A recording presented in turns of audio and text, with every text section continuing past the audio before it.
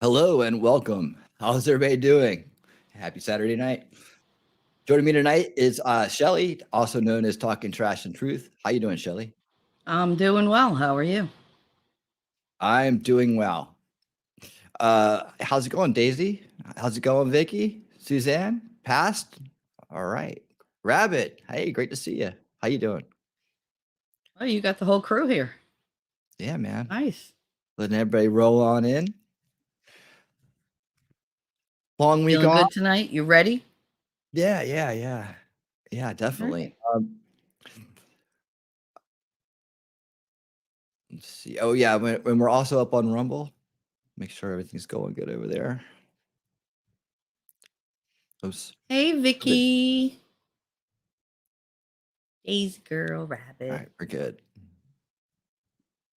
Make sure everybody knows where to get to. Hi, Suzanne. Past, how are you? Share this if you can. Don't forget to hit that like button.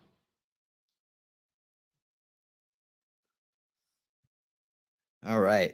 So what we're doing here tonight is we're going to talk about a very exciting topic these days. Actually, I think it's kind of like on the tail end of it, but we'll see. This comes up a lot, and it is on the board, and I do talk about it on Unveiling Reality as a second veil item. We kind of skim by it a lot, but as that board works, we'll probably end up hitting all those topics you've seen on there, like at one point or another. I just tend to follow the flow of it. So like wherever things kind of start to build up in the general conversation or events that are around us or anything like that, I kind of just go with the flow on it. I really just go with the feel and let the information kind of connect that way. I think, when it's relative, it's a little bit more easier to see the connections that are there. But so it's definitely been on the under the second veil, and the reason why it's there is because it is one of those rabbit holes people can fall into after they come out of the first veil of information, the establishment narrative, as we call it, and are looking for truth, right? They're looking for something that they don't have anymore, and some of these conspiracies are very attractive to them for different reasons. It fits different styles. But this one's very interesting because a lot of people journey to this spot, right? It's like you go through certain phases along the way, distrust of this moon landing, NASA space, things like that generally will lead you in this direction because it somewhat enables the idea to take hold better once you've already kind of come to these other conclusions or strong beliefs. So that's why it kind of gets the attention it does, and it does have a quite a large following as well. So what I want to do though is talk about, since I bring it up a lot and I've been on several discussions about it, I want to talk about my approach to it and why I have the approach I do and the way that I look at it. And then we're going to kind of follow the path of some people tonight, Viva Fry being one of them. Actually, we're going to learn some of the main players that are in this scene, some of the people that maybe people have heard of and they haven't, but they're definitely the mouthpieces and the icons of that belief system. And we're going to definitely we're going to see how some other people approach it, right? And then I'm going to talk about why I think that just debunking it and just getting involved in the debate itself isn't as necessary or as helpful to actually solving the problem, right? It's definitely a way to dispute the information, But I think it still leaves a lot on the table. So that's why I have the approach I do. And it really all started with just me trying to understand why people believed it, and from a mind control perspective. Now, at this point, I'd already been down this mind control investigative track for many years. So I didn't look into flat earth till way down the road, when it kind of became, as we kind of figured out, the timeline here is around 214, 215 to present, right? So back then is when it really started springing up, and you're going to see why. We're going to have that information tonight. And you'll understand the history of its rebirth, and then, if necessary, or if possible, we might even go back to like where it actually originated. If we end up going that far, because I do have that information as well, along with all the different types of I went back and dug out all my old notes and all other stuff, and I was just like, resources and so on. And I found this one that I used to use that has everything kind of categorized very nicely, and put into the different talking points that are out there about flat earth. So it can go into like horizon studies. You can go into like, the different kind of little aspects that they bring up, where it came from, where it originated from, best as it can, right? It's pretty good. But that's going to be a resource for us tonight as well. And if we get to that point, I can go into each particular detail. But obviously, the idea here isn't really just to go in and dispute and play the game of getting in the debate, right? And that's the game to get you into. That's where we get lost. Right. And this gets perpetuated. And you'll see how this works, as Viva does a really great job of calling out this methodology. That's why he's going to be part of the video, part of the show tonight, where we're going to take bits and pieces of his interview with Mark Sargent, and we're going to play those and talk about them, which he did an extremely great job. Viva is highly impressive in this interview, and it's like way back too. So you get to see him without the hair. Without his poof. Yeah. That is poof. Yeah. Yep. Awesome. Yeah, I'm curious as to what caused this to spring up, and why so many people took to it. Like, what appealed to them about this theory that, a globe didn't? Like, something that's scientifically accepted, they rejected, but yet they went out and said, "Oh, this is a crazy theory. Let me go fall for this." Like, were they convinced? Were they just open and susceptible? I'm very curious to see how that works out. I know you talk about, like, you don't like psychology. You're more about the behavioral patterns. Well, no, Like that, right? I don't know about what do you mean by not like psychology? You don't put too much stock in, like, well, psychiatry, I guess you don't believe in. Psychology, you do. I guess I don't know. I'm trying to follow you on that. Like, I can say this. I definitely consider all of it. And I definitely all right. Hey, how's it going, Scott? The psychology, I think it's definitely, all of it's part of it, right? So the mind, it's how the mind works. It's like really what I'm interested in, and from the base operating system to all of it. Yeah. Yeah. It's the programming of it, and I guess I'm more on the software level. Yeah. And I guess some people could call that psychiatry. Is that the treatment of that level? So maybe it's either the treatment or the study of. So the study. I'm definitely curious to see if they have certain, like, weaknesses in that area. Well, no, there is a trait. There is an MO, right? And the MO is that it's really these are not. I don't think flat earthers are dumb people at all. Like, and then that's kind of why I take my approach to the way I do. I don't follow the normal debunker type journey, as we're going to see through the eyes of some real debunkers that are out there, some real scientists tonight. I'm going to let them do the talking, because that's my point about the whole argument, is that most of the time people involved in this debate don't have the credentials to be involved in the debate, right? And one side doesn't think you need them, and one side doesn't seem to know that, and vice versa, right? But we can ask questions, right? Yeah, you can ask them, but don't change your life over it because you didn't get the answers. You have to kind of be humble about this, right? And you imagine yourself, if you're an expert in something, right? And someone comes to you for an answer, and you give it to them, and they tell you you're wrong, and they go do it a different way, right? It's like, okay, you know where you're sitting, right? Because you know that you've put the time and the education in to understand the issue. If you explained it well, and what are you supposed to do with that? A lot of people get very frustrated with it. They get frustrated with the people. And I tend to look at things a little bit differently. Like, you know, I'm curious, like, how did they come to that condition, right? Like, well, how did they enter into this condition of this belief system, and what brought them to that point? And a lot of times it is, they're very smart people in certain areas, right? They've excelled and maybe even excelled in some areas, and they feel very confident about their intelligence.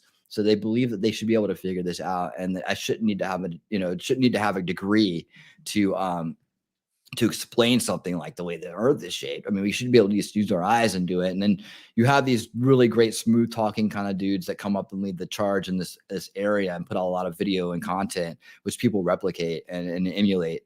And they have a very smooth kind of sales approach to it. And they have a lot of different kind of techniques as to stay off the conclusion, right? And again, Viva's going to bring some good points about that later on. But I just want to kind of intro everybody into this. And cool. These points will come up just to kind of give you a roadmap. And then I have something like really fun at the end too, to kind of like take us in a different direction. You usually do. I have some funny stuff at the end. And if some of it can't be played on YouTube, then we'll go to Rumble and play it. But I guarantee you the laughs will be good. So I'll tell you what, this is how we're going to start. Let me go ahead and cue this up. I was trying to think of how to approach this. Now, there's three different kind of quote unquote debunkers. I want to show you the world of the flat earth debunking first, right? And we're going to kind of go through the journey and answer a lot of the questions that go along with the flat earth debate as we kind of observe their journey. So they're going to do the talking for us in this sense, right? And then at the end of that, I'm going to show a few more things about it. And we'll get into the quotes from Viva and basically some of the main points on who is Mark Sargent, right? And I almost thought, like, should I start with Mark Sargent first and kind of give that you know what I'm talking about? Should I start with that one first? That's a good one to start with. It is. Okay, let's do that. Only because it's Viva. We know him. You know, we're used to him. This is. Well, I'll talk about the Inside a Flat Earth convention with Mark Sargent. Yes. Oh, yes. Okay. All right. That's what we're going to start with. Yeah. So I'm glad I had somebody to bounce that off of, because those are the kind of decisions where I'm like, I can go at it either way, but all right. So here we go. This is called Inside a Flat Earth convention, where nearly everyone believes the Earth isn't round. And this features Mark Sargent, who you'll learn through this video is, the main dude in Flat Earth and the megaphone. Yeah. He's the most notable. He's the one who put out Flat Earth Clues, which really respawned the movement. But you're going to learn some very extraordinary stuff tonight. Exactly. I bet you there's some people involved that you didn't know were involved in this. And it was a refresher for me too, because I'd forgotten this point. So when we get to it, we'll stop and comment on it. But here we go. I'm going to share this out. Boom, boom. Okay. This is short, 7 minutes. There we go. We'll start with some basic questions. The sky is in a world where it feels like nothing is as it seems. Blue. It's blue, of course. Oh, the sky's blue. The sky's blue. 1 + 1 is 2. 2. 2. There's at least one truth we thought was indisputable. And the Earth is flat. Flat. The Earth is flat. My reality, my senses tell me that the Earth is flat and stationary. Or so I thought. But for the people attending the first Flat Earth International Conference here in Cary, North Carolina, their Earth is indisputably not round. Yeah, everybody here can agree on absolutely one thing, which is it is not a globe. For centuries, a flat Earth was accepted as certainty until science and sailboats said otherwise. One of the rules of power is you never admit that there's someone bigger than yourself. But in 2015, this guy, Mark Sargent, posted his Flat Earth Clues. Part of a series of clues that can help you get your head around both the design of the flat Earth system we live in. You're kind of the father of this movement. Boy, how would you? Don't do You're that. the one who sort of started it all. I did not invent flat Earth. All I did was walk up to a door, point at it, say, you know what? I think there's some really interesting things on the other side of this, and check it out for yourself. If Flat Earth is a university, FEA, then I would be the freshman recruiter. People have traveled from around, actually, Mark would say across the flat world to attend. The first rule of Flat Club is you don't talk about Flat Club. Until now. You know, I have a poem about that. It's right here. Amy Nicholson wrote a book of poetry about her flat earth journey. A few months flat and 7 months to rally. Kim Gurley came to the conference from Houston. I haven't really come out all the way yet. I'm still a little in the closet. The North Pole's in the middle. Blaney Inavali came from even farther. I mixed with quite a lot of flavor. It's like people, it's like, he gets like, nobody ever argues with me about it. I don't know why. It's like, Earthers in New Zealand. You know Flat Earthers, I guarantee it. But you don't know who they are because they're afraid of talking about it. 1, 2, 3. We're not crazy! Like many modern movements, this one has grown in large part out of the internet, with rappers like Odd TV evangelizing to hundreds of thousands of subscribers. No more living on a cartoon ball. And YouTube channels like Globebusters, encouraging skepticism about what you've been taught. For the serious students here at the conference, this has got to a point now where it's becoming real. It all comes down to proof. When it comes to science, there's things you can test right now, right? Fire burns, water's wet, drop something, falls to the ground, that appears to be gravity. Those are things you can test, right? But the curving horizon, this sea level. that's an oversimplification, right? So It appears to be gravity. Oh, that hurts. Well, it's like you can already see how he kind of approaches things. It's like a very oversimplified kind of explanation. We can test fire, right? We can test water. Well, can you test nuclear fusion? It's like not everybody can do that, right? We can do that, but not everybody can split an atom in their backyard. Yeah. The spin of the Earth. Unless you can see these phenomena with your own eyes, they may not be true. A lot of people are going, this is crazy, right? But think about this. For the last 20, 25 generations, this is what we've told people. Unlike what we've been told in school, some flat earthers imagine the Earth looks like a snow globe, round but not sphere. The North Pole is at the center of most flat Earth maps, with the ice of Antarctica holding everything in. So are you certain this is what the Earth looks like? Pretty sure. Almost. I mean, there are some details to be worked out, sure, but the basic concept is sound. Absolutely sound. And one thing, again, we absolutely know for a fact, this ain't it. So those iconic blue marble images seen from space, flat earthers denounce them as fakes. You start seeing words like composite or animation or something that tells you this is not an actual photograph of the Earth. Yes, question. So if you think you have questions, Feel free to line up and ask them while I'm reading the opening statement. the flat earthers have many, many more. This is what returns to Earth. Which is why I thought someone who's actually seen the Earth from space might have some answers. 1 + 1 is? 2. What color is the sky? Blue. And the Earth is? Round. Just like it is here, this model of it. Professor Mike Massimino spent more than 20 days in space and worked on the Hubble telescope. So when you looked at the planet, what did it look like? It looks round, folks. It is round. My eyewitness account, and I looked at it as much as I could. It is round. Okay, we're in the final countdown. How you doing over there? He's played himself on the Big Bang Theory, but some flat earthers actually believe astronauts are just actors, part of a huge conspiracy going back to those very first steps on the moon. It's one small step for man, one giant leap for mankind. You don't believe that they've gone to space? No, not at all. The rockets go up, sure. There's nobody in them. I hope you're ready to listen fast because I'm ready to speak fast. Rob Skiba is another one of the celebrity contrarians in the flat earth movement. His popular YouTube videos and podcasts take clues from the Bible's book of Genesis. There's no way you can get a spinning heliocentric globe out of anything in the Bible. Are you just skeptical of everything? I have become skeptical of everything, and I think rightfully so. Pretty much everyone here, though, is kind of a conspiracy theorist. I don't say that's a common trait, but I think there's a little bit of conspiracy theorists in all of us. I really do. This is going to be fun. It's why many of them do their own experiments. Daryl Marble packed a level on a flight to test if the plane was flying parallel to a flat Earth. So there's going to be some sciencey people who say that. That's why I'm in favor of the new terminology of conspiracy realist. You know, conspiracies are a part of just a part of life. Yeah. You know, they're it's not, no one's denying that people don't conspire together, because they do, even They on do, very course. moderate open levels even. So Or we there see it wouldn't all be the laws time. against it. Right. But the terminology theorist is the separation there, right? So we're definitely realist, but not theorist here.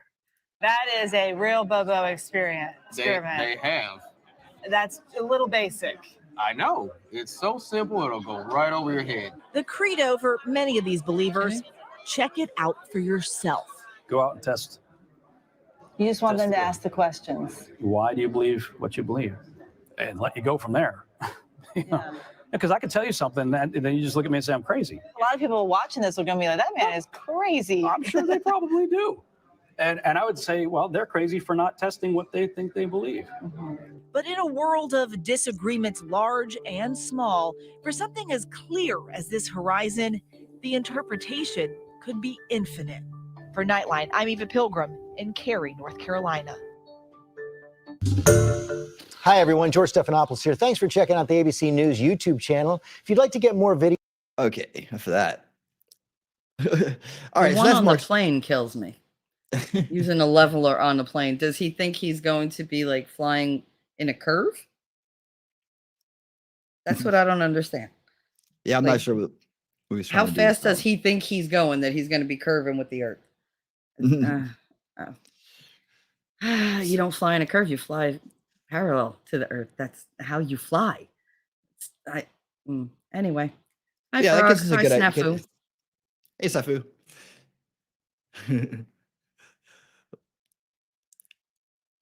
Oh yeah, they do. Yeah, they exist for sure. So the that is conspiracies in general. You know, I mean, isn't a marriage a conspiracy? Sometimes. Yeah. Conspiracy against the kids. I mean, a conspiracy isn't just some jumped up theory. A conspiracy just means something that has been, done between two or more people to have a desired effect, basically. Yep, definitely. For sure. So let's see. Yeah. So we got Mark Sargent out there, and so we know who he is, and he'll be back. Don't worry. But what I want to do is get into this next part, because this is going to be the bulk of the what we're going to be doing here. This is a guy named Professor Dave, right? And so Professor Dave has a education channel, and he started a long time ago. And as part of his curriculum he was doing, he just he was talking about these topics, and he made a short video called "The Earth is Definitely Not Flat." All right. Okay. Well, this, you can see how it's kind of set up and all, right? So this kind of this kicked off a very interesting story for Dave, right? He didn't mean to kind of fall into this world, but by putting this video out, he gained a lot of attention from a group called the Globebusters, and that set off this whole chain of events, which we're going to be looking into tonight, and we're going to be seeing it from his point of view, basically. And but he responds to all their basically their points. So it's a good ride, and we'll see how basically what it's like to try to explain this theory out there, right? Explain it and why the world is round, the earth is round, right? And what the kind of like the trying to debunk or deal with flat earthers kind of like turns into from this guy's perspective, from his journey, right? So we're going to take a look at that, and then we're going to see basically along the way all the points that generally are made and how they can be explained in a very common sense approach that anybody here will be able to understand. And then we're also going to look at, of course, Viva's interview with Mark Sargent and a couple other things that I have here. So we'll go ahead and pull this up and we'll get it started. But I just wanted to kind of intro that, and so everybody knew where we were coming from. With this is a short one. It's about 13 minutes. So here we go. And this is the first one. Oh, not going to change my screen name. Here we go. It's Professor Dave, and I want to show you the world. He knows a lot about the science stuff. Professor Dave explains. There you go. Catchy. Throughout this astronomy series, we've learned quite a bit about every object you could hope to see in the night sky, as well as many others that you can't. So how does all of this fit in with the understanding held by the common public? For one thing, just the way that an understanding of chemistry and biochemistry makes it easy to refute things like alternative medicine, the understanding of astronomy we have just gained will make it easy to refute similarly alternative cosmological models, most notably the present fad that is the flat Earth model. There exists a community of folks who believe that contrary to everything the human species has learned over the past few centuries, the world is not spherical, but is instead flat and is also the center of the universe. A knee-jerk reaction to this is often one of disbelief and even mockery, but rather than go that route, let's consider this model in a rigidly academic way. Whether the Earth is flat or round, we should be able to demonstrate it and show how all astronomical phenomena make sense in one model versus the other. Let's go through some of these phenomena now and put them into context. First, let's just look at the celestial sphere. We look up and we see stars and planets going around. The flat Earth model says we stay still while everything goes around us, and the round Earth model says we rotate, which is what causes the apparent motion of objects in the sky. At face value, with no further investigation, these are two completely valid hypotheses. Either of them could feasibly explain what we see in the sky. Now let's dig a little deeper. What are some details we notice about the celestial sphere and certain earthly phenomena? We experience night and day, alternating periods of light and dark that change over time. We see the ecliptic. This is the part of the sky that traces the sun's path throughout the year, as well as the paths of all the planets. The path of the sun follows a slowly tilting pattern that lasts 1 year. This length of time also outlines other cycles observed on Earth, which we call the seasons. These seasons go a particular way in the northern hemisphere and the opposite way in the southern hemisphere. There exists a phenomenon called the Coriolis effect, whereby rotating masses like storms rotate in one direction in the northern hemisphere and the other direction in the southern hemisphere. Each hemisphere also sees an entirely different collection of stars. These are just a handful of the observations we can make that beg to be explained. Here is where the round Earth becomes obvious.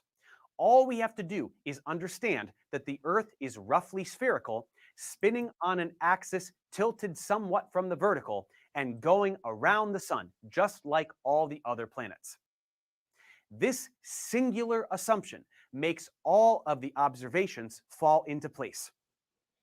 As Earth rotates, it's daytime when facing the sun and nighttime when facing away from the sun.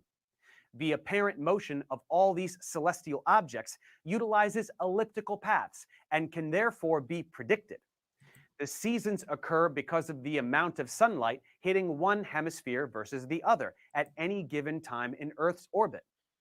1 year is also no longer an arbitrary amount of time. It's equal to one revolution of the Earth around the sun, and the differing lengths of night and day are also explained by the tilt in the rotational axis. The Coriolis effect is just the result of simple physics related to rotating bodies like the Earth. The hemispheres have different skies because they point out at different regions of space.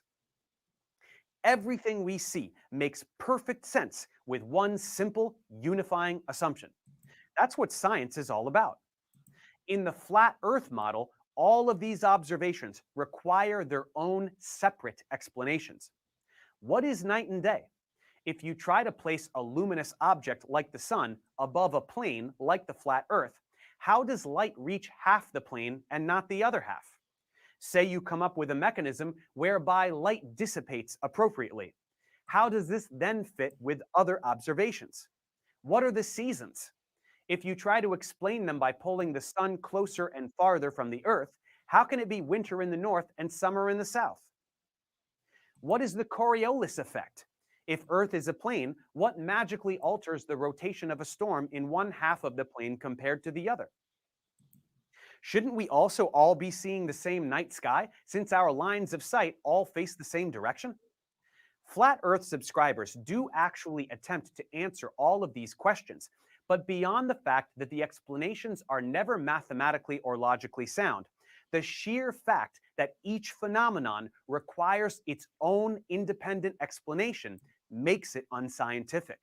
If we invent a luminous sun-like object and start tracing elaborate paths through the sky, this is just the epicycles from the geocentric model all over again. It's assumption upon assumption, adjustment upon adjustment, all of which are totally ad hoc, based in nothing but an attempt to fit observation. This is very poor science. When we say the Earth is round and put the sun at the center of all this motion, not only are all of these phenomena easy to explain, even to a layperson, but predictions can be made. In 2017, a total solar eclipse occurred over the United States. Using a modern understanding of astronomy, we can do math to predict any such event, like eclipses, the return of Halley's Comet, or anything else. This is done very simply with the sun at the center and using Kepler's laws regarding elliptical orbits, which involves basic algebra accessible to anyone. Only in this model is the math so easy. So when we operate under this framework... What's up, Macor? Yeah, Hey, we're going Madcar. over it again. We're going over it again. It's just a part of the entire journey here we're doing. But I set it all up beforehand, so if you just showed up, you might have missed the explanation. It's the journey of the debunker here we're going on, and then we're going to talk about deprogramming versus debunking, and we're going to show some of the Viva Fry Mark Sargent interview key spots and where they make good points and so on. So no, there's a flow to it, but yeah, we got to start here. and say that a solar eclipse is going to happen at this time, on this day, in this place, and then it does match our prediction with extreme precision, there can be no clearer vindication for this model of the solar system. Game, set, match. The flat Earth model can never make such predictions, not just because the notion of an eclipse has no logical basis, but also as there is no unifying mathematical system. It's a bunch of separate phenomena with separate explanations, if such explanations even exist. It doesn't end there. The flat Earth model has a huge laundry list of other things to explain besides what we have mentioned so far. Everything we see in space is a sphere. Why is Earth the only thing that isn't? Things fall to the Earth because of gravity, which attracts things to Earth's center of mass. If Earth is not a sphere, why do things fall to the Earth? What is gravity? The implications run so much deeper than just what rotates around what. Ad hoc solutions are offered, like the idea that the flat Earth is accelerating upwards with an acceleration of 9.8 meters per second squared, and that's why we all stick to the ground. But this doesn't help. Where's it going? Actually makes things worse. What is up? Right. What is causing the acceleration? If it is constantly accelerating, we should be traveling the speed of light by now. What is meant as a simple explanation actually complicates things so much further. Then there is the matter of the geometrical implications. How do we slice up the globe to make it flat? What places are far away that we thought were close? How is it possible to fly or sail around the world, which has indeed been done by so many people? Where is the edge of the Earth? Why hasn't anyone seen it? What about all the pictures we have of the Earth from space? Again, ad hoc solutions are required for all of these questions. It is proposed that a huge ice wall surrounds the Earth, which we call Antarctica. No one can go there because NASA is guarding it. How? Where is the personnel? Where is the budget for such an operation? NASA also fabricates all of the photos we see. Why? What is the motivation? And how? We have had photos of the Earth from space since the 60s, which predates computer editing software by several decades. The logical hole gets deeper and deeper. Because it is impossible to form a consistent framework for these observations, the model must turn to conspiracy. Now, to be clear, I am a firm believer that outside the box thinking should be encouraged, and we should always be ready to challenge institutions and governments. But the validity of a conspiracy theory depends largely on how many people have to be in on it. The notion that all the governments and all the scientists and all the airline pilots and flight attendants and communication technology operators and thousands of others are all in on it, it starts to get pretty absurd. The manufacturing of a holographic sphere playing a movie of the heavens, which is operated by unknown entities oppressing mankind into deception and slavery, is really what we are left with for the flat Earth model. And perhaps that realization makes the whole thing make sense. It is the desire to live in a science fiction movie and feel like the hero leading the fight against evil forces that may be the best explanation for the motivations involved with those who insist on this model. That's all there is to it. We do not say the Earth is round because we've been told it's round, or because we are repeating scientific dogma. We say it is round because it is the simplest explanation for what we see. The Earth is round because the round Earth model makes perfect sense of every observation we can make. No ad hoc reasoning, just a bunch of puzzle pieces that fit together to form a coherent view of the universe and everything in it. This is the same reason that the heliocentric model replaced the geocentric model when Copernicus and Kepler came around. It just works better. The orbits of the planets don't have to be explained by epicycles upon epicycles. If the sun is at the center of the solar system, the planets follow very simple ellipses, and Kepler's laws predict the positions of planets with much better accuracy and precision than any previous model. When the world is round, everything fits. In contrast, the flat Earth model has to come up with ad hoc modifications to explain each and every observation in a different way. All of these problems simply vanish with a round Earth. The Earth is round, and what we see makes perfect sense. The precise position of every celestial object can be predicted with great accuracy far into the future. We can say that an eclipse will happen at a particular time on a particular day in a particular place, and that's exactly what we see. This is the essence of good science, a model or theory that correlates mountains of data to form a simple and cohesive explanation for observations and makes falsifiable predictions regarding phenomena. If a model can't do that, it's not scientific, and the flat Earth model simply does not hold up to scrutiny, so it must be discarded, as it was for the majority of the human race a few thousand years ago. Now that we've caught back up to what we already knew, let's move forward and see what else we can say about the public's perception of space. Thanks for watching, guys. Subscribe to my channel. And I see a lot of comments going on about flat earthers as people, right? And I think that because of the approach many of them have taken, it's kind of brought in this kind of idea, that and the fact that people are just like, duh, it's not, to them, it's like, duh, it's not flat, right? But it doesn't mean these people are all, see, this is where I kind of like just go in my own direction, I guess.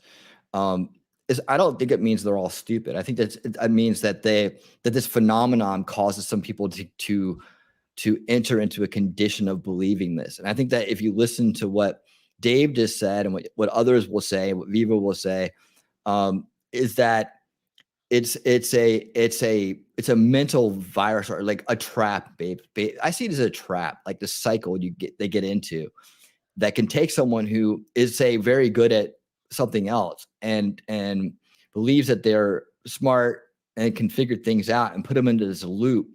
And I call it Dunning-Kruger effect, where you have this idea of that because you're good at one thing that you should be able to be good at everything, and you get caught in this cycle, and you start buying into it, and then you're deep into it. Then it becomes part of who you are, this identity. And this is where I start talking about how it causes damage to people. And people are like, well, people have a right to question this and that and that and that. Yeah, I can question it all, man, but don't make it your life and start advocating for it when you can't. It's particularly harmful. You can't Yeah, you're going off secondary and tertiary information, and you don't really know. There's a certain point where we have to humble ourselves. Like, I'm not going to advise someone on how to do heart surgery, man. I don't know anything about heart surgery.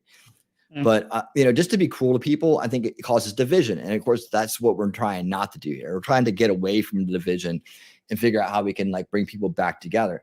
And the idea that the people fall into the second veil conspiracy hoax kind of like rabbit hole and it gets stuck there and then get ridiculed the rest of their life for it. I think there has to be an out. There has to be. The real word to use is there's got to be some kind of like there's got to be some kind of justice for reform, right? There's got to be some kind of reward for reform. And there's got to be, people that are saying, well, look, if we really think that this is BS and we think it's a cult or whatever we want to call it, right? Then, these are people that are in a certain condition, like, we're almost victimized by it. You could say victim. Vulnerable. Culture. Yeah. Yeah. Well, people in culture are victims, right? And so, we kind of paint this dire image of them, or that we kind of throw them in this hole when a lot of times they could be very smart, very resourceful people in it for the cause if they knew what the cause was. And if it's not, they're trapped here looking for the cause, they got sucked into flat earth. And it's just a matter of walking them back out of it to put them back on the path of light and living in truth. And meaning they're meeting up with people like us who want to solve the problems that are going on in the world and want to live in truth and not in fallacy or not in some kind of ego battle about who's right about what, right? Sure, question everything you need to. In fact, I think that's I will say two good things about flat earth. And that is, one, it does tell people, hey, you might not know enough about the world you live in. So maybe Educate we all yourself. maybe we all need to take this education to learn how the world works better. So because it's one of those things, you should know how the world works. Maybe we don't take enough time for things like that. And two, to just have the courage to ask questions out loud that aren't always comfortable. I think people should be able to respond to those better. It's like, understand that it's not somebody trying, maybe it just comes across, but because of a lot of people's approach, right? Like they want to be right. They want to tell you how it is. And people get offended by that. I totally understand that. And they want to, they want to interrupt whatever you're doing to make you go in that direction. Right. I get it. And they don't have the greatest approaches because they don't have anything to work with really at a certain point. So they fall into that whole like anger, fight or flight stage. But really what you want to do is try to get them at the other end of it, where their anger and their fight or flight is about the idea itself, not about the individual. And I just think that there is people that can come out of this and be like, damn, I learned a lot, and they could help bring other people out of it.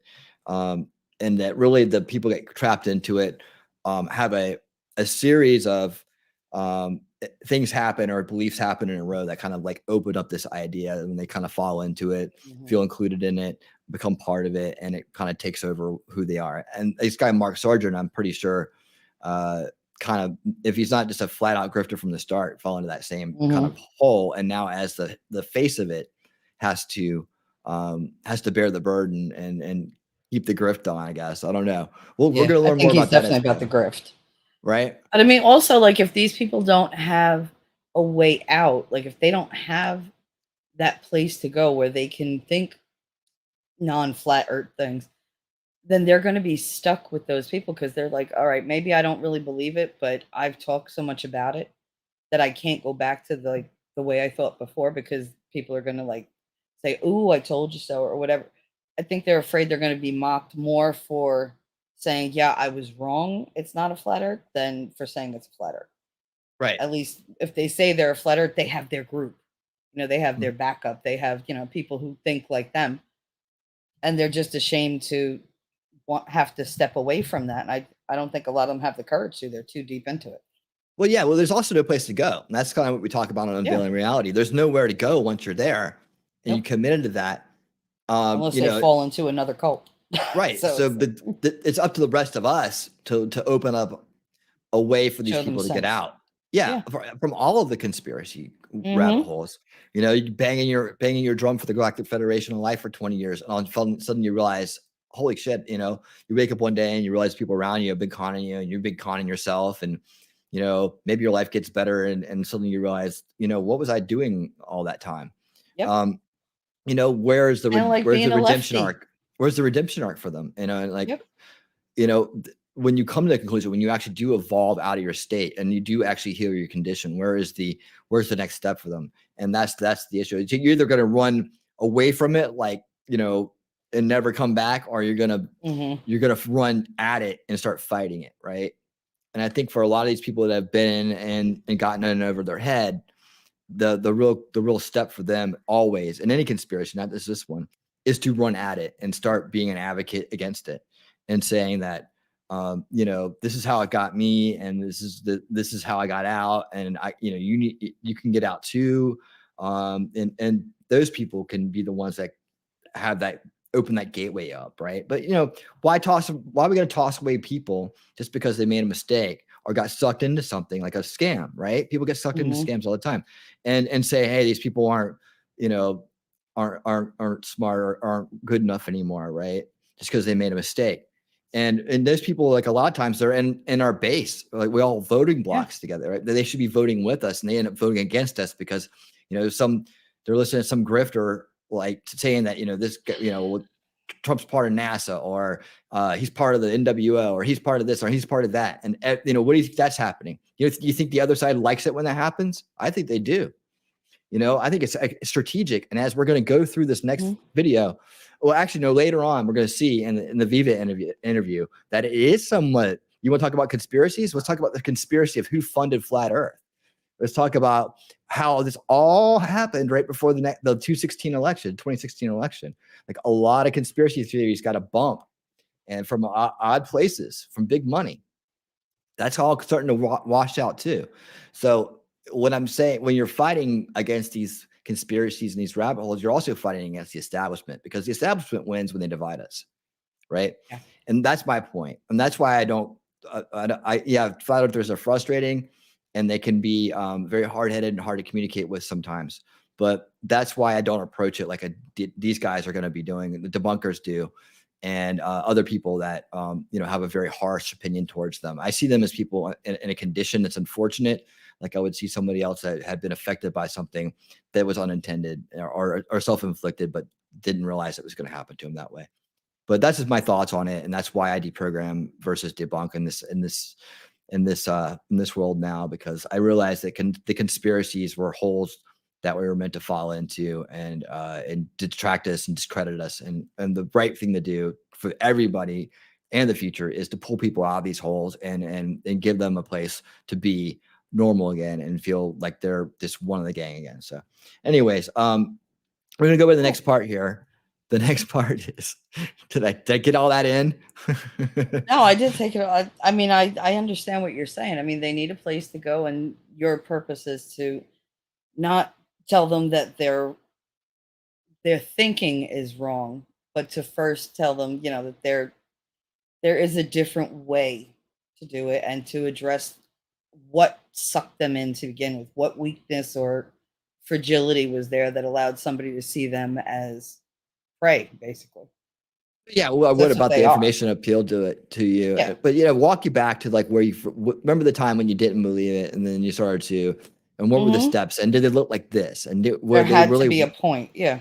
Was it really worthy of your trust at that point with this little bit of information? And now that you hear this, do you change your mind or find yourself defensive about it? I mean, are you ready to?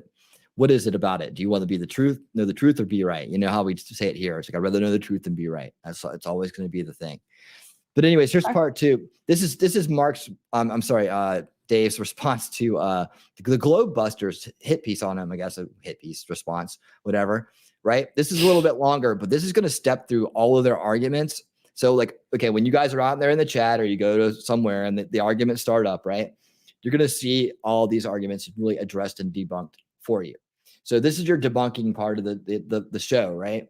And like I said, I'm the deprogrammer. These are the debunkers. And but this is also going to illustrate why I believe in deprogramming, not debunking so much, is that you can hear his attitude about the flat earthers. It's much like y'all, so you guys will enjoy this. But it's like, you know, it's got that tone, like I'm sick of you tone. It's got that, you know, you're wasting my time tone. It's got that whole thing, and that's my problem with a lot of the debunkers out there. Is like they're not really trying to solve the problem. They're just trying to debunk it for science, right? So I'm kind of like, good, we need it debunked, thank you. But also now there's still a problem because debunking doesn't get people out of it. The belief isn't going away. It's right. You got to take the people out of that circle. Well, they're not listening to you because you're calling them an idiot. They're not listening to you because you're. But you know, for all of us that aren't part of it, this is going to be how you will approach any kind of argument you'll ever hear from a flat earther ever again from here on to the rest of your life. So, believe me, it's all there. There we go. So he'll explain the rest of the story, how he just put out a video for his class, but then it turned into this whole ordeal.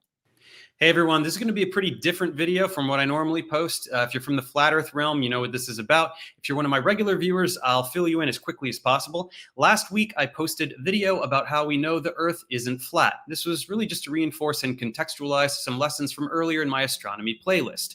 I figured I'd get a few trolls, nothing major, but instead the entirety of the flat earth community descended upon it with a vengeance.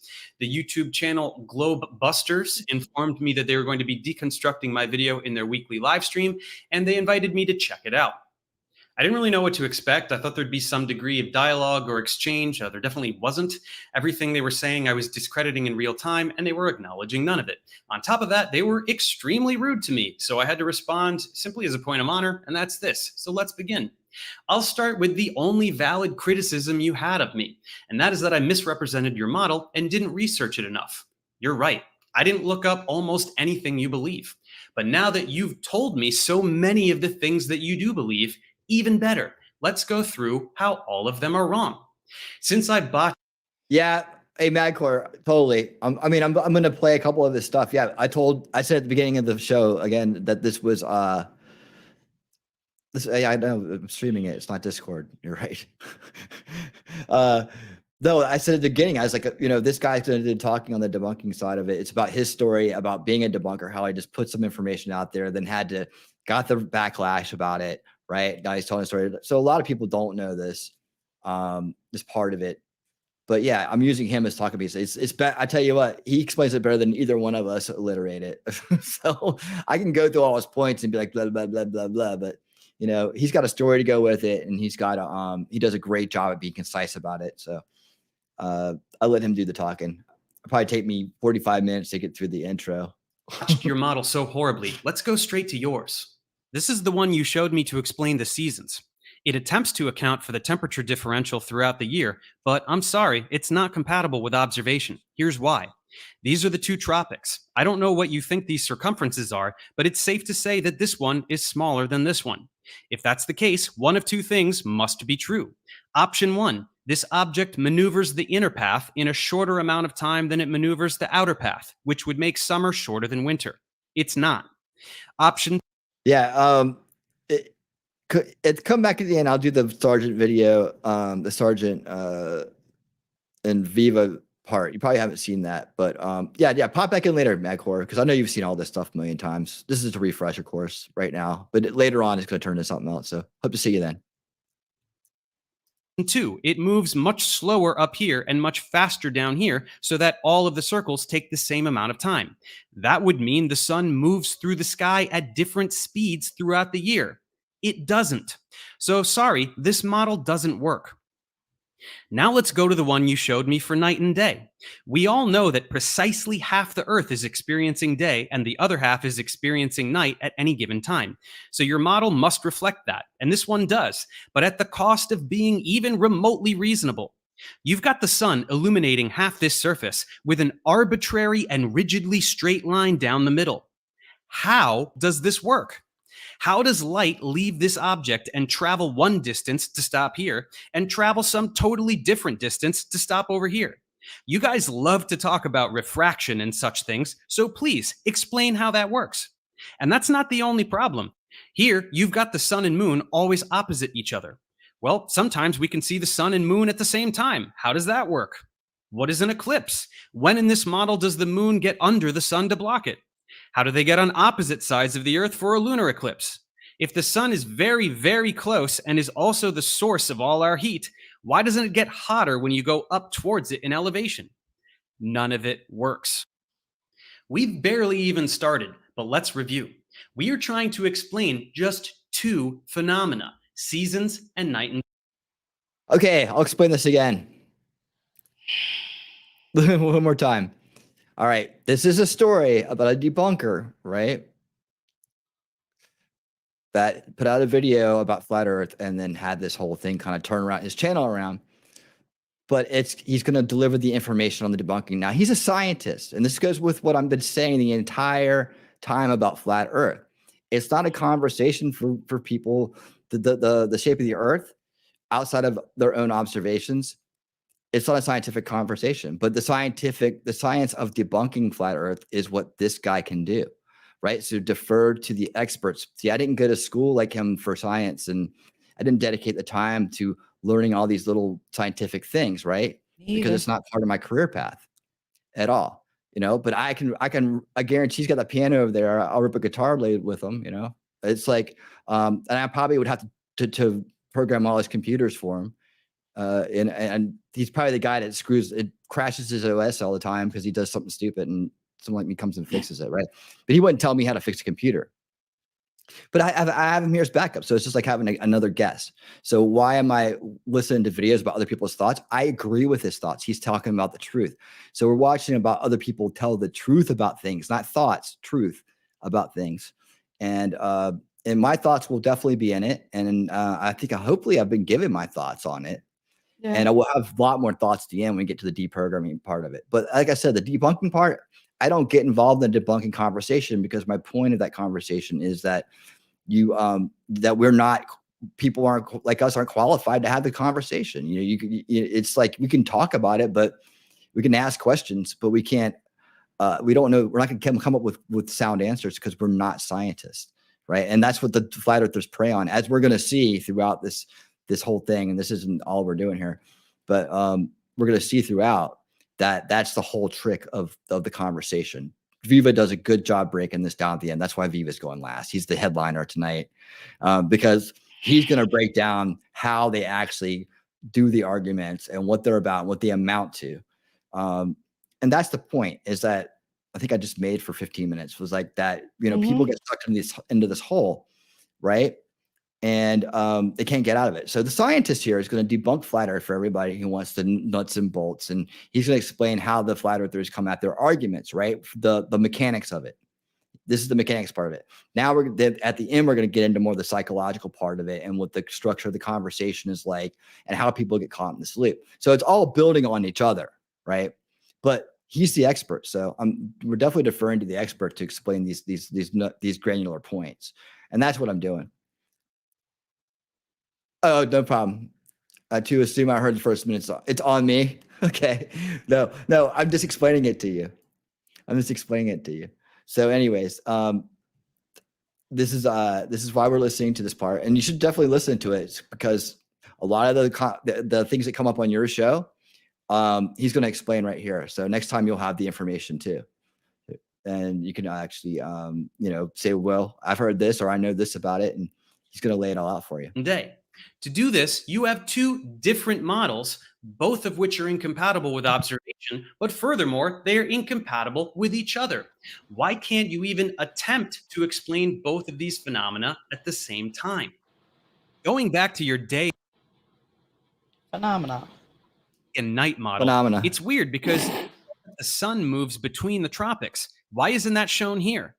Because if you did show that, you'd also have to change something about how far the light reaches, which would make this already absurd graphic even more absurd. Then, if we go back to the one for the seasons, why can't you show the dark half and light half while showing this? It's deliberately not shown because it would be obviously inconsistent. Therein lies the problem with the flat Earth model. You don't have one. You can't even explain two phenomena with the same model. The globe model has no problem doing this. This ball spins, so the half facing the sun is day and the other half is night. As it goes around the sun, the hemisphere receives... I mean, my thoughts are they're right. I mean, this is my thoughts on it is they're right. I mean, this is how you debunk the flat Earth right here, step by step, piece by piece, right? But the problem is this has been out here for 4 or 5 years, and flat Earth people still buy it or don't know about the information. So you got to bring it back up. That one to help the people who come in here and want to know this information or never heard it before, right? So my thoughts on this, are definitely being mixed in. It's just going to be a lot more educational in between the thoughts, I guess. And like I said, that's pretty much what it is. And I'll definitely be talking more towards the end with the Mark Sargent Viva interview, because I took notes on that and I got like time frames and stuff like that to stop on about each argument.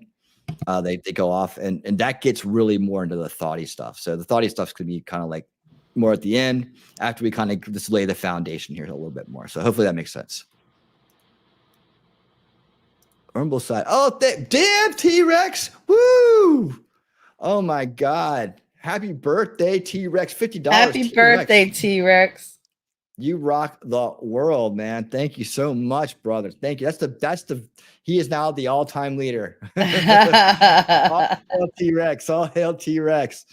Yes, he is the all-time leader. I thank you so much, buddy, man. I appreciate that. I'd love to go drive with you again sometime too. I hope we can do it when you're all out there and ready to go, man. I can't wait to bring back some driving across country with you, dude. But thank you so much, man. That really means a lot. Now put the rest of that towards your truck. Thank you, man. Thank you. And man, I can't thank you enough. But His that's birthday, awesome. and he gives you a Happy gift. birthday. Aw, I know. that was very nice. That's when I got TRS. He gives you a gift on his birthday. Happy birthday, That's right. babe. Happy birthday. Sanitariums should never have been shut down. Just saying. Girl, I'm glad they were. I'd be in one. Stop. Well, I mean, I don't think a lot of these people are beyond hope. That's the thing about it. Is like I just don't think that. No, they definitely have issues.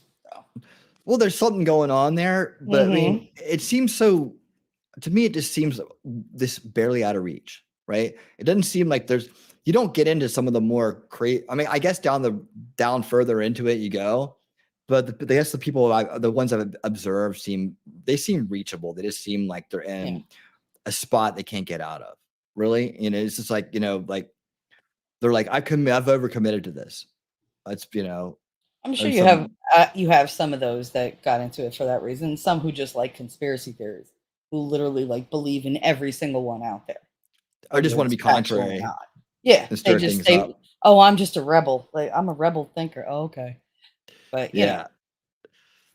It's like I mean, a lot of times it's like the ones that didn't really didn't pay attention in school or didn't go to school, but they want someone else to explain everything to them, and then kind of like they kind of like swallow it whole. If they can't, then they're right about whatever they're thinking versus just do this. Watch a 45-minute video about it and kind of just get through it, learn the different parts of it. Again, when you hear it enough, the argument's enough, you're definitely like, okay, I want to know how to, what the response is for some of these, right?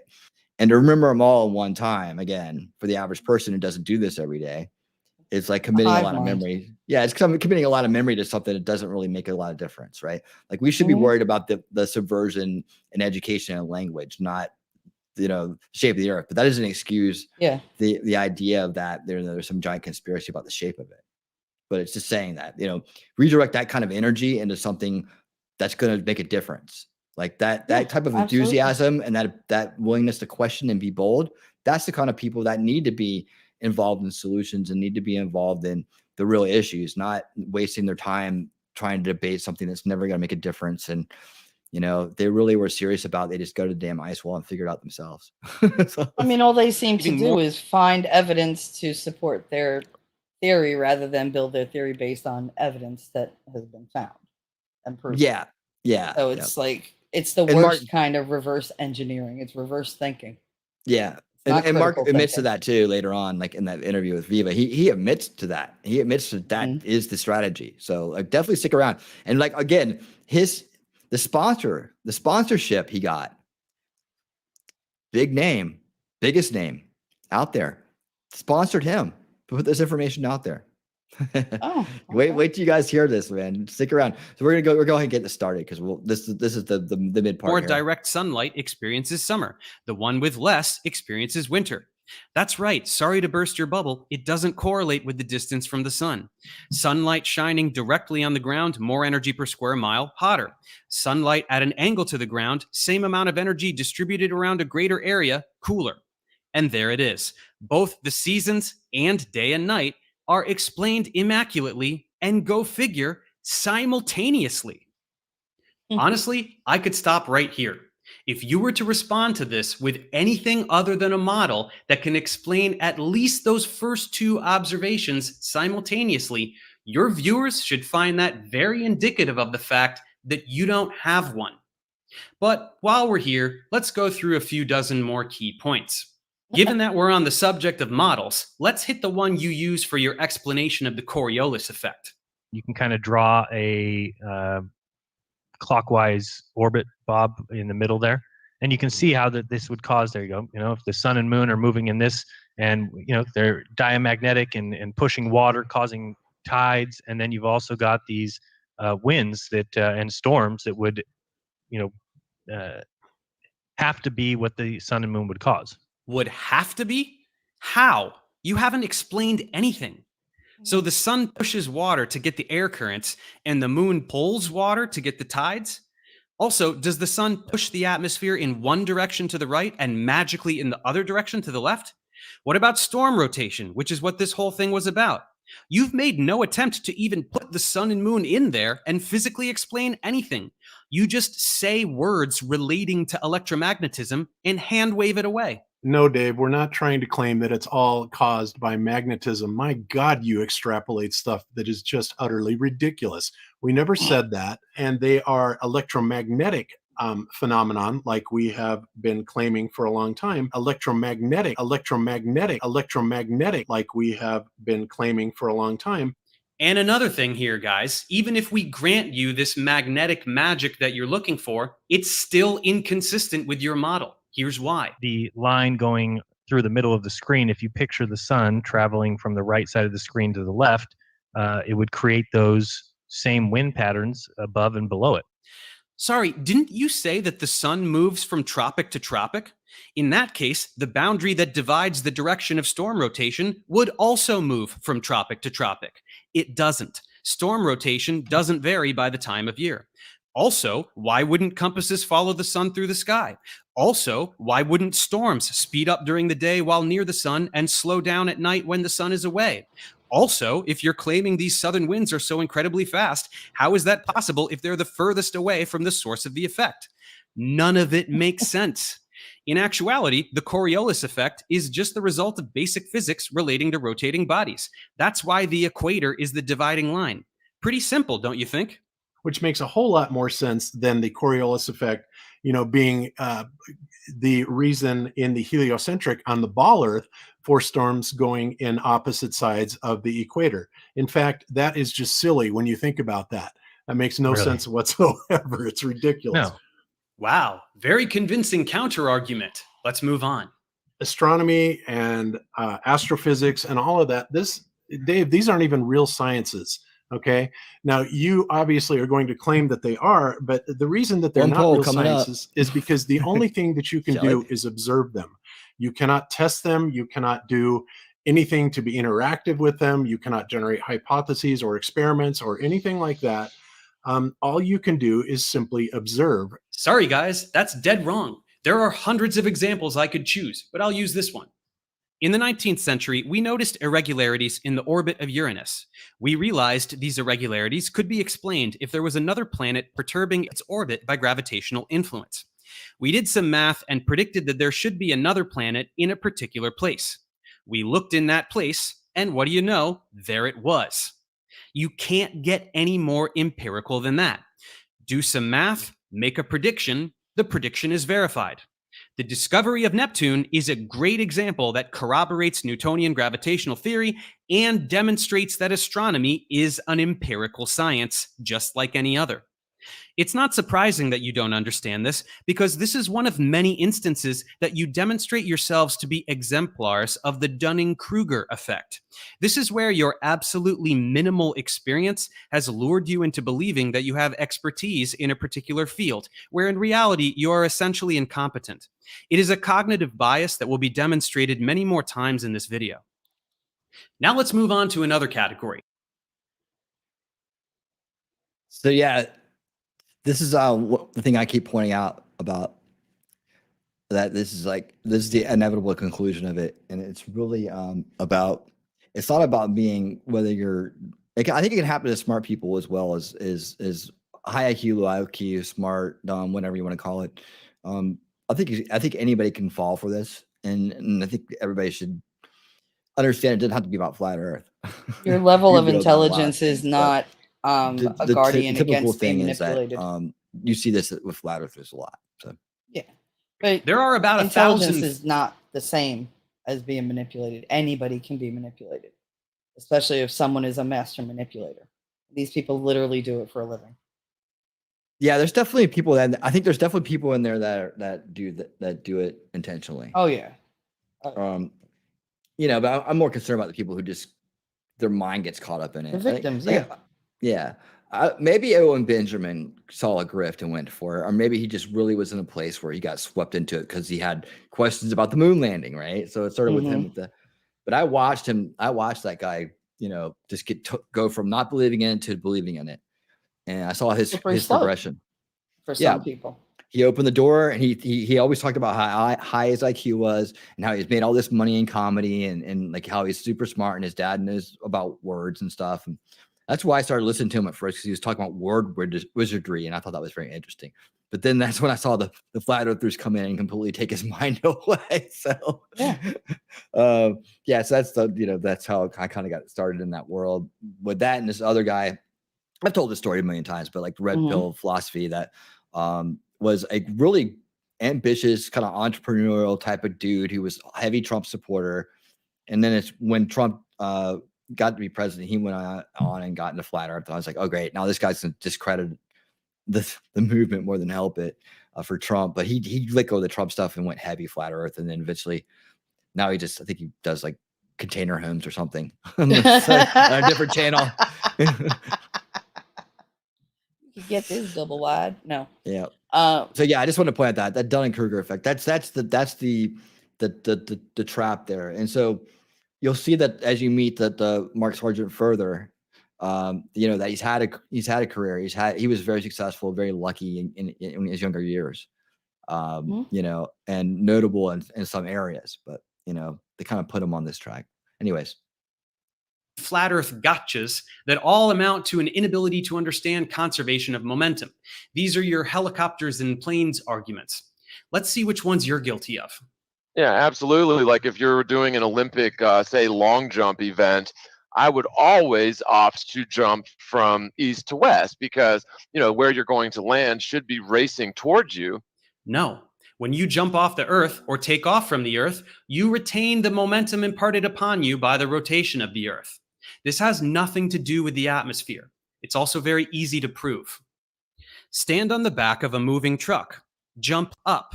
What happens? Do you fly back off the truck at 30 miles an hour? No. You land right back where you started, even though the truck has moved forward while you were in the air. Why? Because in the air, you retain the forward momentum of the truck. When you jump off the Earth or take off from the Earth, the same thing applies. And of course, the globe earthers are going to say, well, you have your momentum that's lent to you by the Earth, spinning east, and you're going to retain that momentum forever. And the same thing applies to airline flights. Yeah, you got it. So are we good here? But if you do a test on a train or, like you said, on a plane, and just simply jog from the front of a moving train to the rear and maybe time yourself or just observe, and then do the same thing running or jogging to the front of the moving train. I've done this myself. I promise you that you'll find that it is much easier to run from the front of the train to the rear. That's your test? Pretty tough to reproduce, don't you think? Here's an idea. What if it was harder to jog to the front of the train because the train was speeding up slightly? Try it again when the train is slowing down. I bet your results will change. Sorry, this is not a valid experiment. 25-mile target from the New Jersey has a flight time of 90 seconds. So you're aiming 90 degrees from the ship straight to the equator to hit that lighthouse. And it takes 90 seconds for the bullet to get there. Problem is, in 90 seconds at the equator, the Earth moves 25 miles.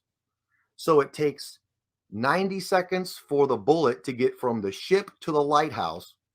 But in that 90 seconds, the lighthouse moves 25 miles. Okay. So you're going to miss it by 25 miles. Here's the funny part. You so thoroughly don't understand conservation of momentum that when you presented this whole bit to me, it was supposed to have something to do with the Coriolis effect. But like I said, this basic fact of physics has nothing to do with the atmosphere. The boat and the bullet and lighthouse are all moving around the Earth together, and the bullet will continue with the same momentum that the boat has once it leaves the gun. Again, super easy to prove. Get back on that moving truck. This time, bring a friend and pass a ball back and forth. You will observe that the ball does not fly off the back of the truck when it leaves your hands. Instead, you will be passing it precisely as you would expect if you were just standing on the ground. Another way of expressing this is that you two and the ball and the truck constitute an inertial reference frame. This is another thing that you guys have a really hard time with, so let's go through that too. Here is a much more accurate depiction in the heliocentric model of what our solar system is actually doing. Now, where is Kepler's laws in this particular model, Dave? The mathematics for this are not being taken into account. This graphic is stupid. The blue trails don't exist or mean anything, and the solar system is not a vortex. All the motion happens within a plane, and we see that plane in the sky. It's called the ecliptic, where all the planets live. But more importantly, what you're trying to imply is that because the solar system is moving through the galaxy, this should change all the laws of physics. It doesn't. Here's why. Let's do another experiment. Drop a ball and see how long it takes to hit the ground. Now let's get back on that truck, move at a constant velocity relative to the ground, and do it again. We get the same thing. Now get on a plane and do it again.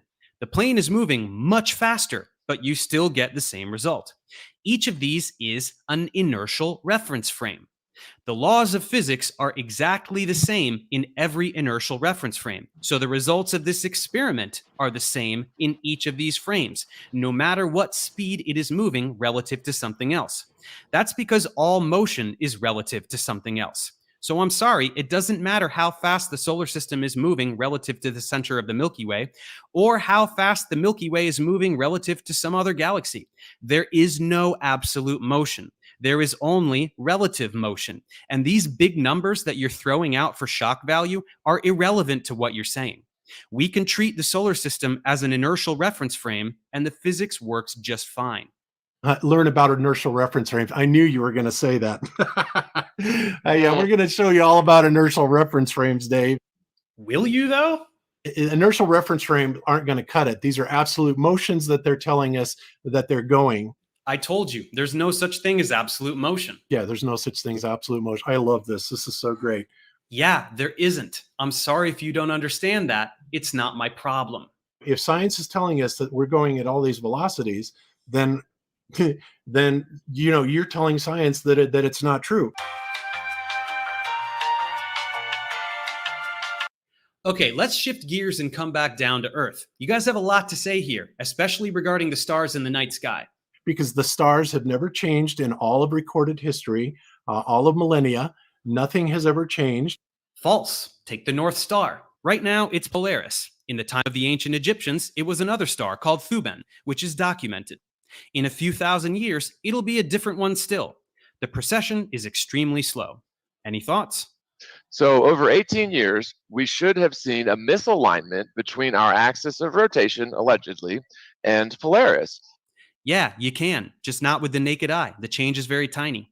Now, the globe Earth proponents say there used to be a different North Star 6,000 years ago, and there will be another new North Star in another 6,000 years, but that's just kicking the can out so far that nobody can observe it in the future. I mean, we're all going to be long gone in 6,000 years. I'm sorry that astronomical phenomena don't conform to your lifespan. It doesn't make them fake. Also, if this was all made up, why make up this part? Why deliberately introduce the problem of the precession of the rotational axis if it's not needed for anything? It makes no sense. Then comes this bit about the personal dome. That's all the stars we can see. And the stars lower to the horizon at the edge of that circle, of a 12,000 diameter circle. So as you move, this dome of stars moves with you, or your dome of vision. We could deconstruct the absurdity of this idea for 10 hours, but I'll just say one thing. You can use the words perspective and refraction all you want, but that's all conjecture unless you can build a physical model that predicts the position in the sky of any star for any person anywhere in the world. Do that, and then we'll talk. Staying on the Earth, let's check out this bizarre tangent you took into ecology. At 65 degrees north latitude, Iceland thrives with 870 native plant species and abundant animal life.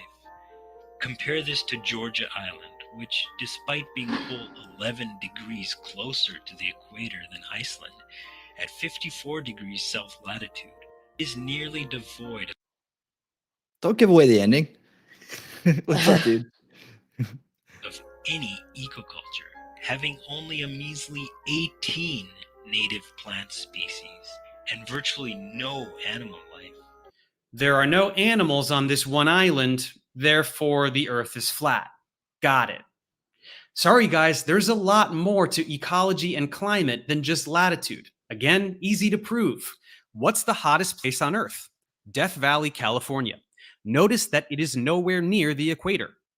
Take a look at the distribution of biomes around the world. There is some correlation with latitude, but it's not perfect.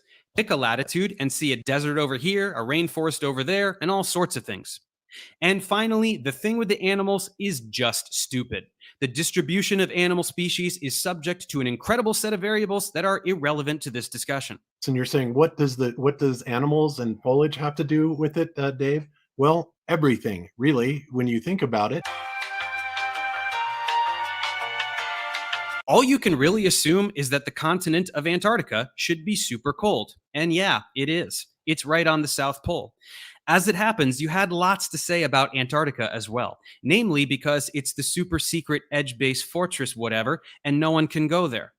There's so few of them, and all of them, by the way, are Masons, right? Or royal family or something like that. But Right. The average Joe can't go down there. Sure, only Freemasons can go there. Or all of these people.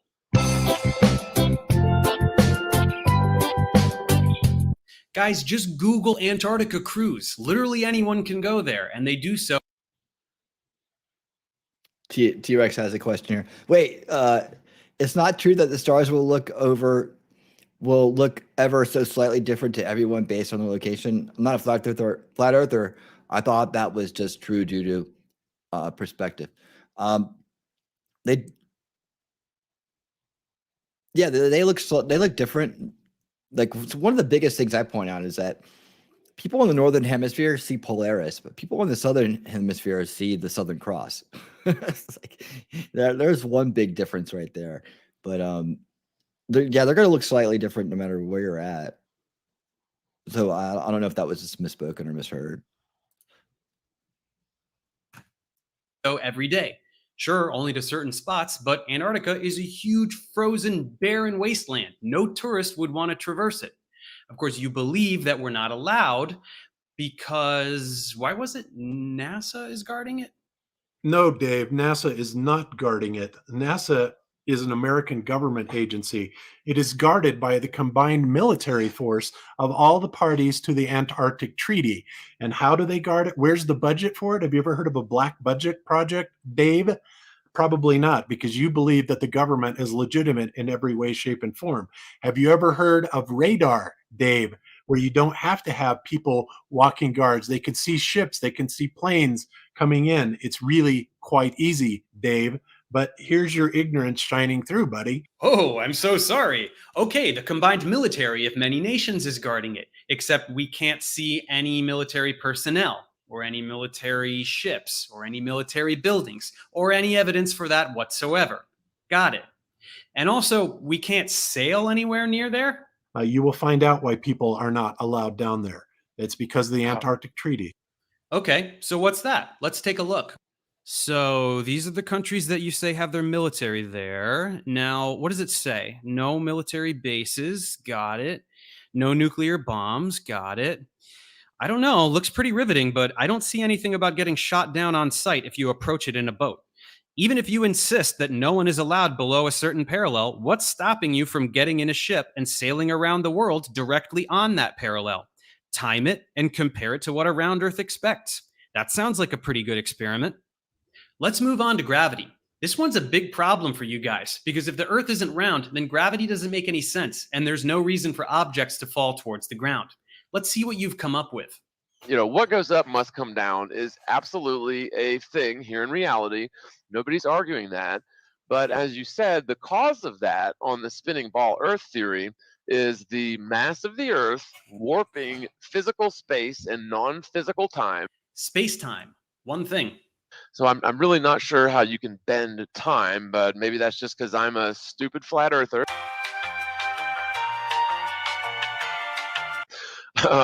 But here's the thing. First of all, you can't demonstrate in reality that mass attracts mass. There's no sort of experiment or data or test that you can do. False. This was done with the Cavendish experiment all the way back in the 18th century, long before NASA and pals. And oh goodness, what was his name? The stupid balls in the shed experiment or whatever. Cavendish. Yeah, the Cavendish experiment certainly notwithstanding. But there's no evidence to suggest that mass attracts mass. All you did was name the experiment that does the thing you're asking for and then proceed to say nothing about it. Physics undergrads do this experiment all over the world all the time. If you think it's invalid, explain why. But of course, Professor Dave will come back and say, oh, it's done every day in colleges everywhere. Yeah, okay, whatever. And it certainly is not done the way that Cavendish did it. Looks pretty similar to me. Also, why should it matter? Your mantra is do your own research. You seem to think that science students are just told what to believe. Shouldn't you be encouraging them to do these classic experiments for themselves so that they can verify, what was it again? You guys know what the idea behind Cavendish was, right? To measure the mass of the Earth, right? Wrong. The purpose of the Cavendish experiment was to calculate the gravitational constant, g. We knew these two masses and the distance between them, so measuring the force of attraction allowed us to calculate g. Once we knew g, we were then able to calculate the mass of the Earth, but that's just an application of this knowledge. It's funny how they always go to that. So really all we have here is you guys talking incorrectly about an experiment and then offering no basis whatsoever for why you think it's invalid. Let's see what other problems you have with gravity.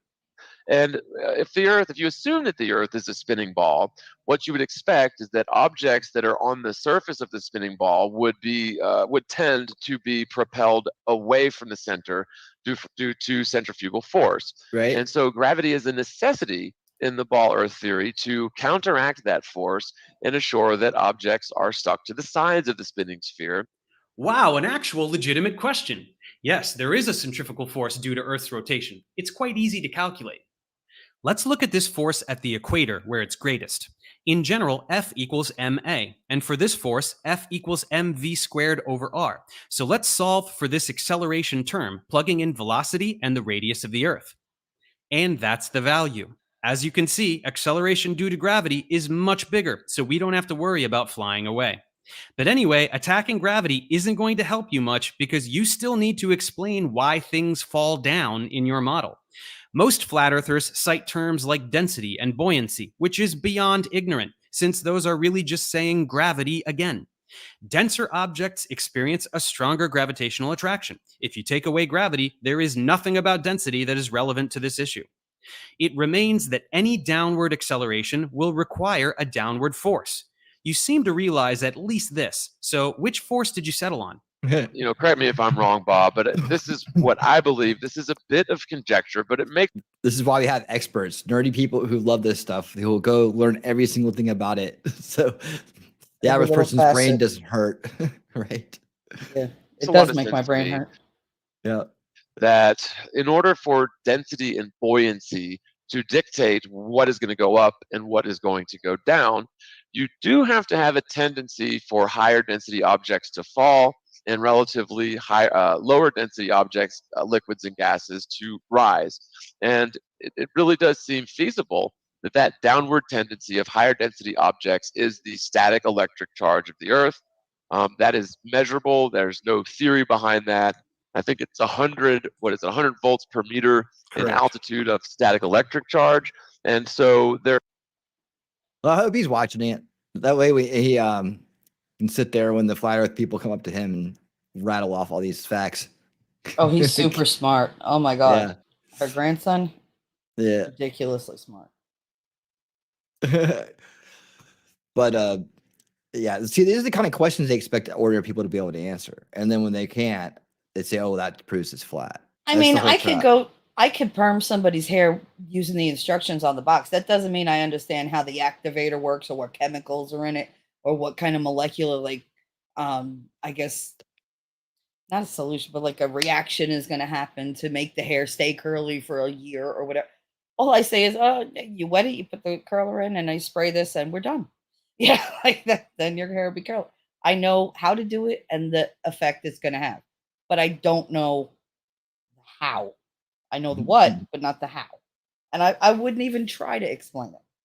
Right. I mean, there's only so much time you have on Earth. We all had 500 years of peace. I'm sure we could learn everything, but we got not about, even. I mean, yeah. I forget more than I've learned. Yeah. So yeah. It's like, Yeah, people have probably seen this before. Do you remember all of it? That's the whole thing. It's like you do have to kind of when you're not fully saturated with it through your work or whatever, you have to kind of refresh yourself every now and then when it comes back up. But yeah, this is just to kind of get the baseline arguments out of the way, and then we'll get into the deeper things as we go. And I think that the information here is helpful. It hit a lot of different points, and it kind of lays the foundation for what we're going to be talking about later on. So, I mean, there are going to be people on the rewatch that don't know this kind of stuff either. Right. I mean, these guys in chat, they're bitching and moaning because they know it, because they've been around for it. But anybody else, I mean, this is new information for them. Right. And it's part of the catalog too. Available. Yeah, it's part of the catalog for the channel too. It's like that we covered this topic and here's all the information in one shot. Yeah, because a lot of them won't do the research. Unless it's all presented to them. Let me know when what does it say? Hold on. Let me know when you decide to stop with the repetition of idiocy. Idiocy. Oh my goodness. Idiocy about the Earth. There you go. And I just don't. I was halfway through the sentence trying to understand the sentence before I finished reading it. Decide to stop about the Earth. Yeah, it's not about the Earth, buddy. It's about the people. There is definitely a feasible explanation for what goes up must come down on flat Earth. Wonderful. Electromagnetism, a real force. And Making a your great point favorite there, force to cite when you can't account for something. Just as with the Coriolis effect, you don't actually explain anything. You just say electromagnetism and leave it at that. Sorry, guys, that's not going to cut it. We need math. We need predictions. We need demonstrations.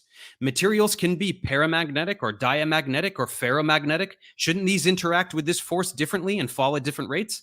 What about neutral particles versus charged particles?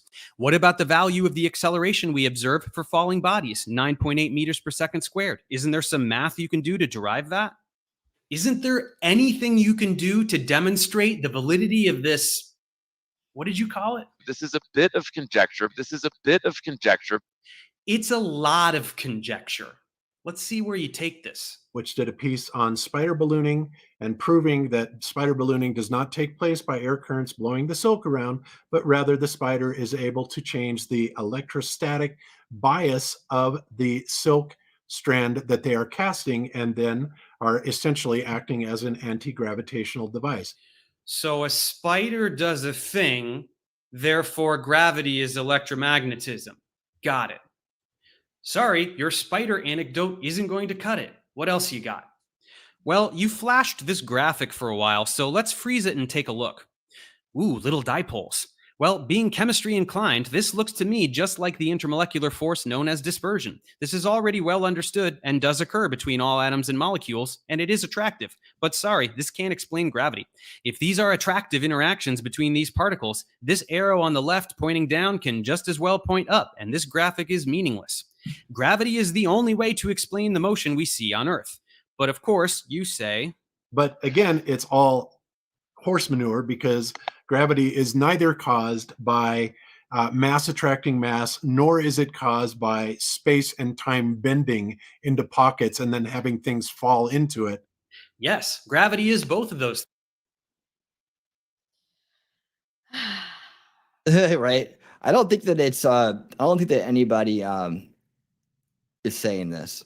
And I think this is anybody that questions needs to get their brain checked. I think the people and he himself, Professor Dave, said in the last video that asking questions is good. You know, no one's saying, I don't think I think that's a defense mechanism that a lot of flat earthers use, is that not that you're one. I'm just saying that I've heard that come up from other people that just asking questions, or what's wrong with asking questions? No one's debating whether question asking is wrong or right. I've never heard that debate ever. I think they're more concerned about if you don't ask questions, I get upset. Oh, read it. Oh, sorry. My fault, buddy. My fault. Yes, it is. Okay. Let me know what you says. I don't know what you. I can't follow it now. Hold on. Is it snafu? Anybody with any questions? I don't know. I don't know. You can join us if you want, man. It's not a closed session. I didn't think you'd be that interested in this topic, but if you want to, man, I'll gladly hook you up. In fact, I'll just send it over. You can pop in if you want. I thought you already sent it. You asked me like a half an hour ago. Send him the link. If he comes in, he comes in. No. I didn't know if you had something else tonight. I forgot. Octagon is also a fun word and shape. I much prefer parallelograms. I like parallelogram. It's a nice long word. Snafu said the Earth was a sphere. He said, yes, it is. Anyone who questions it basically needs their head checked. Which, they really should. I mean, a lot of them have issues, which is why they fall for stuff like this, why they take one little thread and follow it until they're completely wrapped up in whatever web that, these people are weaving. And I don't think they see it until they're deep into it. Oh, yeah. I got you now. He's just joking around. Laughy faces. Champion frog. Oh, man. Okay. Man, here. All right. Let's get started again. I'm okay with speeding this up too. Actually, I was thinking about it during the last kind of local segment we did to get to the other part. I get it. But what I can do is I can leave a link to this video if anybody wants to finish it. This kind of save us some time here. So there's a good amount to go through, and I understand that this does get very granular. It does get very granular. So we're at 28 minutes in. Exactly. About halfway through. Yeah, halfway through. So I'll tell you what I'll do. I'm going to put the link in the chat, and then we can start kind of moving forward. And we're going to go to kind of the quick bullet points real quick, and then that's a little bit faster than this one. I kind of add this 45 minutes, the one at the last second here. But hey, before we get started here, hopefully this works. Welcome Believe to the show. me when I tell you public school. KoolFrogg. Hey, Frog. What up? Well, as I want to make sure you heard me. Hi. Stupid ass conversation about flat Earth. Yeah, one more fucking time. I just as well as the majority of people know math very well. I know science very well. I totally understand and get that the Earth is a fucking globe. It's nowhere near flat. Anybody that believes that it is flat is a troll. That's what they like to do.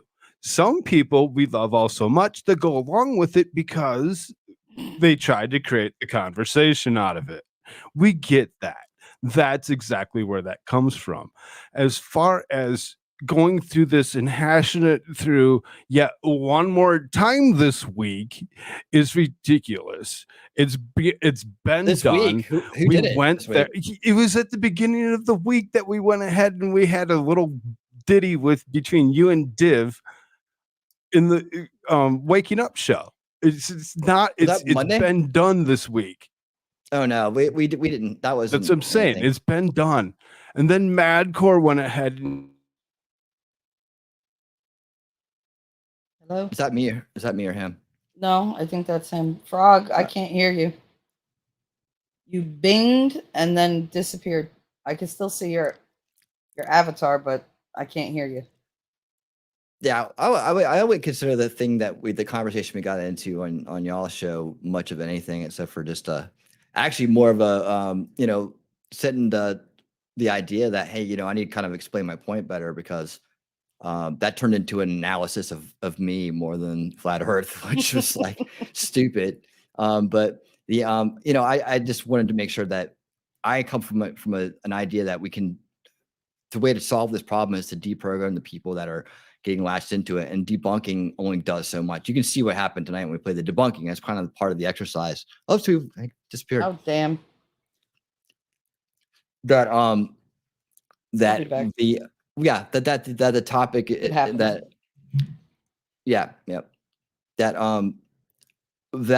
the debunkings that are out there have been out there, and yet we still this idea still persists, right? So even with all the evidence out there, so it's a deeper issue, and that's the point that I'm trying to make, and I don't think I ever get out, is that it's part of the mind control issue, that the deeper mind control issue that's going on, and that there's a mechanism in place here, as Professor Dave pointed out numerous times during his videos, Dunning-Kruger effect, that's at the root cause of it. And while people may be rehashing it and maybe we're replaying it, and that's the topic of this evening, so I definitely have a format for it. And this isn't Discord, this is YouTube and Rumble, where people don't always see what we're doing. I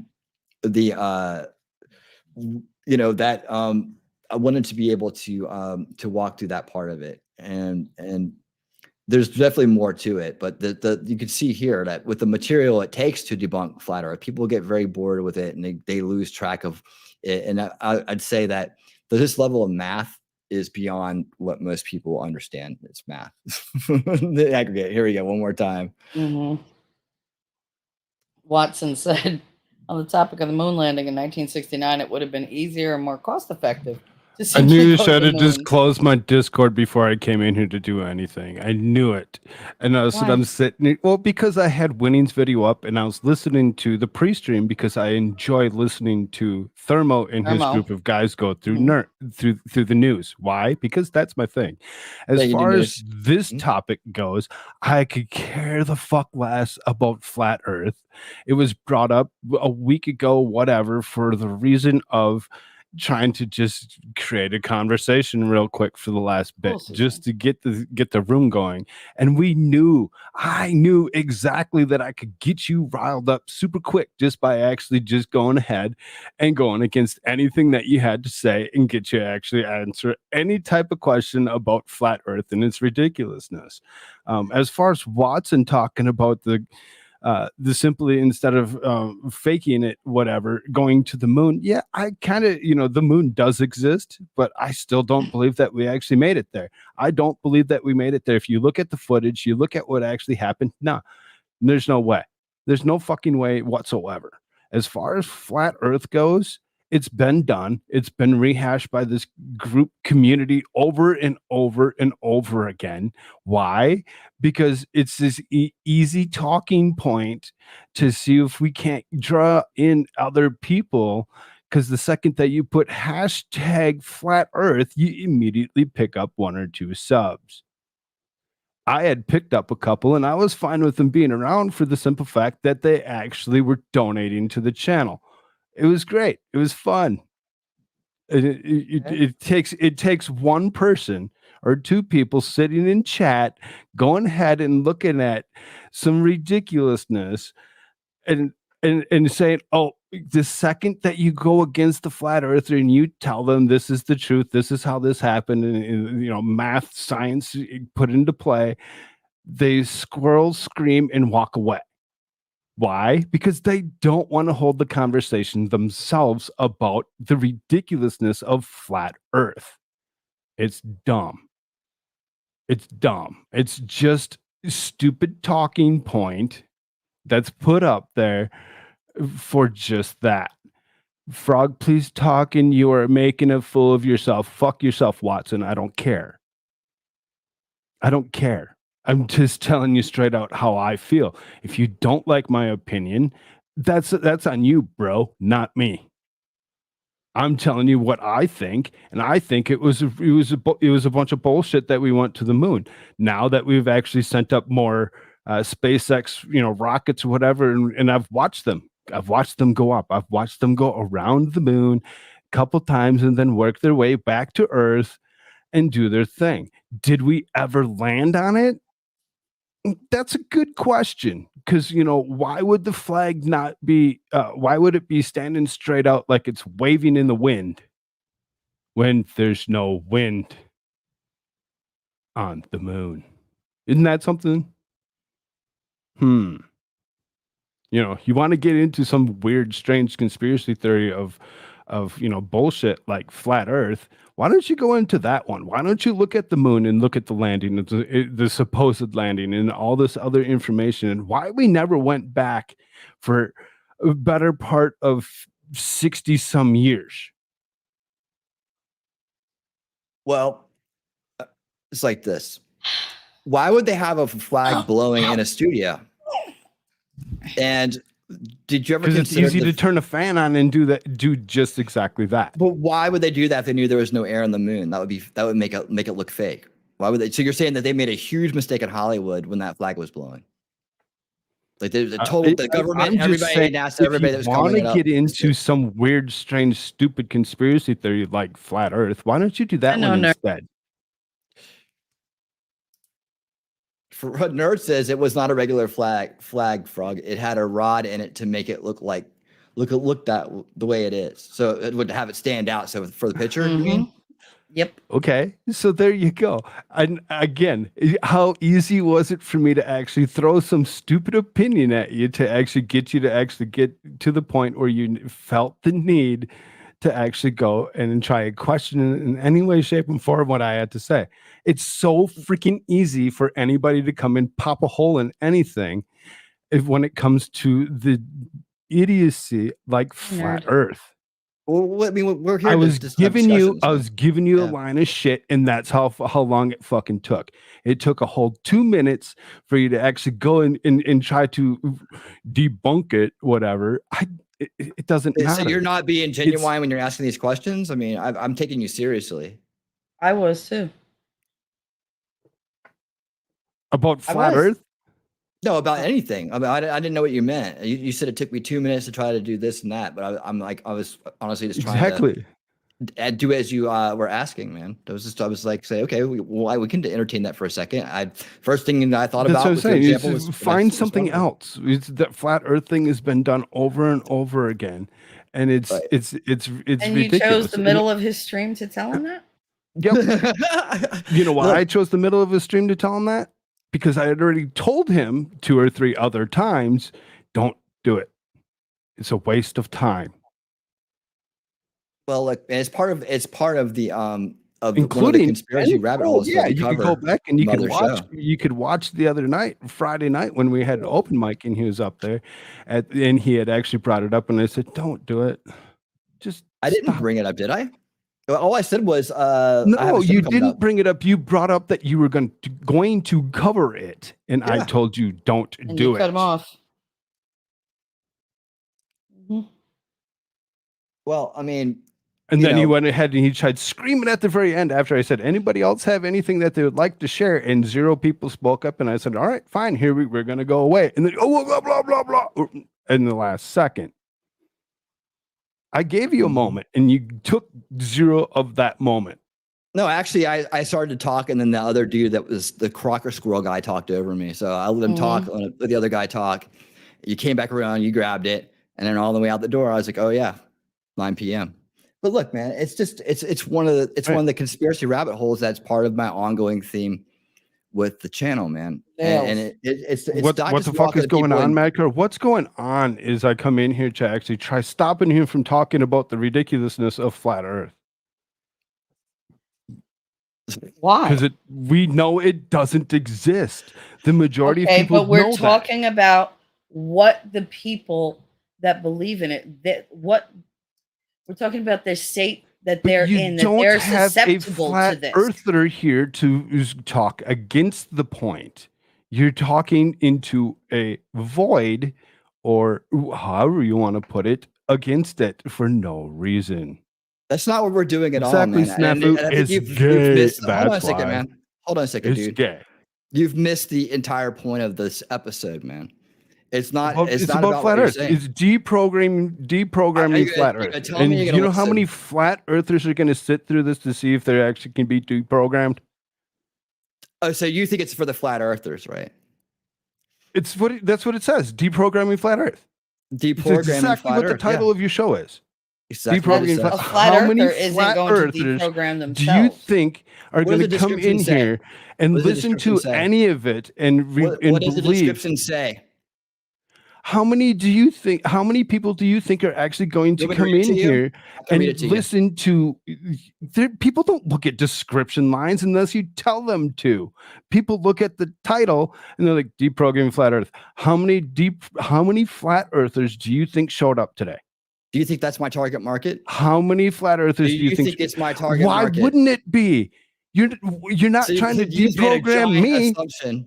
I already joined your thought process of that it's a globe.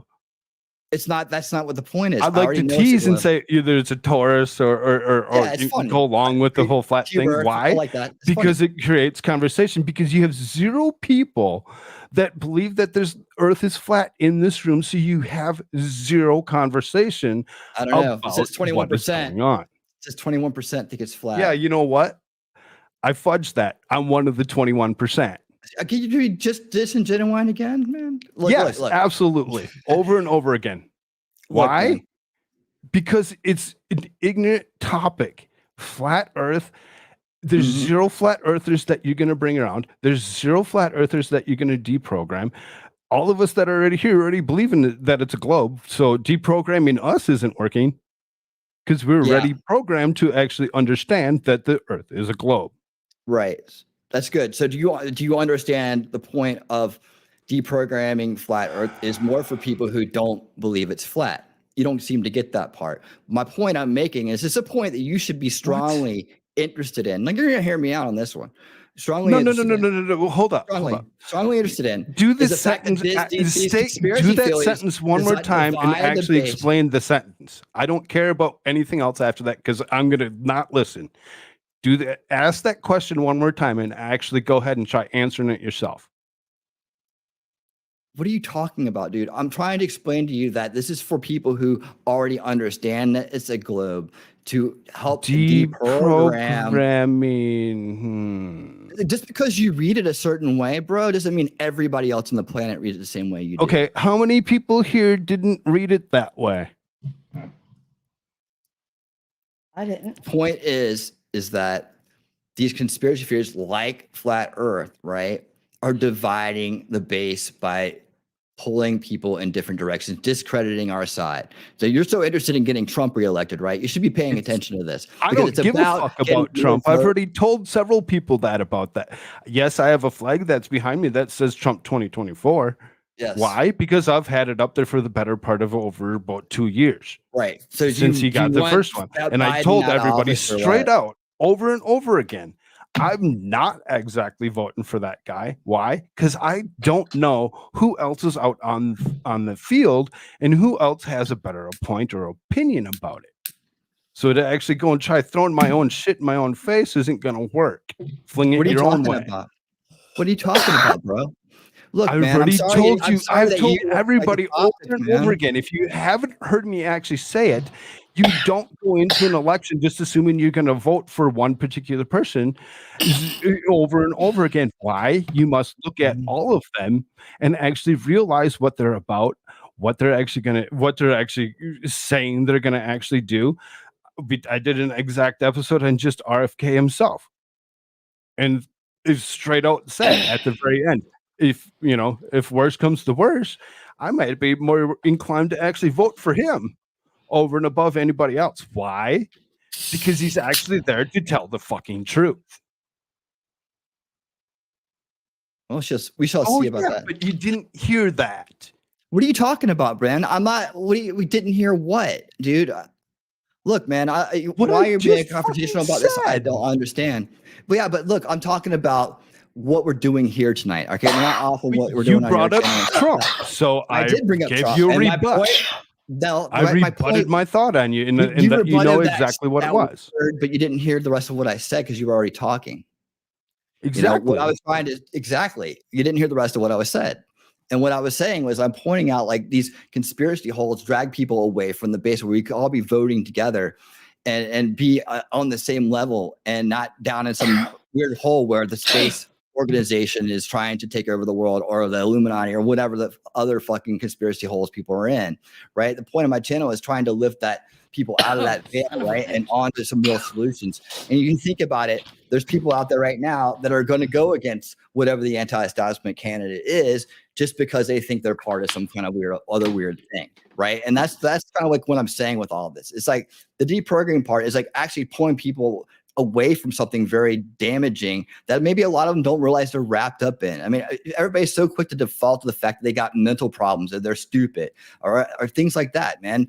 But not looking at the person, the individual, and caring about that person, the condition that they're in. Maybe they're not as stupid as you think they are. Maybe they're just having a hard time. Maybe they're just in a bad place, and information like this could help them. So, the thing about it is like you think this is all dumb and stupid because you know it all, but it's like I didn't say I knew all of anything. All I said was this particular community has gone over flat Earth over and over again.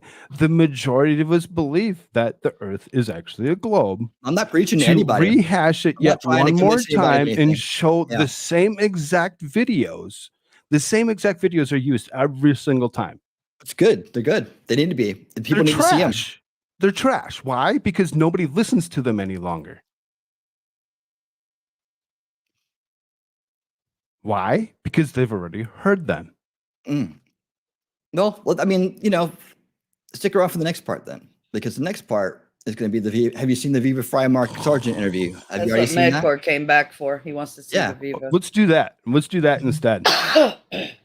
Yeah, man. I think this is really good. And actually, I think Viva does a great job in this video, really showing how you can have a conversation with a flat earther and get some, and get through it without really turning it into a big argument or anything like that. So I like the way Viva handled this. And without attacking ad hominem. Yeah. Yeah, he did a really good job of just fending off the normal stuff. But let me start with like. So what's it's an interview with Mark Harmon or Mark whoever. Sargent. Sargent. Okay, Mark Sargent. So what is the topic exactly? Interview with flat Earth theorist Mark Sargent by Viva Fry. Oh no! Why does this bother you so much? Look, Viva's got short hair. Because I can have a reason to actually not like the whole topic of flat Earth. Oh, I have my own opinions, and I'm going to tell you why I have an issue with it. Because you asked why, because it's been overdone over and over again with the same ridiculous bullshit over and over again. It's not new. It's the same argument. Theories. It's the same argument. But it's not. He's not debunking Mark the theory. Sargent is a He's trying to get to the root of why these people fall for this bullshit and how to get them out. Let's watch the ignorance of. All that I want to do is see some of the chat from time to time that I have not. How someone like Mark believes what Mark believes, sure, vis-a-vis the shape of the Earth. Sure. So we've had two discussions. I didn't want to get any advanced answers to the questions, and I didn't want Mark to know the questions I'm going to ask, just so that it's fresh and new for all of us. That's He is true. a And I fuckhead can actually hardcore. state for the record that I have not received Without any a doubt. questions from you, and you were really good about not and I knew what you were doing. It's like, let's not waste any of this. Let's just do it like first impressions. I want it to be new to me, and I want everyone also to know that there's nothing rehearsed. There's going to be nothing edited about it, and that's why we're doing it live, so that there will be no doubts as to what's going on. And Mark, if I ask you anything that is off limits, I mean, I'm not going to press you, but I'm going to ask the question just because I want to know. Oh no, that's fine. Personally, I'd rather do the okay, and everyone's going to ask questions, and they can ask questions. I've got Ian Corzine. If anybody doesn't know him, he's sorry, what, the pro? I missed the afro. Oh yeah. Another YouTube lawyer who does actually very, very branded, dedicated legal stuff on YouTube. He's moderating, so like he has my text number. He's going to text me any questions I don't get to, but I'll be reading the chat as much as I can without getting too distracted. You know, it's not often that there's actually a lawyer moderating a chat. That's got to spook some people. We've got a lawyer conducting the chat and a lawyer moderating the chat. Exactly. YouTube law. Don't. And China, man, if you're still out there, if that didn't check out the background there for you, buddy. Don't make any mistakes, trolls. I like how he actually called it. Okay, so here's the deal. Instead of stupid ass law tube crap. It's perfect. I love it. Yeah. Well, Let's get the elephant out of the room, or at least address. 4 What? years, right? I think this was 4 years ago when he had his hair like that. Had to be. Oh, this is an old video? I thought this was something new. Go. You think he would cut his hair? He feels about that hair the way you feel about your beard. I knew this before I even watched Deprogramming. Like, I watched this long before. He'd take payments to cut it off? Okay. Sounds fun. But yeah, like he did. I think he did the Alex Jones interview and then the Mark Sargent interview. But he was really still just like disconnected from LawTube. He was still very much just doing the vlogs. It was about law. And he this is before the big turn for Viva, the big awakening. Address the elephant right away. Yeah. This is like vintage Viva. Okay. Mark, serious question. No jokes. No judgment. What shape is the Earth?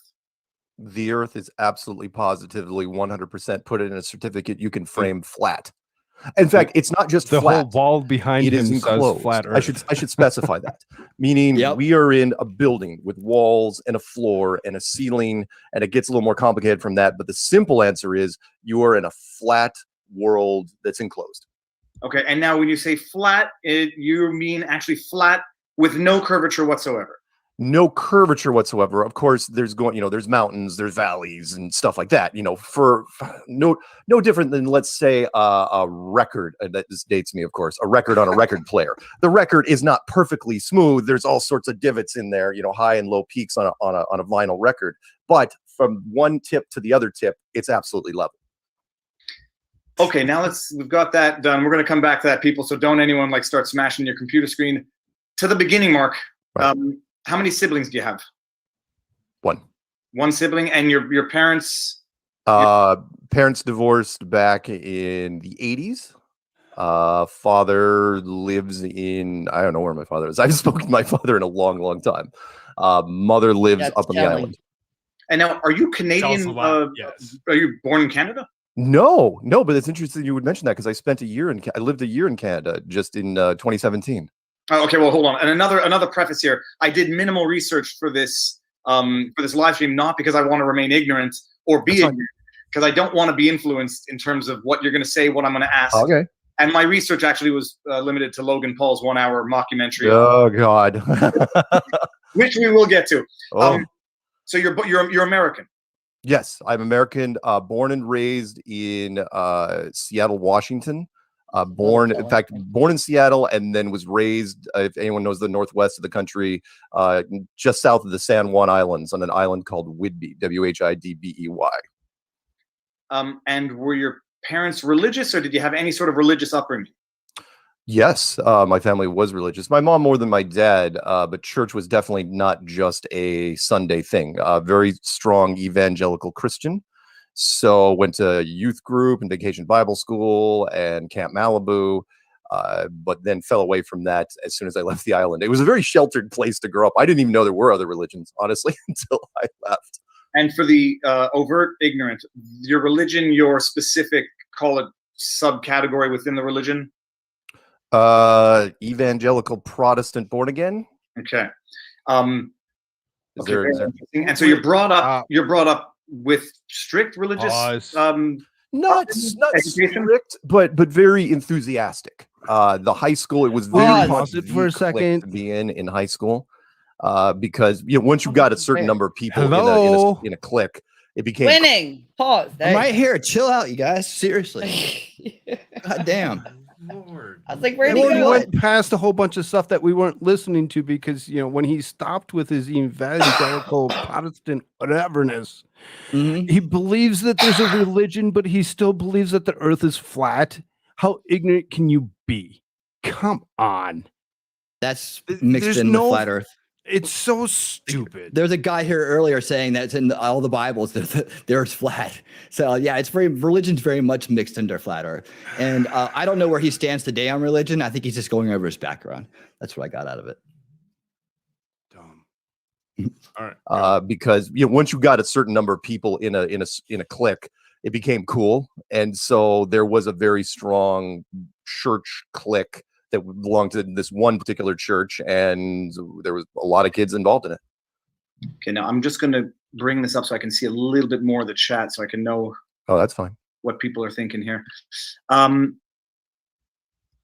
that's going to be too distracting. Now, okay, so this is the question: have you always thought the Earth was flat, or did you at some point think it was round and then come back to thinking it was flat? First off, since we're going to do that legal thing, the flat Earth community actually doesn't even use the word round anymore. We use ball, sphere, globe, because round, technically your dinner plate is round, your dining room table is round. Round could be 2-dimensional or 3-dimensional. Yes, nerd. But to your question, all the way around the no, Earth, are you flat kidding? I earthers never call it thought the four Earth was corners. flat. I thought the flat Earth was a terrible, awful, horrible thing, and everybody does. Nobody gets into flat Earth thinking it's a great idea. Everybody hates it, and everybody gets into the T-shirt reads literally, "I got into flat Earth because I tried to disprove it." Everyone tries. It's like the La Brea tar pits. You look at it, it's like cake. I can totally shut this thing down in a weekend, and then 2 weeks later, you're not sleeping. You're calling in sick for work. You're watching videos, going, "Okay, why can't I prove this anymore?" So no, I did not even look at flat Earth. Yeah, no. Madcore says, people that believe in God believe in Earth is flat. They think that there's a God in the Bible. Excuse me? That's wrong. Because me being a globe earther believes that there is a God, and yes, the Bible does exist, as I have several of them in my household. So, wrong. Go. Yeah, but it's mixed in. Like I said, like people take the filament thing that's in the Bible and they run with it. So there's an offshoot of Christians that do heavily believe in that there's flat Earth, and it's often associated with flat Earth. Often. So I understand there's a lot of Christians that know better, but that's an unlikely association that they get. That's a weird association in itself to actually think that that's Suzanne actually said, "Sure hope he doesn't something." procreate." Well, his balls are flat; they're not spherical. He can't prove it. He didn't. Don't worry, he didn't. That didn't even glance at it. Balls are flat. All right, and now going before 2014, education, previous jobs. Got it. Education, went to a little varied. Drank my freshman year of university away. By the way, I use the word university because outside the United States, college and university are completely different things. And I knew this from living in Canada for a year. College is a technical college outside of the United States, and university is university. But in America, college and university, exactly the same thing. So I drank my first year of university and then went to another university later and studied. Remember, this is back in the late 80s. So tech was very, very limited. Business administration, and then thrown out my junior year for manufacturing explosives on campus. Okay, well, actually, we should bring it back so you can see my face. I couldn't. Mark, in some ways, you and I have similar student histories. I'm joking. I had a sort of a tumultuous high school life, but I went to 3 high schools in 5 years. Oh wow! Never manufactured explosives, but I had my fireworks. That's officially the term is fireworks because there's a lot of Native American reservations. When they charge you with it, and I was always good at chemistry, so I think I didn't get into meth, right? And so I made fireworks, and eventually I got caught. But luckily for me, it was in the 80s, or officially it was in the early 90s when the whole indictment thing went down. And so the penalties were very, very modest. So it was okay. Never, I mean, not that it changes anything for anything, but you never went to jail for that. It was just nope. Probation, community service, that sort of thing, which got me into computers because since there was a lot of teachers in my family, I grew up in a teacher's lounge, basically. I got to teach. You can do a lot of people don't know this. You can do community service at schools if they allow you to do it. Of course, most of them would never allow you in there. But since I knew all the teachers that were in these schools, I was like, oh yeah. So I became a teacher's aide for the computer science department. And that's how I got into computers. And then you did what in computers for how long? Oh, I'm sorry. So I did that until the service was over. And then because it was the island and you can do just about anything you want, I didn't know what I was going to do. I was a sous chef for 3 years at a Greek restaurant. And then while I was doing that, I was still doing computer stuff. And I played this computer game tournament, this worldwide tournament from a publisher. The developer was in Japan and the publisher was in Boulder, Colorado. And I won it in 94. And part of the prize was to test out some of their new games. Not much of a prize, in my opinion. But I tested it and hated it and wrote this scathing review and pointed out all these problems that were in the game. And they said, you know what, you should hire this guy. So I ended up going out to Boulder, Colorado and playing video games for a living for several years until that. Most of the time, if you're going to play video games, it would be Southern California, Northern California. But I played it in Colorado. And then when that company eventually folded, I jumped over. Boulder was a great time for startup companies in tech and ended up teaching proprietary software for the better part of 20 years. Why do all the weirdos come from like Colorado? So that's what I did over there. I just literally stayed in Boulder. Boulder. Don't come from Colorado, they moved to Colorado. They end up there as a conspiracy university or something. It's like, I don't know. Boulder, never got married, never had kids, and just traveled around the country and taught people in blue collar factories complicated software. I boiled it down.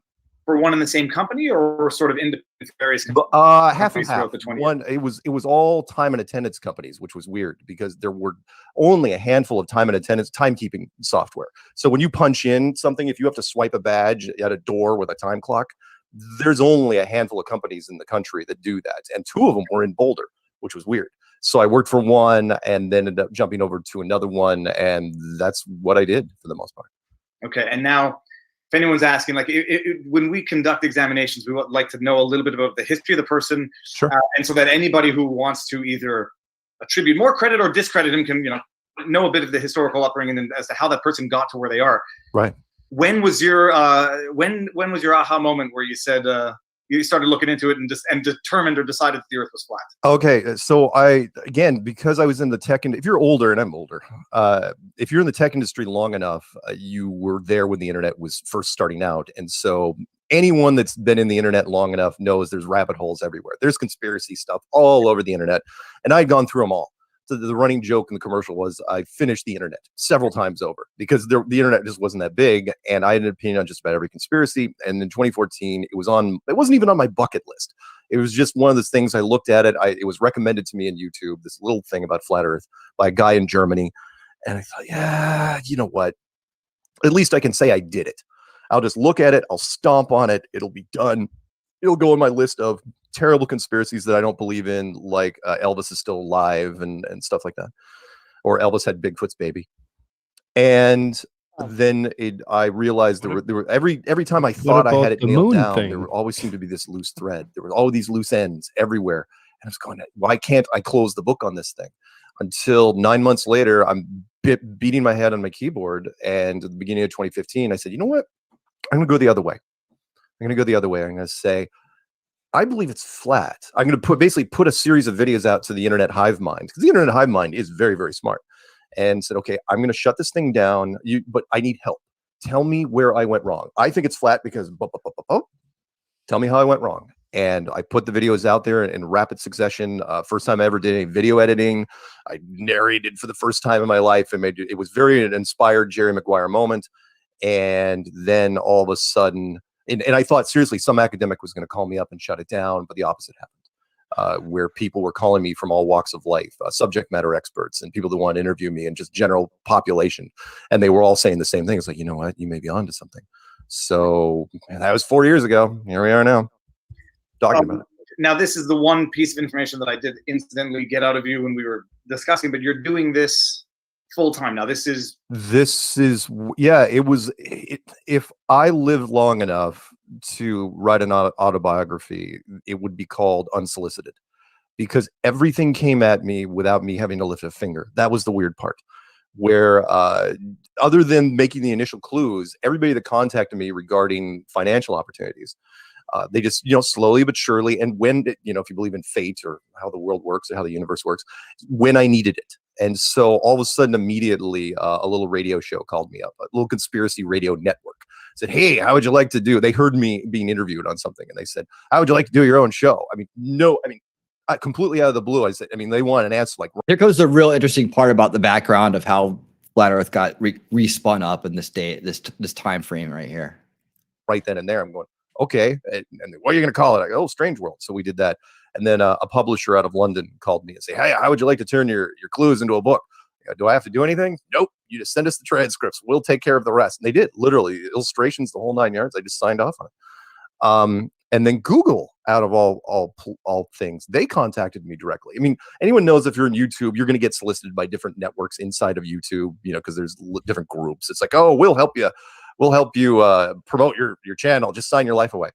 But Google contacted me directly and said, "You know what? You guys get that? Google contacted Mark Sargent Flat Earth Clues directly. As That we tells you a couldn't lot. tell by the big, huge wall that's behind him that says Google Flat Earth Clues. No, but he didn't contact them. They contacted him. Yeah, so now you know Right. why it's back there. Well, Like, Google obviously doesn't put associated with name stuff. on anything unless they're the ones that reach out. You can't ask Google if you can put their name on something. They're not that way. They're the opposite of No, that. but you could work for them and then they supply you with the stuff. They actually went to him and proposed a deal, which Yeah, they to came me and found says him. they have an agenda. Mhm. And wonder what that agenda could be.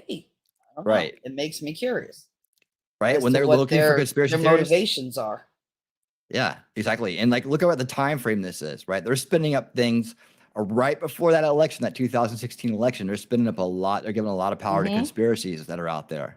They're funding That's money the and they're date sending on this. feds This into is 2000. QAnon. This is 2015ish or what? What's the Yeah, when exact when date on this they interview? came to him, When's Mark. the exact date on this interview?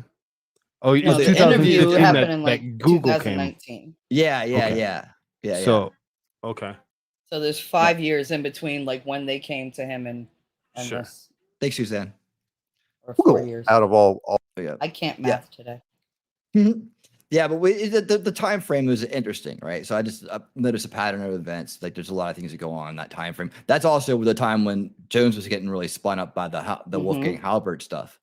So you got two things going on at once there. Are they same thing? I don't know, but it's just like it's interesting, right?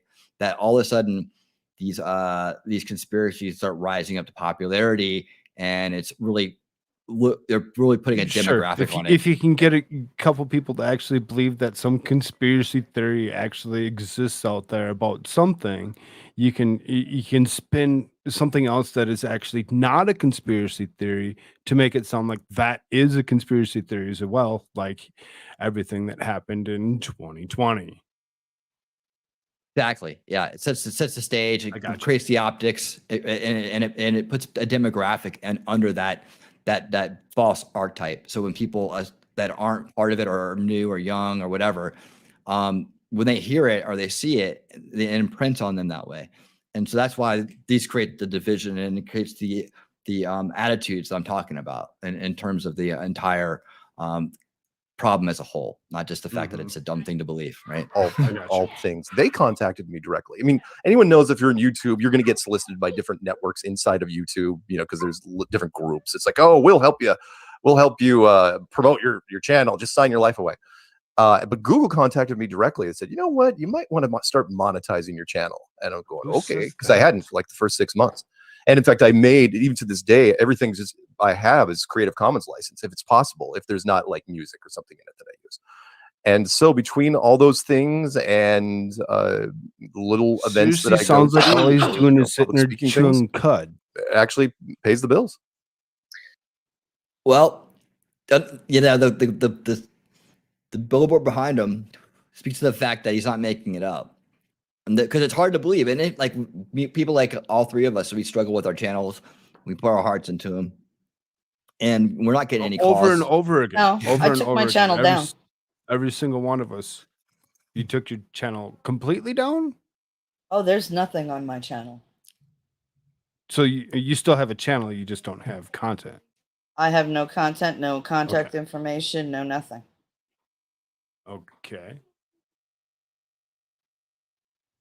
Just saying. Breaking Continue. news! Breaking news! It's like, I did. So then- We've got some breaking news, folks. Hang on to your seats.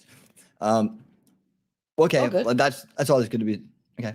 So, anyways, yeah, but we don't have anybody even reaching out to us to help us fix our problems, like with our algorithm or anything, much less tell us to get monetized. You know, Google, like, you know, You this lost guy. your monetization. He struggles yeah. to stay at the 1,000, and I'm not going there, so fuck it. Well, there's, I mean, but then this guy gets reached You out to do by have Google and goes, here's a bunch of money. 560 subs. I mean, it's not like you're Not- nothing. This isn't the time for that conversation. I'm just saying that, you know, it is very difficult out there, and there's nobody to help, and it's an uphill battle, and I'm just not fighting it right now. But I get you guys, you know, it really is about what you want to do, and it doesn't seem to matter how hard you try, and it's very, very frustrating. It is. It's very frustrating, especially watching you guys pump stuff out all the fucking time, and it gets you nowhere. So, I'm just saying. I derailed the conversation. Sorry, keep going. No worries. No worries. I mean, the point that I wanted to make off that was just that, you know, here's this dude, right? Obviously pushing some harmful shit, and when he gets the real treatment. Yep. And there's another little guy over there hanging out, old friend of mine, that you know, he was behind a lot of things that during the crisis actor stage event. I know I bring it up all the time because I want to drill the point home that he's still monetized and still succeeding. He turns on, he gets 500, 600 viewers, like boom. No problem, bro. Anyways, yeah. And now, because you know what, you've probably heard it all, and it's for right or for wrong, you've probably been called either, well, and some people are going to say the same thing, you've been called either crazy, delusional, or opportunistic. Right. And I'm not trying to put you in that corner, but people are going to say if you're making a living now off of promoting this theory and you're not one of the first two, then you're probably the third. So I mean, for my own benefit, you monetize your channel. You presumably get paid for your speaking appearances at the Flat Earth conference. A little bit, yeah. You have I saw on IMDb you had a few documentaries or some videos in your No.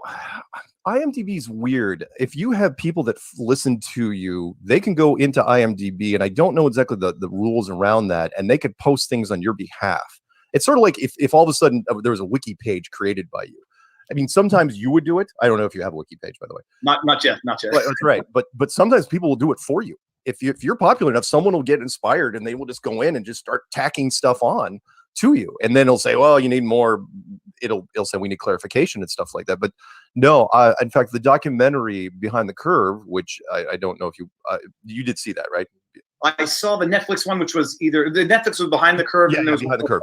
So that one, I mean, I've never made a dime off of any. In fact, documentaries, the subjects don't make make money. That's the whole point of the documentary. Otherwise, they'd just be actors, and it would be a movie. But no, they approached me. I signed my life away right away because in most cases, look, you got to understand the odds of a film even making it to Netflix are so unbelievably small that everyone in Flat Earth is just basically saying yes to everything because why wouldn't we? It's like the odds are that it's not going to get finished anyway.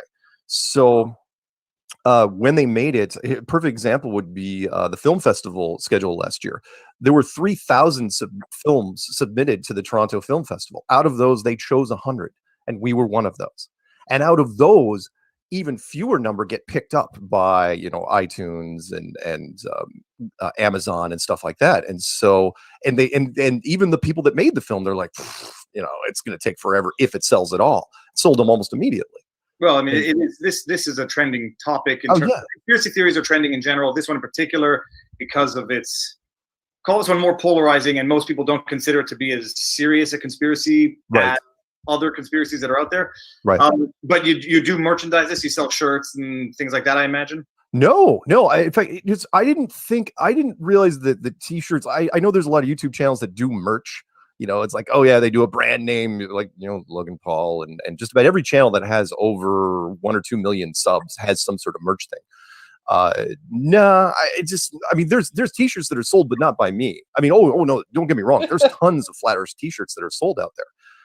But it's really a loose organization of people. Yeah, in fact, there's one, there's a guy that helps me produce Strange World, where his daughter is actually doing a t-shirt shop, and it's like, okay, sure, great, fantastic, have fun with it. I'm not going to make a dime off of it.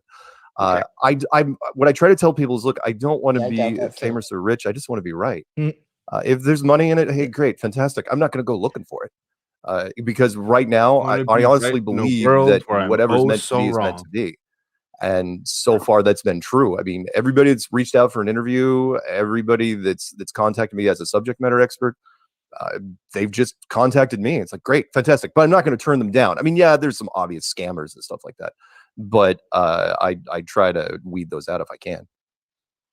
Okay, well, I mean, look, now if anyone's going to discredit you for, let's call it living off of the subject, that's out there, and now we're going to move to the actual subject. Guys, it's a fair criticism, because but look, what am I supposed to do? Like, for example, I'm looking at the conference schedule this year. I mean, there's no way I could do a normal gig and do this conference schedule. I'm going to be in New Zealand. I mean, there's a New Zealand conference in April, a Calgary one in May, Stockholm September, UK September, Mount Shasta September, Amsterdam, and we finish out the year in Dallas. How in the world would I be able to do anything like that? I mean, yeah, and of course they're going to pay for plane tickets. And I agree with that. If they want to throw something at me, great, fantastic. But they asked me to come, and look, I'm just going with this wave wherever it's taken me. Okay, well, let's get into it now, because I think that's I don't need to know any more financial details. But okay, no, that's fine. No, it's good. I'm glad you asked. People are going to want to know, and they'll draw their own conclusions. Right. You have your one most damning or most convincing piece of evidence to submit to someone who thinks you're nuts. I mean, what is your number one argument for why the Earth is flat?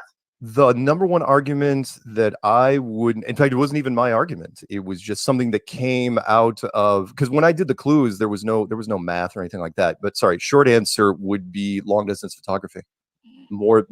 All right, that's the head dude telling you the number one thing right there. So. More than anything, which is if you go to people and you say, how can you prove to me the globe without using the space program? Throw out the space programs. And they say, why do I have to throw out the space programs? I go, well, obviously, it's not like NASA created the globe in 1972. It's not like we woke up, because that was when the first blue marble shot was taken, right? And so it's not like you woke up one day in 1972 and said, I just had this thought come across my. Sorry to interrupt, Mark, there, but no, you paused it at a perfect spot. Cool. Go ahead. Don't lose the thought. Go with your thought. I was thinking that like it starts to make me wonder, like, how shows like Ancient Aliens come together, right? Like they see a bunch of people, they go, we want to make a show out of it. They put it on the History Channel. It becomes this thing. Maybe all of them got to know that where they're fudging it and where they're not, but everybody goes along with it. Then it spins into this project disclosure thing. It's just one grift after another. That's what I'm saying. The grift zone is on. And it just makes you wonder how many of these conspiracies are actually more corporate than I've always given it more of a governmental kind of like, more clandestine kind of origin in my mind, I guess. And, this is kind of like, it could be more corporate related. These conspiracy blossoms and this evolution of conspiracy could be more corporate driven, or maybe that's just where that energy comes from, like that clandestine energy, that covert energy is just they get their people in these corporations, then do that, one step to the next. But anyways, it's what runs through my mind when I hear this. Yeah. So then to go along ascension with among the ranks, that's what they call it. Sure. So then to go along with what they're actually, what he has, his thought that was in his head as he was sitting there, and he actually said something about flat Earth, and all of a sudden he looks over to his right side or his left side, like he just did, Mhm. because he's searching for the next clue on where it actually continue to go, because he doesn't believe it himself. He doesn't believe it himself. He needs to actually continuously look for the lie.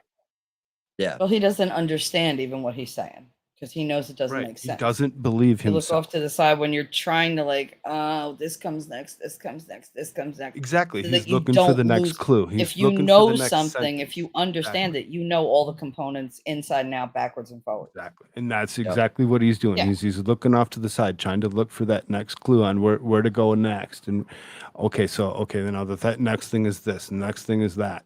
And he's Mhm. gonna we could probably watch him following the through script this in his next head. whole bit, and you're gonna see it over and over again, how he goes through a half a thought, and then all of a sudden he looks off to the side. And then he'll go through another half a thought and he'll look off to the side, because he's going to continuously has to stay with his lie.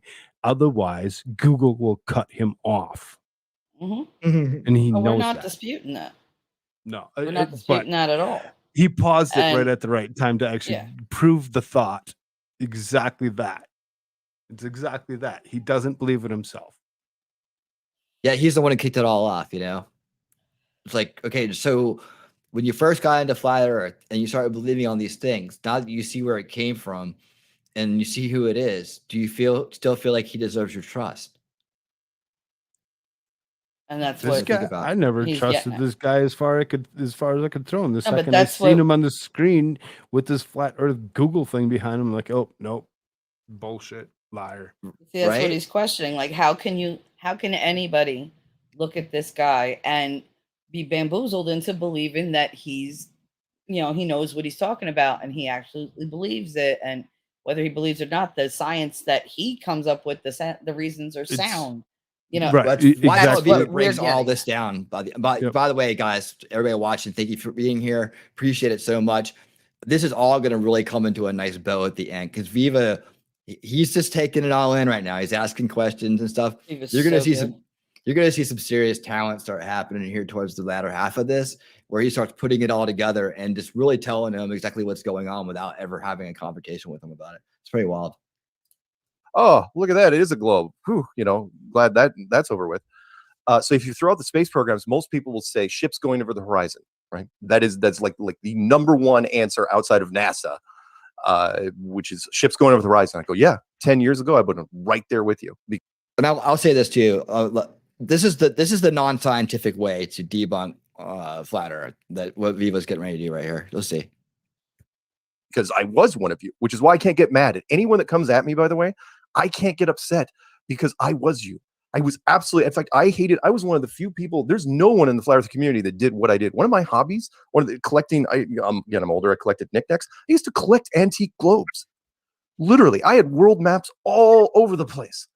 And I joked, it's like to remind me in case I get hit on the head, where I am, type of thing. And then when I got into this, I had to get rid of them all. So ships going over the horizon. 10 years ago, yep, you're absolutely the camera technology we had. You could zoom in. Well, we'll use VHS technology or Super 8 or whatever they had. Zooming in, boat is gone. Then HD came out, and HD changed the game to where now that boat is gone, supposedly gone over the horizon. Remember, the curvature of the Earth, if you believe in mainstream science, we didn't make this up, is 8 inches per mile. Not trying to scare anybody here with math, squared. That's it. And it's weird when you say this, and this freaks people out, because if you say 8 inches per mile and they're going totally with you, totally 8 inches per mile, I got that squared. They forget everything they ever knew about junior high algebra. They just freaks them out. They're like, I have no idea what that means. I'm going, it's 8 inches per mile, which means every mile times itself times 8 inches. So if it's 3 miles, it's 3 times 3 is 9, times 8 is 72 inches, about 6 feet. 10 times 10 miles is 10 times 10, which is 100 times 8 is 800 inches. It gets steep. It gets worse and worse and worse. And so, because remember, if it's a ball, it's going to go vertical. He didn't even do the math right. What's my point? And he's using the wrong formula as well. And this is one of the things that a lot of flat earthers do. Linear velocity. They use that formula where they're supposed to use the one for, what's the name of it? for orbital velocity or something. Yeah, but I think that's it. I might don't quote me on that. But This is that's why the flat Earth people don't like the bloke. They know that he's only doing it for the money. Go figure. My point is, eventually, a boat is going to go off in the distance so far. It doesn't even have to be a boat. It can be a lighthouse. It could be a body, a landmass on the other side. Eventually, you're going to there's going to be something off in the distance that's going to be on the other side of the curve, behind the curve. You can't. It's gone forever. It's on the other side of the hill, and yet everybody, for whatever reason, again, I'm just totally tickled that everyone did this, ran down to the beaches all over the place with HD cameras and cranked up the zoom, and they could now see objects that were KoolFrogg. What tickles you?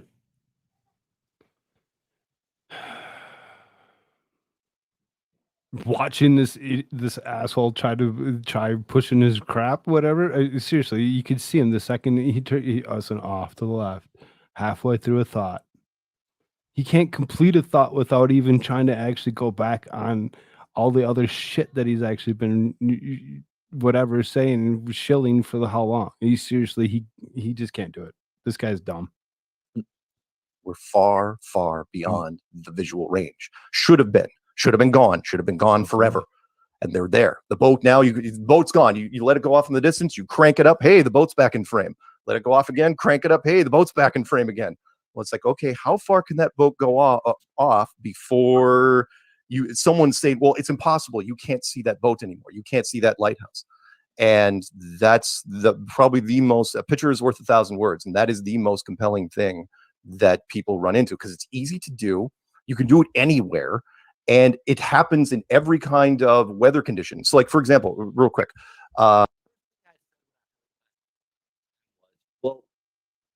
Straight road in the desert, like go out to your mic ate everything that you just said.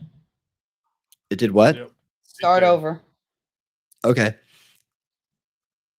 Couldn't hear a word you said. Your mic. Blah, blah, blah, blah, blah, blah. That's all it did. Oh, my bad. No, it's all right. All right. So basically, when I first heard this, like as a way to prove the Earth is flat, I said, well, why don't you go out to the desert, like in New Mexico or like Arizona or something, long straight roads, right? Nothing around, and just put a camera down at one point and then just start driving. You should be able to see the car go the whole way, right? So that should do it. So why doesn't anybody do it that way? It's always over some water thing, and it's always done in this particular fashion. So I don't know. That's just, when I see something like that, the first thing I think of is like, okay, well, where else can you prove it besides where I keep seeing it? Chicago skyline, which is a great one that people use, 50 miles across Lake Michigan, right? 50 miles, which is about 1,600, 1,700 feet of curvature. Well, Chicago is not that high, 1,700 feet. It's not even close. And you can see all the buildings. And you can see that in any weather condition, any light condition. We've got time lapse. It's not snapshots. It's time lapse. There's no inferior mirage or superior mirage. There's nothing inverted. It's always there. In fact, the challenge that sorry, I'm rambling. No, the challenge that so it came back to my face here. the challenge that I put out to anyone in science is find me an object at less than 150 miles, give or take, that we can't see. That you say, no matter what you do, you will never see that lighthouse over there because it's behind the curve. We always see it. In fact, my last qualifier here, the only reason we can't see, people say, well, if that's the case, why can't you see Japan from San Francisco or Europe from New York and stuff like that? I'm going, well, because you're looking basically through something that's only 99% transparent. Remember, what we're breathing in here is mostly transparent. It's like a thin version of water, though. It gets thicker and thicker and thicker as it compounds over time. So if you took out the atmosphere, I bet you could. I bet you could see it. In fact, when you look at planes, sorry, I got to stop. When you get planes up at 30,000 feet, you can, and turn on like an infrared filter on it, you can see distances that are ridiculously far, even at 30,000 feet. Even when you take into account the 30,000 feet, you can see hundreds and hundreds of miles. Okay, the only thing that this guy has said so far that I believe one of Judith Scott's comments, which was you can see the buildings but not their bases. I should stop. Anything else that he said seriously is ridiculous idiocy. He's seriously, the only thing that he said that he really seriously should believe in is that he should stop. Seriously. Disputing that. Daisy girl, say that again, Shelly. I haven't said a word. I'm breathing. Which at some point, Does that actually make you brings up something happy? that I did hear. Right. No, go ahead. No, I'm just fucking not with really. Daisy. Without getting into I read somewhere that this famous calculation of 8 by 8 by 3 was somewhat of an oversimplification of the math, and to be It is, but under Watch 500 how Viva picks miles, us apart. you're absolutely right, because once you get, because it's a slope, it gets weirder. You're right. There's no way it would ever be 8 inches per mile perfectly throughout the entire globe. But less than 500 miles, 8 inches per mile squared is absolutely fine. You can do that. It works like a charm. Okay, and setting that aside, because one tactic that people often use, it seems like it's a magician's tactic, is they'll use a formula that is too complicated for people who don't know Madcore, don't to punch the screen, dude. contradict, and then sort of not bombard them. You'd be mad at yourself if it would cost you a bunch of money to replace it. I'm gonna rewind this a second. I want to make sure everybody gets this part. So this is like I thought this is really masterful. This is just one of the things he does, but it's like on Viva's part. He handles him very well. Yeah.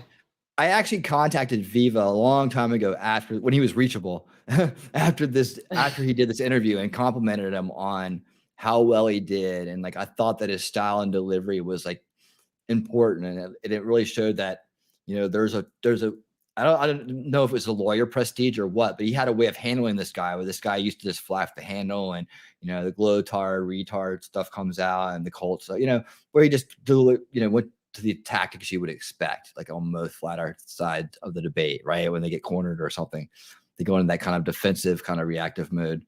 And he just handled it so well. I thought, man, this guy has got something like special in terms of moderating. And like, I had this idea about this show that would be able to put all sides of people in a talking situation and have the conversation be civil and productive, right? So I thought like someone like that could host something, someone like this with this mentality and this ability could host it. I started thinking, well, maybe lawyers, just because of what they do, have this upfront respect that people give them, and they act differently around them when they're talking to them. I don't know. Kind of got me interested in law too, to tell you the truth.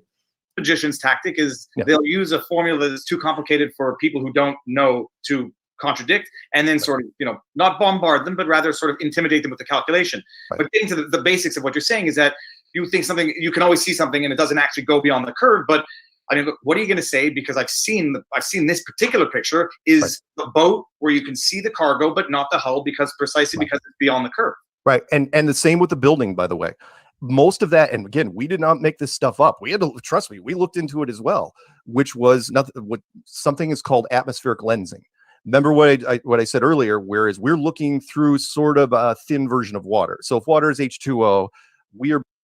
Okay, so he just got his second version right here. So Viva's now gotten 2 things out of him. Watch this. Breathing in, again, the average person doesn't even know this. We're breathing N4O, which is, again, throws people for a loop. It's like, we're not breathing in oxygen. Oh, yeah, but only about 20% oxygen. The rest is nitrogen. So when you're looking off into the distance, that thin version of water is acting like a lens. Well, actually, literally acting like a magnifying lens. And if you do a magnifying lens, look it up if you get a chance. It actually will cut off the bottom and start magnifying stuff towards the top. But it absolutely does work that way. And but again, the bigger point is, why can you see the object at all? I know people are stuck on that, where it's like, well, yeah, you get the chopped, the chopped bottom. It's like, no. How can you see it at all? We're talking about 1,700 feet of curvature. I don't care if you say, oh, we're missing 200 feet at the bottom or whatever, which again, atmospheric lensing, how can they get stuck on that? It's like, how can you see any of it? It's gone. It should be absolutely gone. And then they say, well, it's refraction. No, I don't think that's the explanation. I think part of the explanation is it depends on the height of the viewing point to the object. I know. But look, I like how he points out the 21% of not by one of us, by one of mainstream media guys. He was 6 feet off the beach. Not high at all. Trust me when I say this. Yes, I know we're fully aware of the elevation formula. Sorry, I like how he points out the bullshit on the 21% of oxygen, but he doesn't actually give you the exact math and tell you that it's only 78% nitrogen, whereas the rest of it actually consists of other things like carbon dioxide. Okay, thanks for enlightening us on one particular element that we breathe in throughout the day.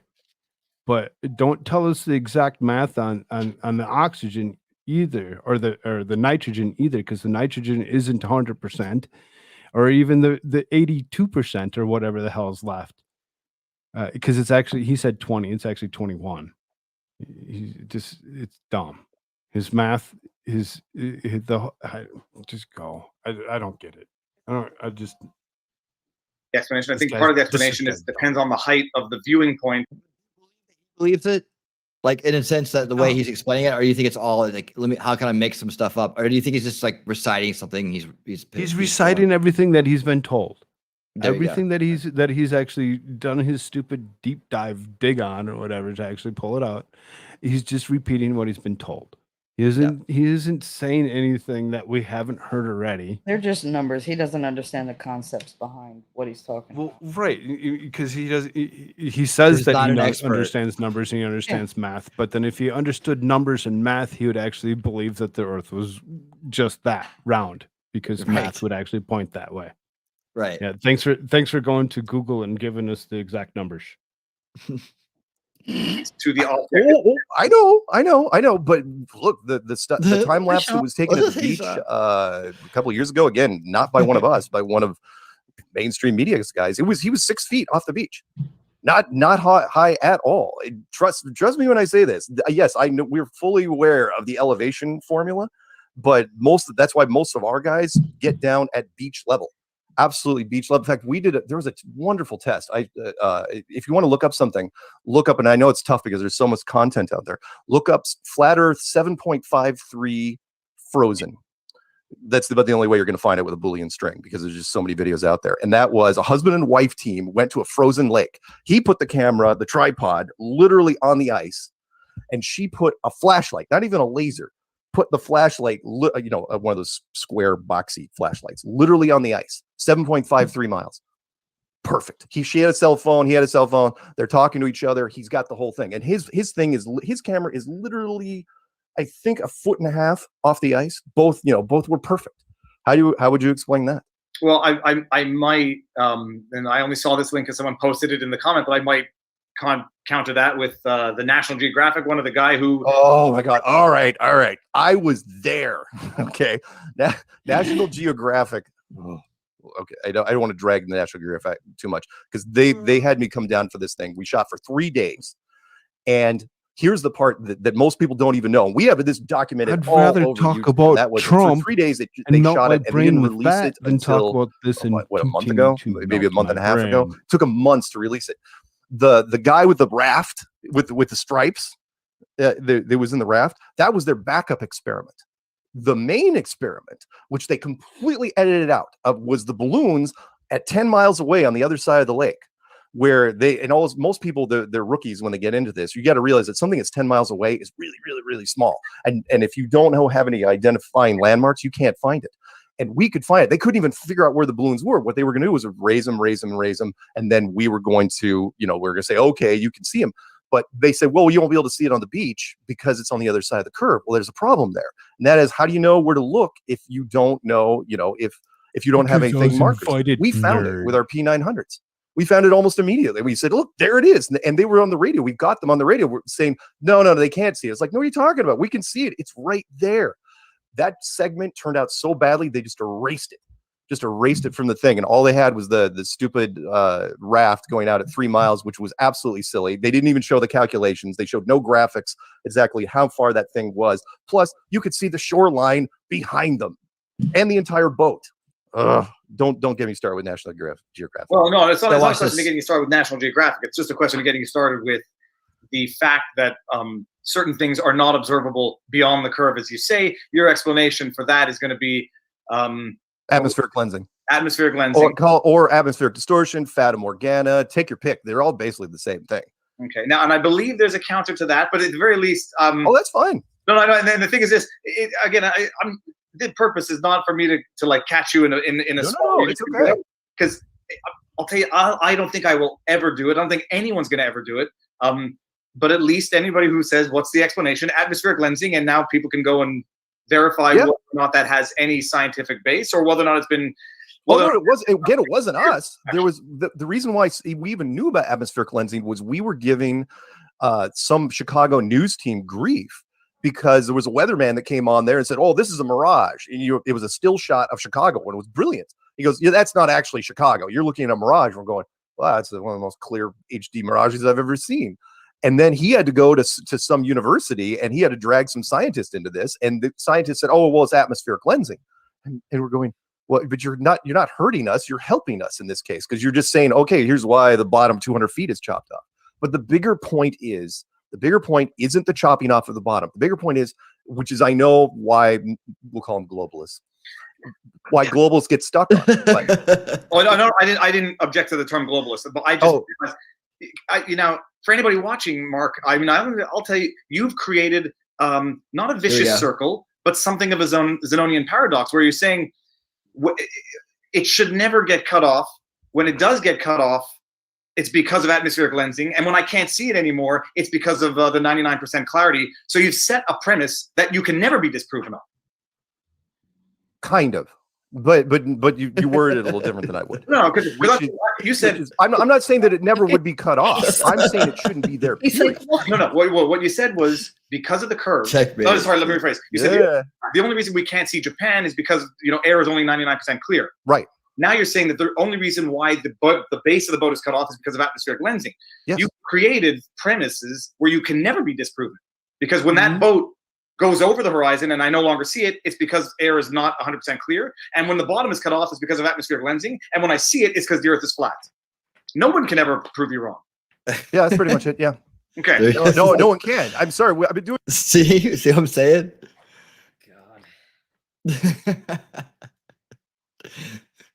He literally was like, "Yeah, no, you can't prove me wrong. That's why it's true." No, it's not something provable. You're in a circular logic. Your number one piece of evidence is round and round. circular logic. Yeah, completely. There it is. Round and round and round the earth. Yeah, he goes, yeah. He disagreed with it. He's like, yeah, it is. Nobody, and by the way, I got to bring up something to you that you brought up earlier, because it didn't bug me, but I liked it, which was, you got to understand that the whole thing with math, because we do not try to throw out complex math at all. We try to stay as minimal as possible. In fact, even in the clues, I didn't even know what the curvature of the Earth was when I made the clues. The 8 inches per mile squared. The problem is that most scientists, we'll call them globalists, most globalists, when they come at us, will come at us with every form of math ever. It's like they come at us with geometry and trig and calculus and quantum mechanics. Take your pick, right? The problem is that the average person on the street doesn't even know basic algebra. And if they don't know that, and which is why I've told them time and time, look, math will not save you in this argument. It will not, because if you're talking any sort of geometry or higher, or even advanced algebra or higher to the average person on the street, you might as well be playing a recording of a modem handshake. They're not hearing it. They just absolutely glaze over. It's like, okay, because people, sorry, not to drag out the point. You may appreciate this. Sun Tzu, Art of War. People are like water. They always take the path of least resistance. Yeah. Which is the short version of saying people are lazy. Well, no, it might be the short version of saying that you don't ask the layperson to do the lawyer's job. There are people with expertise, and you don't ask the layperson to understand the Constitution. That's why you have lawyers. Don't ask the layperson to understand complex scientific spatial math. That's what you have the experts for. Ooh, yeah, which also helps us, because up until recently, I don't know how it happened exactly, when science kind of jumped the rails and became scientism, where when they put their stamp on something with men in the white coats, it was like, we are right.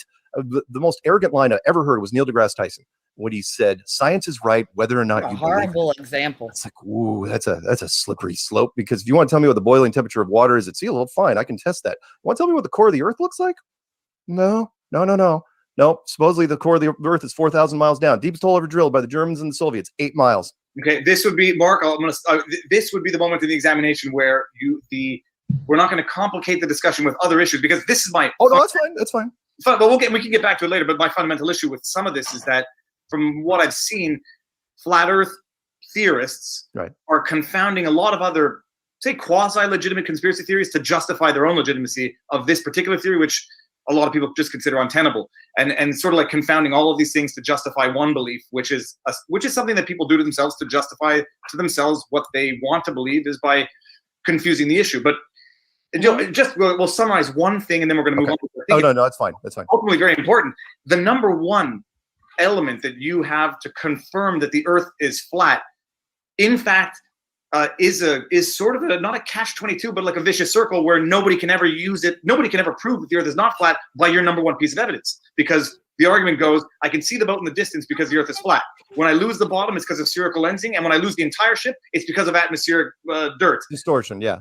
So your number one piece is circular, or just I guess it's a truism, or not a truism. It's a circular or vicious circle sort of argumentation that no one can ever disprove, because you have we've got the option, but you have an excuse for the answer. So we would have to go into outer space in order to actually see. Okay. The temperature. Okay. Let's do what my close second favorite then, if you don't mind. Let's do this one, because you will probably say the same thing about this one, which is gravity versus the vacuum of space. Okay. Law of thermodynamics. Pressure needs a container. Again, another talking point, right? That He's has the one that been came up with them. rehashed over and over again and proven wrong, because it just has been. Yeah, he's the guy. He's the one. He's the guy who brought it up, man. And made it all about it. So here he is, like talking to Viva Fry, going into his pitch, right? And what's hilarious about this part is that, and we can fast forward a little bit of it, but what's hilarious about this part is Viva starts making the point that he doesn't understand. Don't fast forward it. Let's listen to the idiocy that this guy has to continuously spew. Okay. I like that Viva went into this cold so that he could literally just it's all new to him. I'm sure he's heard bits and pieces, but not from this one. Right. No, that's an interesting thought that you actually bring up, whatever, because when it comes down to it, for a guy to actually, go to the point of being like, all right, I'm going to walk into this and I'm going to see if you can actually convince me to actually join your ridiculous thought theory of the Earth being flat. But now do you see why we're watching this? Because he's going in cold. He's going to try to convince him. What Winning said he was looking for is how he gets the in, the way he does it, what strategies they use, stuff like that, because you can't get somebody out of it until you know how they got in it. So maybe he has some talking points that appeal to certain groups, or that sound plausible to somebody who's not as educated, or maybe who, like me, was home all the time and naive and didn't get to, learn outside her community. I was very academically smart, but I tell you all the time, when it comes to common sense, I'm stupid. People tell me all the time, I have no common sense. Sometimes I really don't. I'm very naive, and I can be very gullible. And I'm sure there are people out there with my level of intelligence who are equally as unknowing about any of this. I had never heard of flat Earth before, maybe 5 months ago. Never. It was not even a thought in my head. I didn't even know that it was a thing. That's how sheltered I am. So for somebody like Viva for this guy to try to convince him, he's going to bring out the big guns, because Viva's big. He's impressive. He wants to, show his point. The only way to get people out of that is to know how they got suckered into it. It's the same thing with relationships. We do it all the time. We do interventions for people, but this is an intervention for these I understand where you're coming with this, and I totally get it, but I don't believe that because you're a lawyer that you're the smartest person on the planet. No, but this guy is going to try to impress him. He's going to try to sound as professional and above board as possible. Not like he's talking to some schmo on the street or some chick who's wearing a tie-dye with a flower in her hair at a convention. He's going to give them the spiel. He knows that this one already hears the grift. So he's got to sell it with, better talking points. He's got to be, more on point. And he keeps trying to derail him, and Viva's going, no, we're not talking about that. Come back. So he keeps bringing him back, which is probably where the others tend to not do that. They don't say, no, but I want to focus on this. They go. My perception of this is that we have follow the squirrel. Yeah. that lawyers have like a prestige that they kind of like precedes them because of what they do. You know, we have an idea of lawyers that are arguing law in front of judges in our mind, or the archetype of a lawyer, and that's someone that could like, you know, be a real ally in a bad time, right? So they have a certain amount of respect that precedes them. I think that's the whole role, that whole burden and benefit of being a lawyer. And I've just noticed that he's like, he's say I'm a lawyer. I guess I'm super smart. Oh yeah, that's right. Yeah, you're I'm an Australian Australian lawyer. I must be super smart. There you go. He's an Australian lawyer in a kangaroo court. This Sean Hawkins. You seen Sean Hawkins around this before? He's Mark is a nobody, nothing, and only way that you can think he's someone is to attract attention by lying to gullible people. He's a king of shit. And then I'm kind of confused on if Mark, or I'm sorry, if Sean is a flat earther, or if he isn't. Is when you look at the logo that he has for his avatar, it looks like it's a NASA logo with the word shill over the top. Usually those are the the ones that you look at and you kind of It question. could be tongue in cheek because he's here. This exact shirt was like That's at what the I'm convention we like watched when we first started. questioning Someone was it. wearing the exact shirt logo. Yeah. No, he said Mark's a nobody, a nothing, and the only way he could think, he's putting him down. So Yeah, but he's the guy who put out Flat Earth Clues, which is what spawned everybody back into this belief system. Like, I don't know what school of thought you come from, Sean, but you have to kind of like look back at what's representing this belief system and understand, and just ask yourself if it deserves your trust. You know, Nobody's focusing on Viva.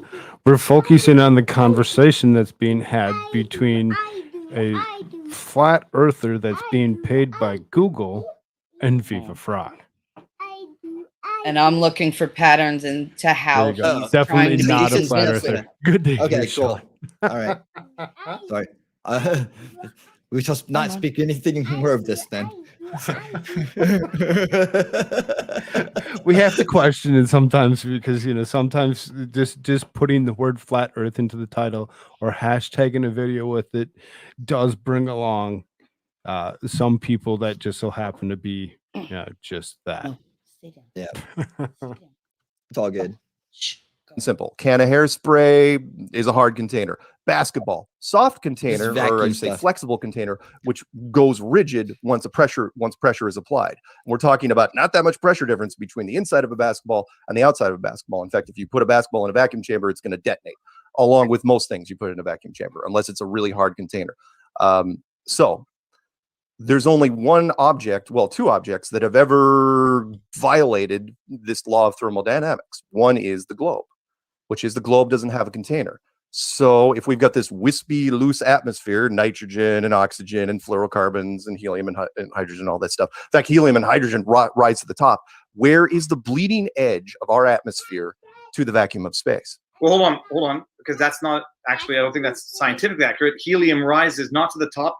A balloon will not go into outer space. It will rise to the point where the air or whatever is above it is denser than the helium in the balloon. Okay. So again, where is the bleeding edge of our atmosphere, Well, and why? So I got to cut you, and not to cut you off, because I sort of, the first thing you said was the vacuum, which again is sort of a scientific term, kind of like like constructive dismissal pitched to a non-lawyer. A vacuum pitched to a non-scientist would imply something sucking the air out, a la Spaceballs. But while a space is a vacuum, it's not a vacuum because something's sucking. It's a vacuum because it's devoid of matter. Because devoid of matter, yes. And the scientific explanation for why things stick to the earth, Welcome, Sean. is, despite the suction, is specifically because of gravity. Exactly. Okay, so but that's the only explanation. In fact, it's that I throw back on science, which they say, well, it's got to be gravity because we're still alive.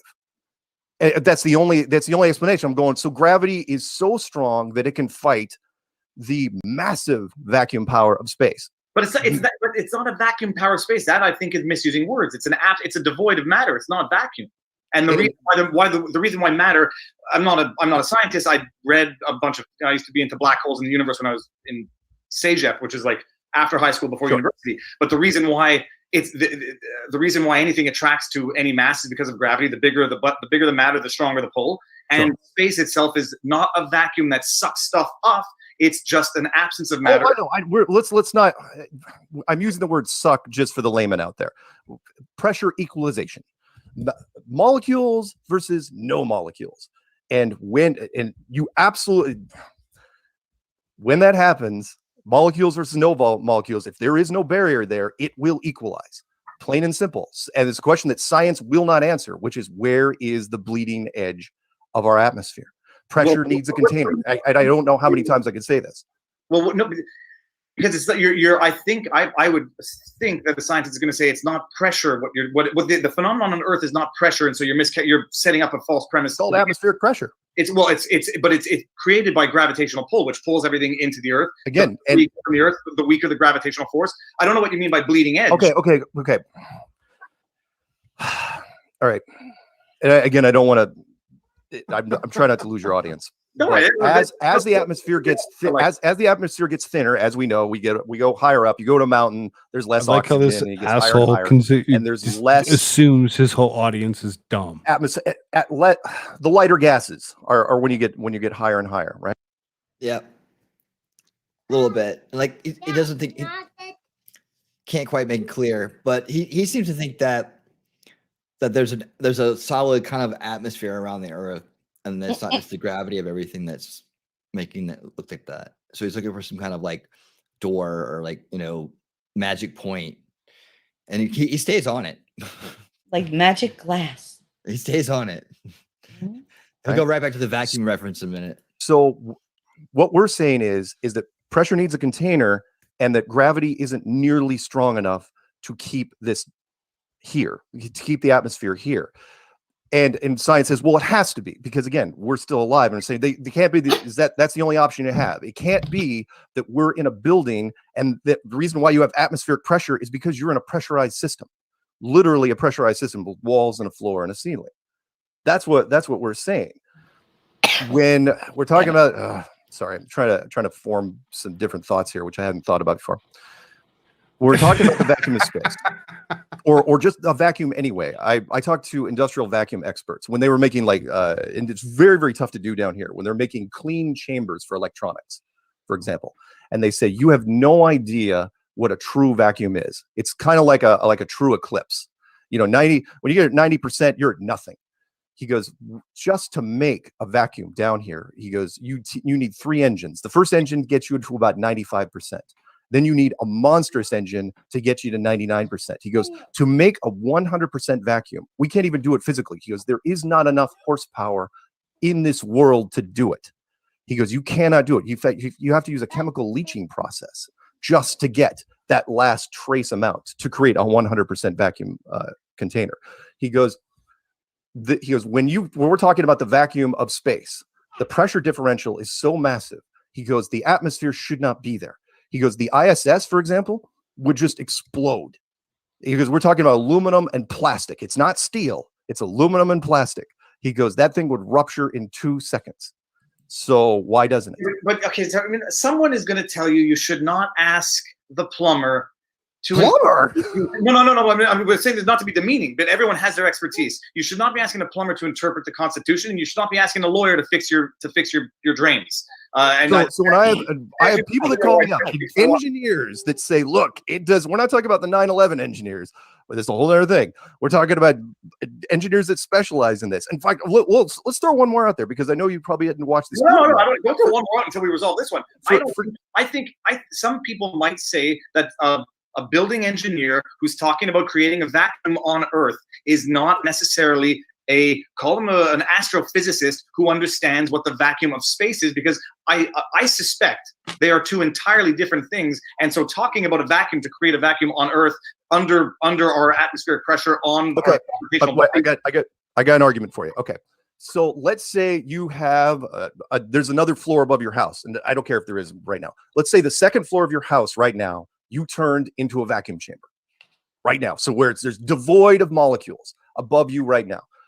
You punch a hole in your ceiling. What do you think is going to happen? of course, you know what's going to happen. Well, I'm telling you, this is what I think results from creating I'll call it a false analogy between creating a vacuum on Earth and the vacuum of space. The vacuum of space, I didn't look. This will be where people are going to go look up the difference between the vacuum of space and why it's different than creating a vacuum on Earth. There is no difference. There is no difference. It's a vacuum. That's all there is. If you have a second floor of your house, you punch a hole in the ceiling to the vacuum chamber above you. Why doesn't the gravity keep the air with you right now? Why don't you die? That'll be a differential of pressure within a gravitational system within the atmosphere. You're in the same gravity. The void. Same gravity. But I think the mistake, and again, people draw their own conclusions. I think the mistake is probably referring to the void of space as a vacuum in the same sense as creating a vacuum within certain atmospheric pressure. I think I'll understand the way you think and the conclusions you're drawing by virtue of this false analogy of if I put my vacuum cleaner to my belly, it's going to suck my skin, and that must be how space works. But I suspect that people with the actual technical training would be able to explain why that is. So you're deferring to the men in the lab coats. Well, no, I'm not. I'm referring to the fact that astrophysics. No. This is where we run into our problem, which is you're saying the astrophysicists know more than we do, therefore they are correct. Astrophysicists cannot be wrong. No. Cannot be wrong. When they come up with stuff like dark matter. No, Mark. You see, this is where you're going. You're throwing in something else. We don't need to go to an imperfect analogy from a perfect example. I know what is required to create a vacuum on Earth. We had those little bell things in high school where you sucked out and you didn't hear the bell ringing anymore. That I don't think is a fair analogy to what the void of space is like in terms of the vacuum, the difference in pressure versus outer space. It doesn't function in the same way, and I can understand why you would come to these conclusions thinking it does. How do you know it doesn't function the same way? Well, the reason why I know it doesn't function the same at the very least is because we are on Earth. There you go. And we're still alive. There's the argument.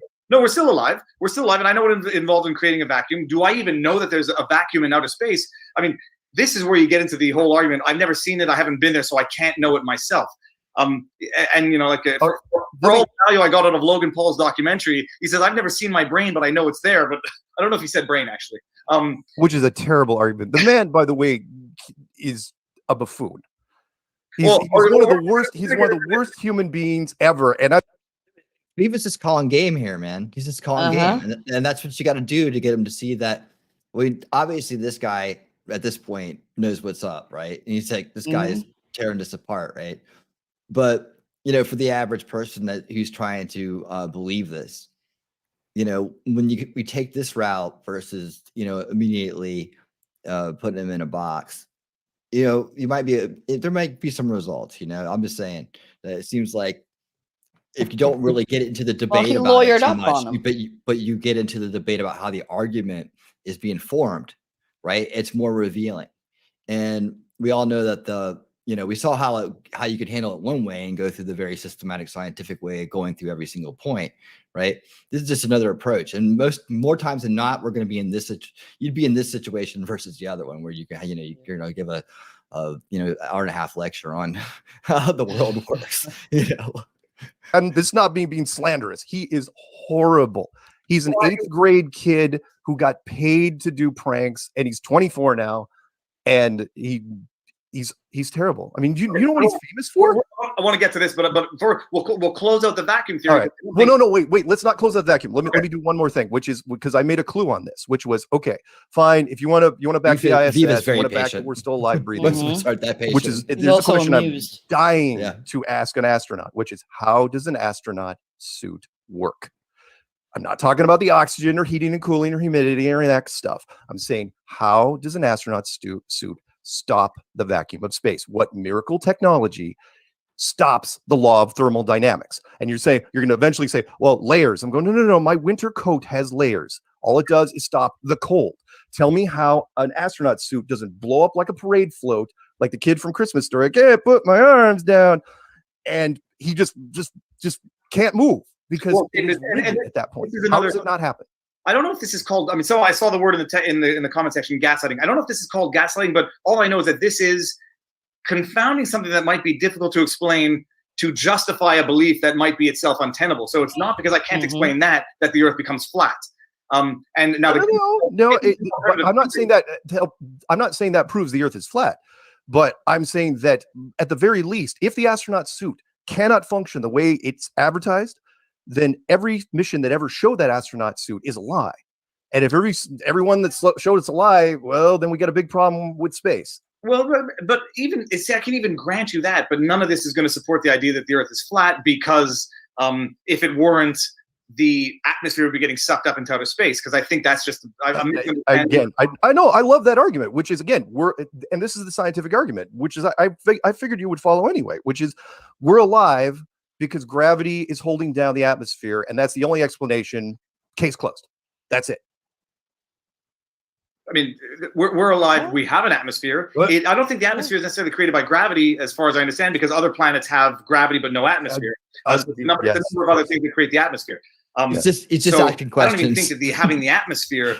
I mean, Mark, the moon is not being pulled apart despite not having an atmosphere. Forget about oxygen. Well, Thank we're God going he to didn't get have long worse hair. now, because what moon are you talking about? Well, so this is what I need to get to. But first of all, one person has had an answer question. I've been seeing it. Milan. The flat Earth map is the azimuthal equidistant of the spherical Earth, but that's all it is, a projection. Ask Mark this question, because I've seen it a few times. I want to not forget it. Oh, what was the question? Yeah, no, it is a projection. Absolutely. Why do we use it? No, the flat earthers will be first one to tell you there's probably something wrong with that map, but it's the only map we got at the moment because it's what's. Let me hypothesize as to what might be wrong with that map. Right. Do you agree, or do you concede, or how do you explain? If I get in a ship and go east in as much as possible, at some point I'm going to get back to my starting position. Oh, come on, that's easy. You know that one. Which is if I move my finger in a circular motion around a dinner plate, technically I've circumnavigated the dinner plate. That doesn't make the dinner plate a ball. No, but you can do if you do it in two directions, it certainly makes it more three-dimensional than a dinner plate. If you go the other way, sure. If you're going pole to pole, find me the pole to pole circumnavigation that supposedly happens never. Well, I'll go one step further. It doesn't have to be pole to pole. It doesn't have to be along the what's the word? Is it the radius or the diameter? 5 times the circumference. Circumference. Whatever. It doesn't have to. You don't. I'd say if you don't even have to go over the same nano line or across the Earth, if you do it in at least off angle from the original line, that'll give you an indication that it's not a dinner plate we're talking about anymore. Yeah, I know what you mean. But in our case, it works pretty good because again, the compass is at the center, which the North Pole. So the compass would work actually pretty much the same. Yeah, you would be making a very slight left-hand turn or a very slight right-hand turn, but still works. You never notice it. Well, again, it's because the premise, the way you set it up, is such that if you go around that particular thing, that's how you circumnavigate that particular issue. But if you go around, let's just say a few degrees up, you're going to go up on one side of it and then down on the other side, and then all of a sudden you're dealing with something that's thicker than dinner plates. Okay, so hold on a second. I'll get this question here, Jared. Why are certain star constellations only visible from certain points on Earth? What stars are visible changing depending on where you are on the planet? That's easy. And I know we're going to start delving into stuff that other people won't like, including some of the flat Earth community. And that is multiple projections. And by that, I mean the stars are instanced. You're talking about when you go to a planetarium, you only see one projection. I know I'm old because I go to planetariums. You see the constellations. But if you were in a planetarium that was 100 miles wide, you would have multiple projections. And what I'm saying here is if you had a planetarium that was big, you were at one end, your friend's at the other end. You're talking on cell phones. You're saying, hey, I'm looking at the belt of Orion. He says, hey, I'm looking at the belt of Orion too. That middle star is blue. You say, no, it's not. It's red. Who's right? You're both right. It's because you're seeing separate projections. That's how we do it in software. We've been doing it for 20 years. Okay, but hold on. What do you mean by a what? Oh, for the love of Christ. He uses technical explanation next to this. Not technical. It's so funny. Projection? Meaning, again, I don't like using these terms because unless you've done software development, you're not going to get it.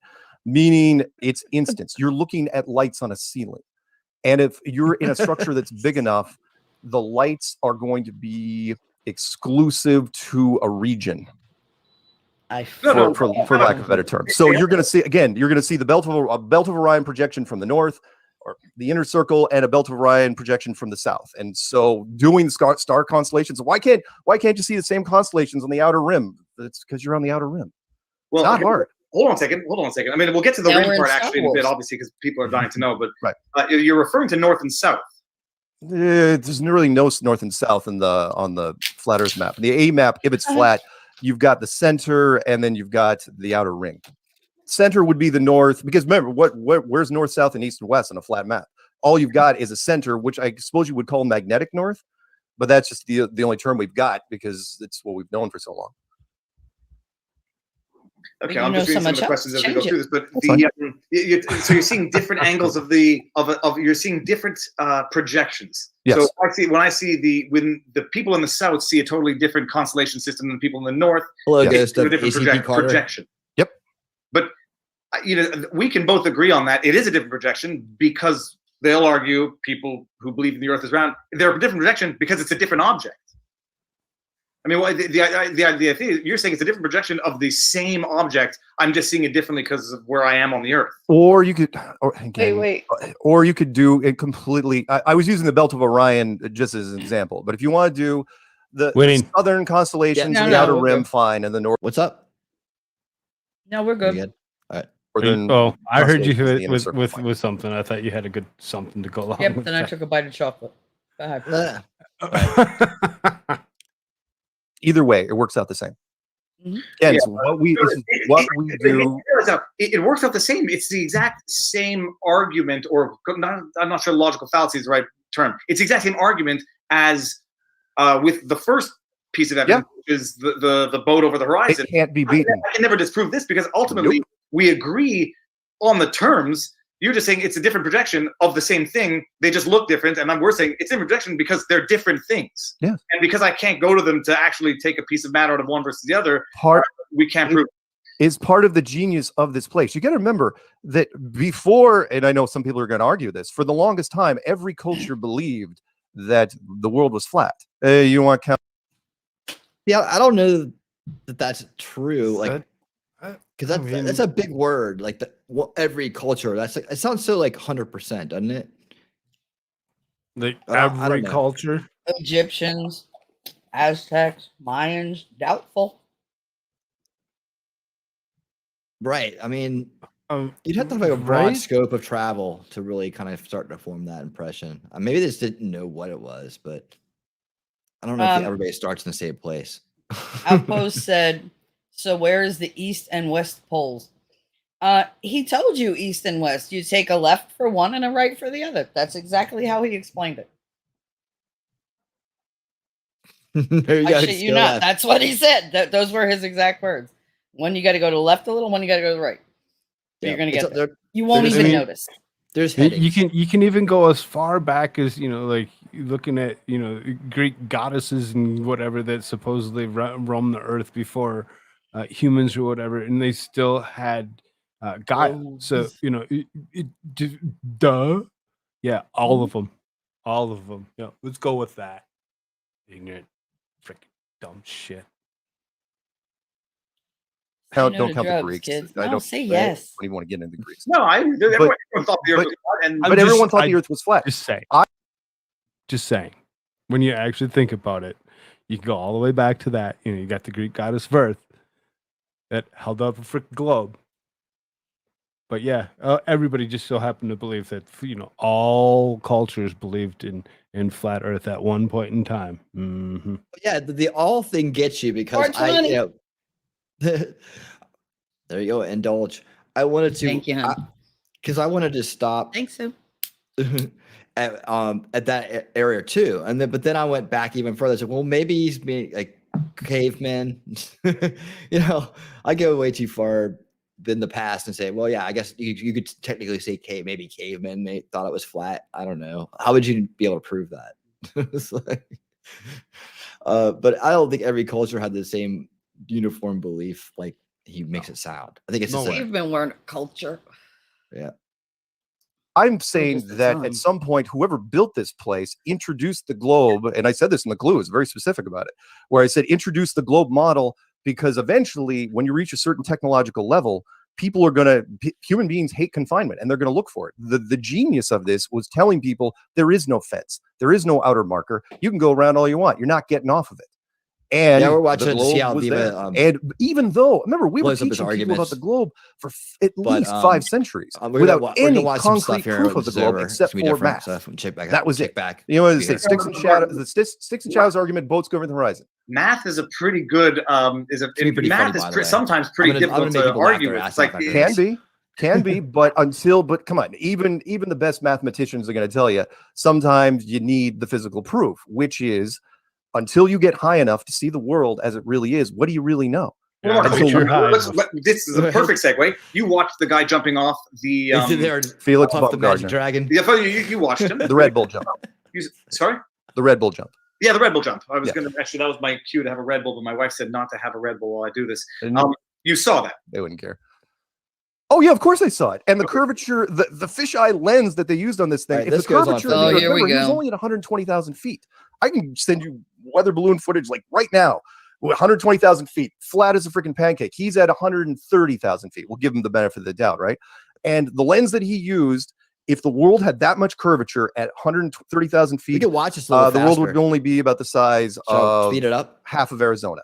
Okay, but so hold It'd on. be that small. Maybe This hard is to where, understand again, Viva. I mean, Mark, Do you believe when you see that it was a great media shot, which is, do you believe the curvature of the Earth at 130,000 feet was that severe? well, no, I acknowledge that if he's using a GoPro, it has a fisheye filter or a fisheye lens. What are we talking about? Well, because there are ways of correcting it wherein you will So still why get didn't he less- correct? Because you obviously correct a The fisheye filter lenses is a are, you distortion of jackass. reality. Whereas once you can correct that, there will still be the curvature. Why didn't he correct it? Why didn't he? Well, first of all, why did he? Because he's got the GoPro as a function has a dedicated They fisheye lens. didn't correct it because they wanted to make his altitude seem even more exaggerated. If you go up there and they show it perfectly flat, it's like, oh, okay, fine. I've seen that from an airplane. But at 130,000 feet, if you make it so severe, it's like, holy, and he's wearing an astronaut suit, which he's not. He looks like an astronaut. And they're going, oh, well, obviously he's jumping from space. The average person bought it as like, he must be jumping from 100 miles up.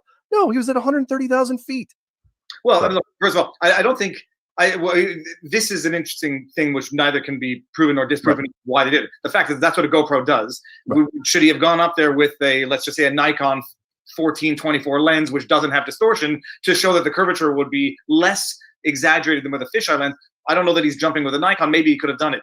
Did they do it for dramatic effect? I don't think so. It has a dramatic effect, there's no question. But the issue then would be another one where unless you do it, but then even if you see it, what you'll end up saying is that it's a question of perspective, or there'll be some sort of, I won't say atmospheric, Atmospheric lensing, yeah. with when you're on the ground, but there'll be some other explanation as to it's the shape of your eye, or I mean.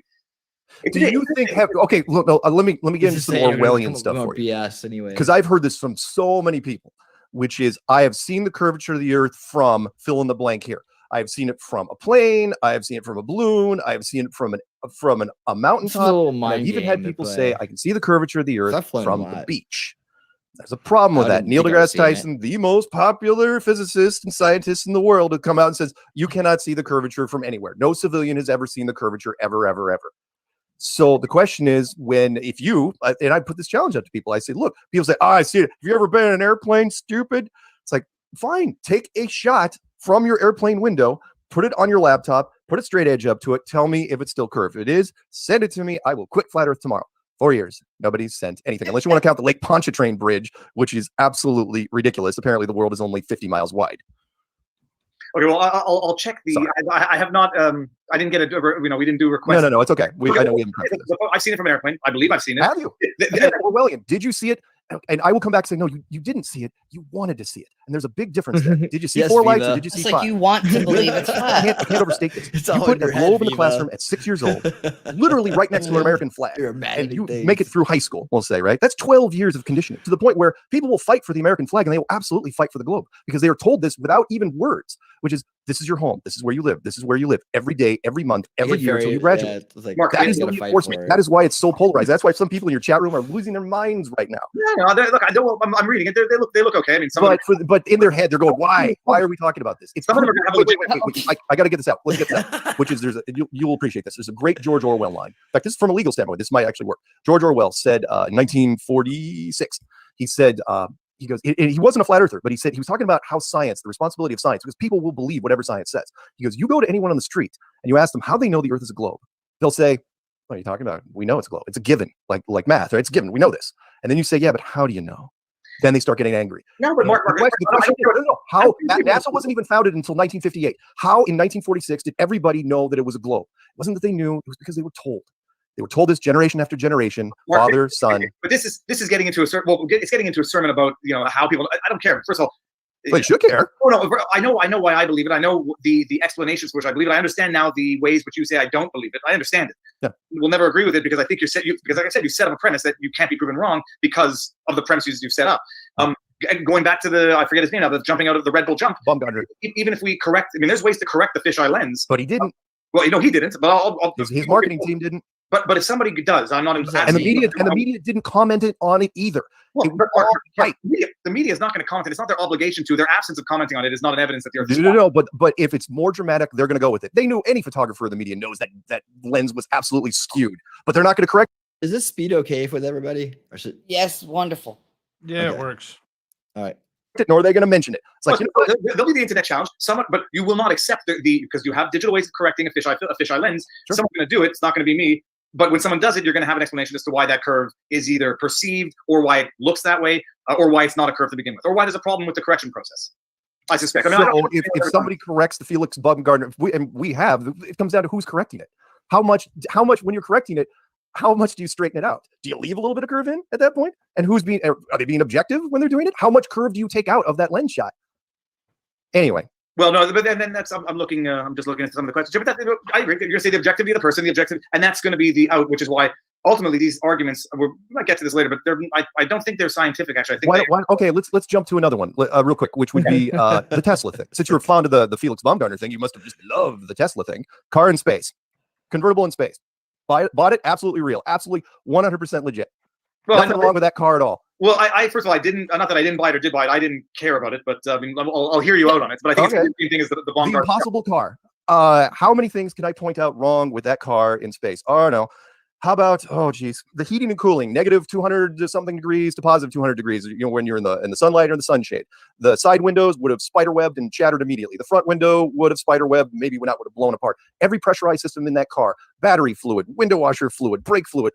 Pressurized systems exposed to a vacuum would have burst, would have frozen, would have been awful, would have been everywhere. You know what, Mark? Well, you know what? We'll move on to that. It's a publicity stunt, whatever. If it's a publicity stunt, then why put it out there? Don't make me go back to the vacuum. I don't think that was put out there as evidence to prove the Earth is round. Why? No. Why put it out there? You can't just show people a car in space. Say, "Yep, there's my car in space," and then never reel it back in. Come on, and then it's going to Mars with no logos on that car. And it's like he was almost embarrassed. It was like they were trying to fake space on the cheap to see if they could get away with it in social media. It killed me. That car was absolutely the worst. Not to mention the booster rocket that put it up there that supposedly opened up never fell off into frame. They had 3 different cameras. It's like, what put it up there? Oh no, we're going to show the rockets landing right next to each other, which would never ever done in a million years. Plus, it was on Kennedy Space Center, which they're not friends with Tesla. They're not friends with SpaceX. They're direct competition. Oh, sorry. I could spend 2 hours on. Well, no, but you know what? But I think that's part of the. I mean, I think that's part of the problem because this type of argument, which might be legitimate against that picture, or for example, the moon landing, where there might be. Oh, you want to get into the moon landing? But this is where I think the part of the. I don't want to say indoctrination, but this is where part of the evidence is sort of imparting or imposing some of the legitimate criticisms of other stuff to then support your theory. That picture is neither here nor there as far as proving that the Earth is flat. Oh, it is to us though, because remember we and I know from a legal standpoint it probably drives you nuts. We come at it from a shotgun pattern approach. Which is why, like when I don't know, you probably didn't see it when there were. For example, I'll give you the Georgetown University guy. We do not get a chance to argue with physicists very often. There was a physicist from Georgetown University set up by a German television team. They said, okay, what we're going to do is we're going to record 5 questions from you. We're going to put it on video. We're going to send it to him. That way, you're not talking over each other. He's going to record the answers. I gave him 5 questions. They were just a shotgun pattern approach. The vacuum of space, long distance photography, the eclipse shadow, the temperature of the moon, and the Van Allen radiation belts. And he folded like a card table. That was it. It was like, nope, not doing this. Because what you just said there, I mean, yes, it's all the little things. It's kind of like mechanics, what they do to you at a body shop. It's like, well, there's a lot of little things that are wrong with the car. You have enough little things, they really, really add up. And I think with the O'Reilly, there was a guy who I think posted a response to those 5 points on YouTube. Of course they did. Okay. They had to. It was no. There was why didn't the Georgetown physicist do it? Why didn't he do it? I don't care about if you guy posts a response. I don't care anymore. Okay, so this is where it becomes. Where the evidence becomes one of intentions of the interlocutor. Like, and an interesting strategy for anybody watching is you want to undermine Degrassi Tyson because he's not credible, but then you also want to invoke his authority to say that nobody can see the Earth is flat. Yep. Which is classic arguing from conclusions and not towards them, which is then using as an authority who you discredited because of their lack of authority. Yep, it works. No, so I'm going to look for some more questions. Did you hear what he said? He goes, "It works. It works." Yep, it does. Like It does work to thinks that's convince people. No, but he thinks that's the way to actually have, that's the way to actually have a debate. Like it's Because he has the hubris to believe that he can make up the facts as he goes along, just because you can't prove me wrong. And I said this, and this adds up to that, and then this connects to that. And so obviously this is what's true. Because of all obviously, yeah, and obviously arguing to win and not for the truth, like not valuing the truth over being right. Everyone hit up the questions if I missed something, but in the flat Earth theory, in the flat Earth model, what things? Why are we pulled to the ground? Oh, I think it's gravity. No, I believe. Look, in fact, again, let's use the Neil deGrasse. You know what? Forget about Neil deGrasse. Mainstream science will tell you that they can't tell you what gravity is. They can. What's up? No, I said I'd like to forget Neil deGrasse. Oh yeah. I mean, yeah, but he said something about believing in gravity, but he's still. I'm confused. How can you? He's coming at both sides. He's saying that Neil deGrasse said this and he was wrong, but he said this and he was right. So he's literally cherry picking the things that Neil deGrasse says that support his theory. And why is it that everybody's so against Neil deGrasse Tyson so much?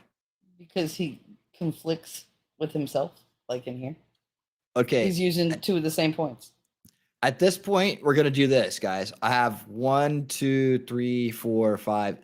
I have 6 different spots that I've kind of located on here where points are made. I thought were important to kind of wrap this up. So this is the part where you're all gonna be rewarded for sticking around. That was one of them. That was tactical arguments by Viva. We talk about how he did the arguments. I'm gonna slow this down for this part just a little bit because they'll go quicker. But I want you guys to be able to hear them. That's why I kind of signaled them out. Like and we're at okay. So at 111, Sargent talks about creating reasonable doubt. And this is what I'm talking about when I'm talking about how people use language to manipulate. Yep. Right. So here's this. No, I'm going to butcher the legal terms here, but let me throw this at you. The reason why flat Earth has gotten so big and so weird and everywhere, and why it doesn't care about how rich you are, powerful. We get into just about every demographic you can think of, which is weird. Isn't because can I prove the flat Earth to you right now? Nope, I can't. I can create so much reasonable doubt in the globe that by the time I'm done, for the average person, not you, you're a pillar. Which is by the time I'm done, there's no place left for you to turn except for some sort of flat Earth model. Whatever that flat Earth model is, dome or no dome or lands beyond or however the continents are laid out, everyone that tries to go back to the globe can't. It is classic red pill, blue pill. But again, can I prove it? Nope. But again, for us, it comes down to reasonable doubt. That's all we need, and that's why it works. There you go. Say us all the time. I haven't heard anything that causes me to have I reasonable believe doubt. in this. I believe in that. It's us. The whole Because fucking it's time. the hive mind. They Yeah, have he's to talking follow for script. everybody. They have to move as well. Yes, master, the earth is flat. Like that's the chant. He's that's talking to the how flat it Earth is. community. The flat Earth community. Yeah. Yeah, but I mean, he's spelling it out right there. That's the whole gimmick with flat Earth. He just told you the gimmick. He said that it creates so much reasonable doubt that you can't go back to the other side, right? That you have no place left to go, but it must be this now. He just told everybody the grift. Let's see. I can't remember what Viva said after this. Let me see. What was the question I was going to ask? Okay, let's get. Okay, so another question. So, okay, the next part was why flat Earth, Viva, and Sargent. It was like 119. So. What? So you just. What's up? No, go ahead. No, I guess. He asked another question. He asked another I thought question. you were just slowing it down to get to us to actually hear certain parts of it or whatever, but now we're just going to skip over the conversation. No. What I'm saying is negates the reason that we just sat here for the last hour and 17 minutes. It's another hour long. You rolling to hang? Here, I can put it right back to where it was. I mean, if that's what we're doing, if you're not going to want to do that and you want to skip around, it's your show. Go for it, brother. Well, I made points. like I put No, go bullet for points. it. Go where- skip to 119, wherever it was that you wanted to go Yeah. skip to, and we'll just negate the conversation. Well, it's a lot more him just like rambling on. So I'm just trying to spare like the audience a little bit. Is everybody cool with that, or does everybody want to hear the whole thing? Nope, I mean, go to maybe 119 because, like I said, your show. That's what you wanted to do. Do that. Yeah, that has Because some stuff at the really, when end, it comes too. down to it, you're over 3 hours, and you're gonna want to actually end, most likely before the 6 hour mark. Yeah. I hope a lot sooner than that. Oh yeah. I got some cool stuff at the end too. We're gonna have a good laugh, and like I want people to stick around for the second half of this thing. So, yeah, these are just key points, and again, you guys can go watch the whole interview for yourself too. But I'm just gonna jump to, and I can put the link out there for you. I'll put it in the description or however it's done, and and fill in the gaps here, right? But there's a couple of different main points. I just noticed it was like 2 hours, and that might be long with the other stuff I had in mind. So I bullet pointed this as part of the show. So Okay. we'll give it a shot. Here we go. Hey, look, if any one of these things, I said this when I was making the clues. Like I said, if I find a clue that goes completely in the other direction on the flat Earth, I will walk away from flat Earth. I don't want to do flat Earth. I hate flat Earth some days. I hate it. Everybody hates it. So why are so many people in it? Why are so many people talking about it? Well, so here's my personal theory. I do believe that this is more akin to a religion or a philosophy, and in a non-judgmental sense, because I'll explain to you, and then you can tell me, because you know who the followers are. Right. It's either more of a religion or a philosophy, in the sense that it is people who want to critically question everything from the most concrete observational evidence to other more sure and so it's why not? frame of mind. So social media has changed that game in that regards. It's like, look, we all know there's conspiracies out there, right? It's just a question of what lies you're willing to buy into and what lies you're not. I mean, everybody knows in business and politics and sports and entertainment and journalism and even science, there's conspiracies every day, really, really bad ones. So, and social media has now put those out there to where if you want to go into rabbit holes, there's a whole bunch of rabbit holes. And But ultimately, I think that's why call it a litmus test, but I think the flat Earth is sort of the litmus test for the people with that frame of mind, who want to take other more justifiable examples and then apply the same thinking. But this is sort of like, this is the statement. It's sort of like a religious statement. It's sort of like wearing a cross to show what fundamental core beliefs you have, in order to then know the group with whom you stand. Sort of. Merit badge. Which is sort of what I think this is ultimately looks like from an outside observer. Sure. Is it comes down to some form of faith or fundamental, actually probably the exact opposite of faith, fundamental skepticism, to justify this fundamental skepticism in all aspects of life. But you have to start with the most shocking one in order to make the statement that this is what I believe and this is how I view the world. That is true. What I try to call it, and it was interesting that a lot of people, I joked about this in the first clue I did, which is I literally knew people that would tell me that the entire royal family is made out of lizards. And when I told them, yeah, what about flat Earth? I go, get the hell out of here. I mean, they would literally just dismiss me, even though they believed in things that I thought were more shocking at the time. Yeah, and they believe in it, Mark. Try to prove to them that the royal family is not made out of lizards. I mean, I've never touched the royal family, and then even if I do touch them and feel that they're human flesh, I'll say, well, it's a very sophisticated lizard design. I mean, there are people that of course believe in everything, and I do. Again, to your listeners, I put forth the same thing. It's like, look, I'm not here to convince you. I'm not even really here to persuade you. I'm just here to plant the seed and say, look, don't believe what I'm talking. Don't do your own research. That's how everybody gets into it. It's like, in fact, I go the other way. Which is, you know what? If you like your life the way it is, if you think you got a good beat on things you wake up every day, it's like everything is awesome, thumbs up. Don't look into flat Earth. And I know that's reverse psychology, but it's true. Don't do it, because everyone that does it's a trap. Once you get in, you all of a sudden become, because once you do it, it becomes the ultimate open-minded experience. And then you revisit everything else that you've ever even thought about. You just made it sound like a really this was good not an LSD invitation trip. to. I mean, I don't want to consider this like an invitation to plant seed. This was a discussion. I don't think. Pause. What did you say, T3? I said he made it sound like a really good like acid or LSD trip. It's your most open-minded experience ever. Right? Mm-hmm. Well, that's how they got them to do acid. It'll open your mind. You'll have higher thinking and all of that. And it's the same line of shit with him. Good point. Thank you. It was not a question of planting a seed. It was a question of actually just understanding. Oh, I know.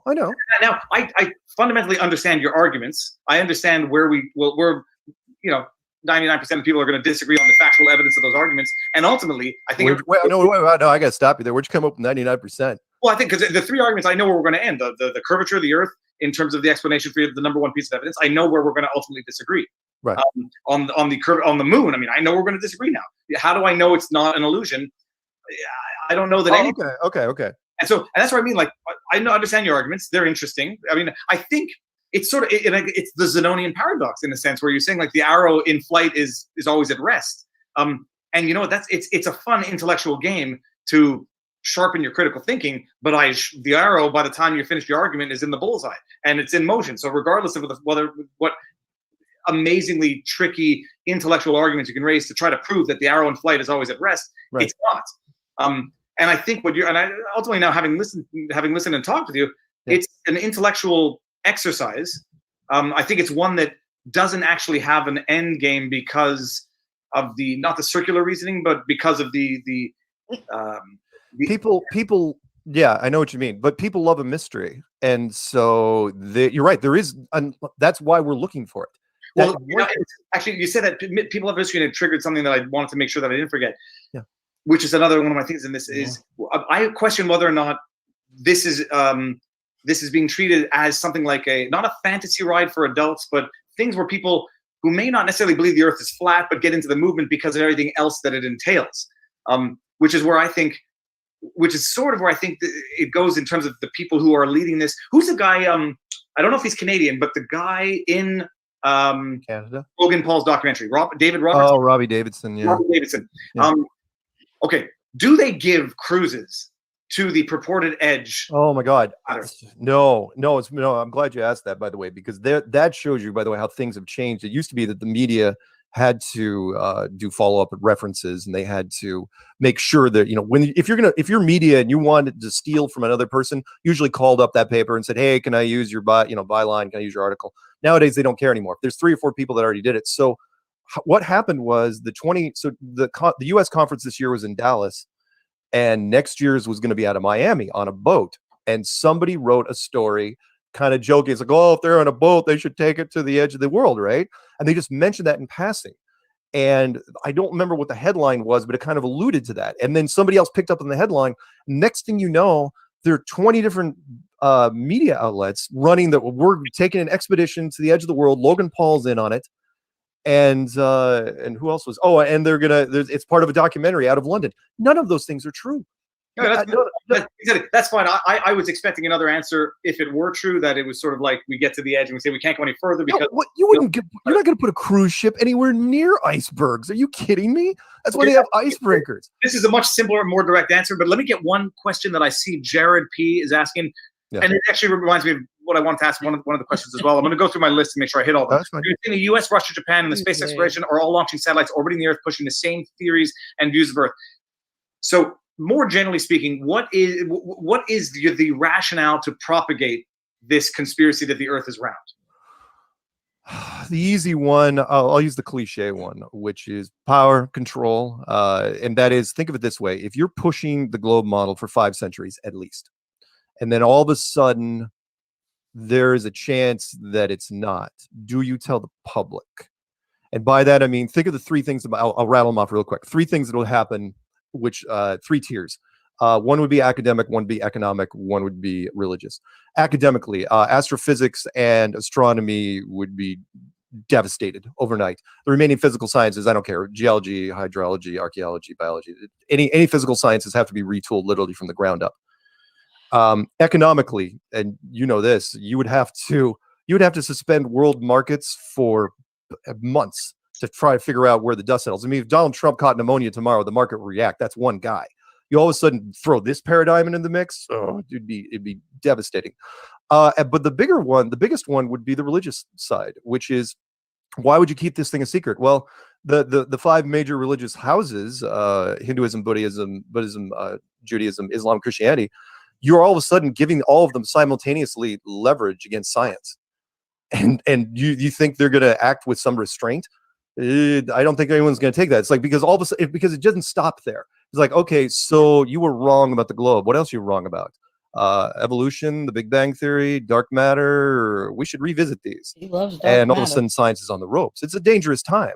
And so I don't blame them. Trust me when I say this. I try to put myself in other people's shoes. I'm a big believer in empathy, which is, do I think it was the right decision when they figured this out in about 1960 to not tell the public? Yeah, I do. The meeting was short. It was like, look, we can't do this until we figure out a way to roll this out to the people. Now it seems, because we seem to be getting their help in most cases, the biggest corporation in the world, Google, I think they're the biggest anyway. They've been doing nothing but help us for at least 3 years, and only lately they've been putting the brakes on us. Which is, once they roll it out to the population. That's interesting, isn't it?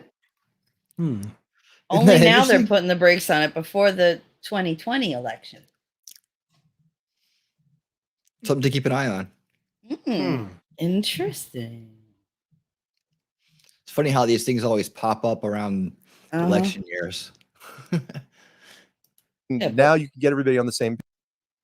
But the one they were for and now they're against, it's like, oh, no, we can't make the Dems look crazy. Well, if you go back to the Ron Paul days, that's when a lot of them were springing up too. Yep. Yeah. Page. You've got high-speed internet, social media, and 6 billion smartphones. It's a perfect time to release this. I think it's going to. I think it's gonna come out eventually. Okay, one. Let me ask one question that I want to make sure. You believe in gravity? Why isn't the moon falling into the Earth? Again, everyone gets stuck on the space paradigm, which is why. What moon? What object? What if the moon is only less than 50 miles wide? What's it gonna do? It's not hard to keep that thing up there if it's 3-dimensional at all. It may only be a 2-dimensional spotlight for all we know, or a reflection of another projection device. Don't know. The moon's not crashing anything. It's not a 2,000-mile wide object. That's, again, people, kind of like the time zone thing. It's like, well, how is the whole world not lit up at the same time? I'm going, because you're thinking of the sun as a 400,000-mile wide object, which it's not. It's this tiny, tiny little light. And it works not just in computer simulations, it works in a physical model. We've made tons and tons of physical models where if you have a tiny, tiny pinpoint of light, it only shines up that area.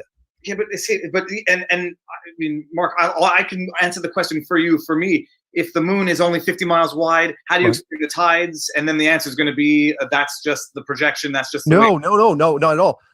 What?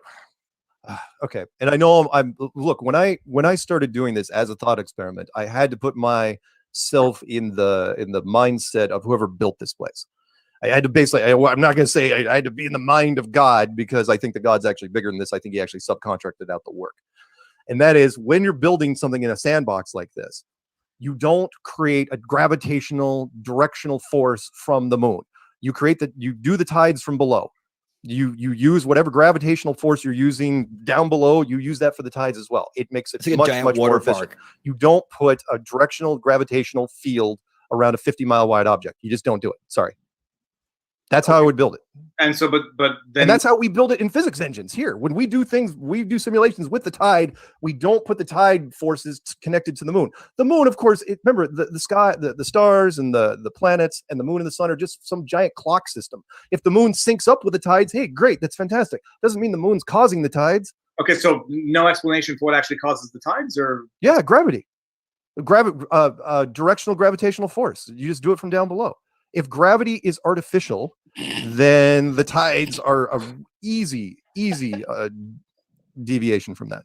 Okay, let me get one question here. I'm going to get to the questions that sent me by text. I didn't realize there were a bunch there. Okay. Earth is flat. Why is it light? Where does the sun go at night? I mean, oh God, it goes off into the distance. Look up flat Earth sunrise, sunset on YouTube.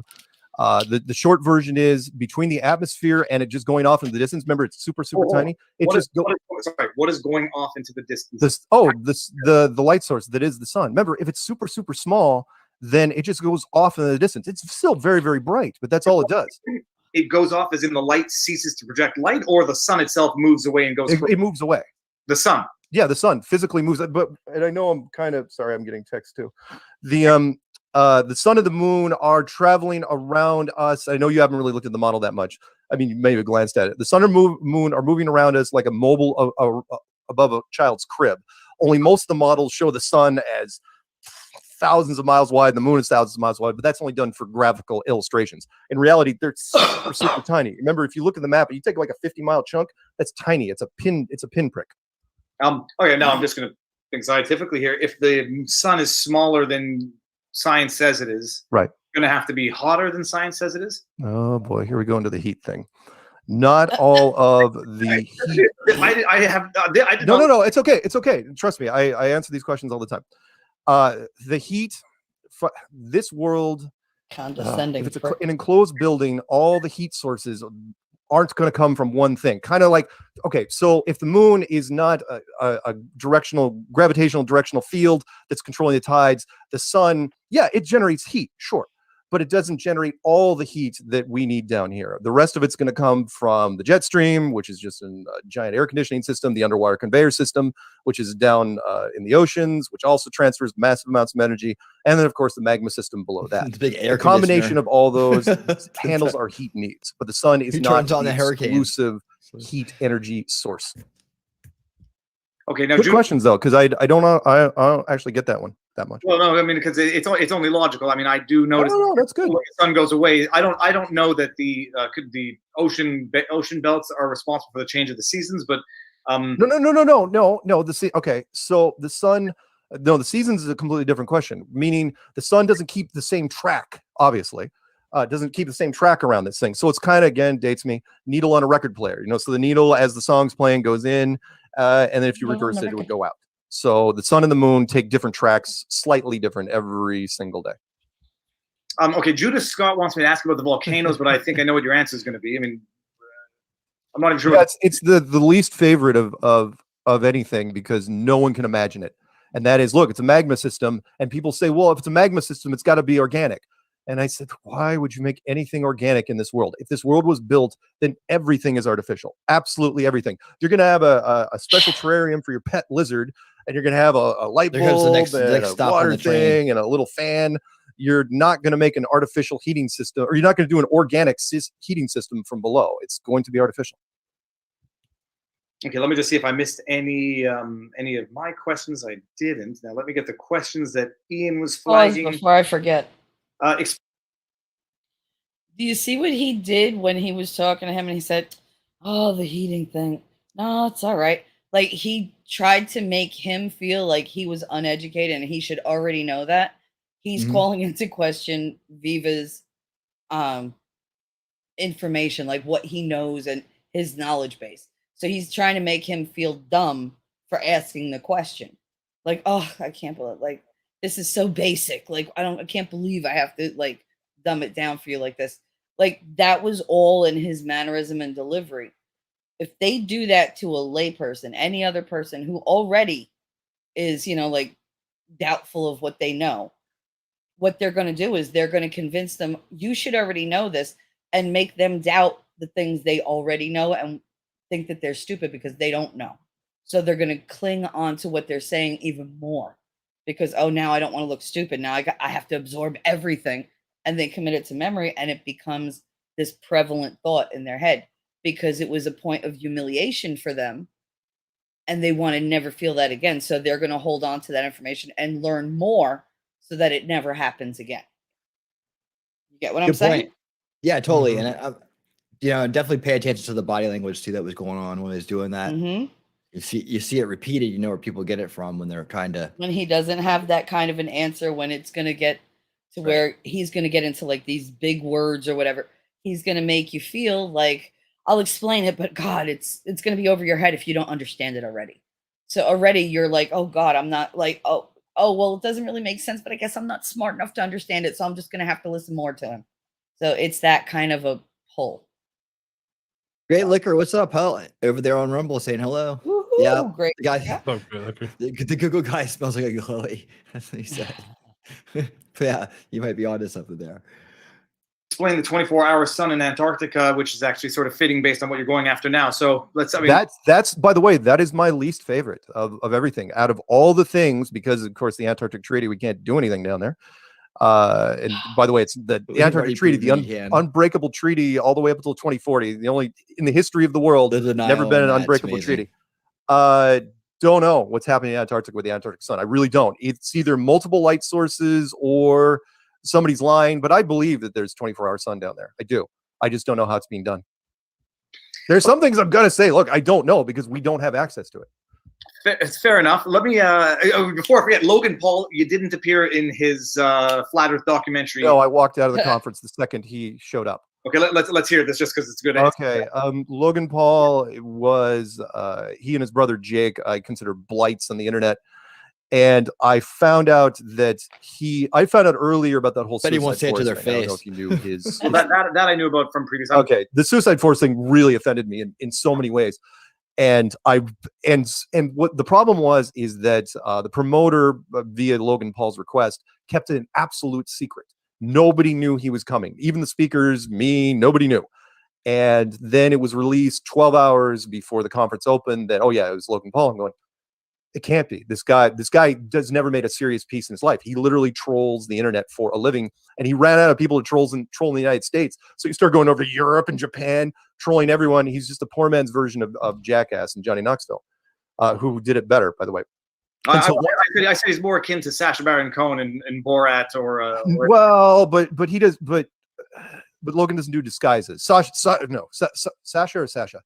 Whatever. Sasha. Whatever. Sasha is way more talented than Logan ever would be. Anyway, so I just said nope. And I tried to talk to the other speakers, but the problem was nobody knew who he was because his demographic skews really, really young. And so nobody knew. I'm going, look, you can't be here. I go, this is a mistake. And nobody was listening. So I said, you know what? I'm out of here. I'm not going to be anywhere near his cameras. And I was absolutely vindicated because months later he comes out with this piece and it's just horrible. Well, I mean, for my own personal benefit, was it pitched as being a documentary or you guys don't know who Logan Paul, or the community did not know who he was, but the community didn't know who he was. But the thing was, he pitched it as a documentary and his entire staff lied. I didn't think, and I knew it was part of the gag, which was the story was that his friend was actually a flat earther and he was trying to convince Logan, and that's how they were going to get their foot in the door. And it was a mistake. And luckily, there were other people that didn't agree, with Logan coming, but I was the only one that left. And I just did it as more of a statement than anything else. It was like, look, we don't need someone like him anywhere near our community. Now, in the end, it helped the metrics because a lot of people jumped on it, and he says, "Oh, I punked the internet." It's like, no, you didn't punk the whole internet. But there were a lot of stories written on it. So hey, great, fantastic. More for us. I was just grateful at the end that he did not become a representative for the community. That's what I was worried about more than anything. Oh my God. Worried about your job. Right? Worried about him catching you. Yep, he'd outshine you. Yeah, but it reminds me of this thing we came up with like a long time ago, like when they were having their Flat Earth conference in Atlanta. We had a dude that was on house arrest. It was just kind of this character dude, and we're gonna put him on a laptop and wheel him around inside there as the representative of cubed Earth, and talk about the cubed Earth and how that everybody should be on the same page, and like he was gonna be like this, this guru of cubed Earth. Then just tape the whole thing over in there. I thought that would be pretty good. Parody, right? Yeah. He would actually, like, people would start asking him questions and he would just kind of muddle his way through it like other people have tried to do, and he didn't. So in the end, we dodged a big bullet there. I'm going to read one question. I think we addressed it, but I will say hi to Saman Mofid, who says, why is the eclipse seen differently from parts of the Earth? We did this question, right? Yeah, we did this. It's no different than the moon phases. The eclipse, look, anything on the moon can be simulated. I can't stress it enough. And I know that probably bugs you, but no, yeah, it doesn't bug me because that's the impasse. Everything can be simulated, and everything can be. Elon Musk said that for a reason, and I don't want to end your thing with this, but I absolutely believe in simulation theory. I absolutely look. All right. So if you guys remember the board, right? The simulation theory is right. It's right on there next to flat Earth because that's the next stop on the train. Of course. Yeah, figured that one out. Nothing's real. Grew up in that. Yeah. It has to be has to be an explanation for why it's there and what it is. And all that stuff.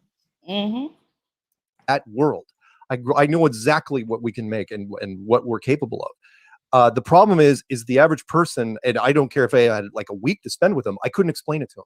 I have to start somewhere, which is it's flat and it's enclosed. And if you are willing to buy that, then I can talk to you about other stuff. But you have to start somewhere. And that is because every simulation we make is flat. That a lot of people don't know that, and that is developers make worlds that are absolutely flat. And the reason is because it's easy.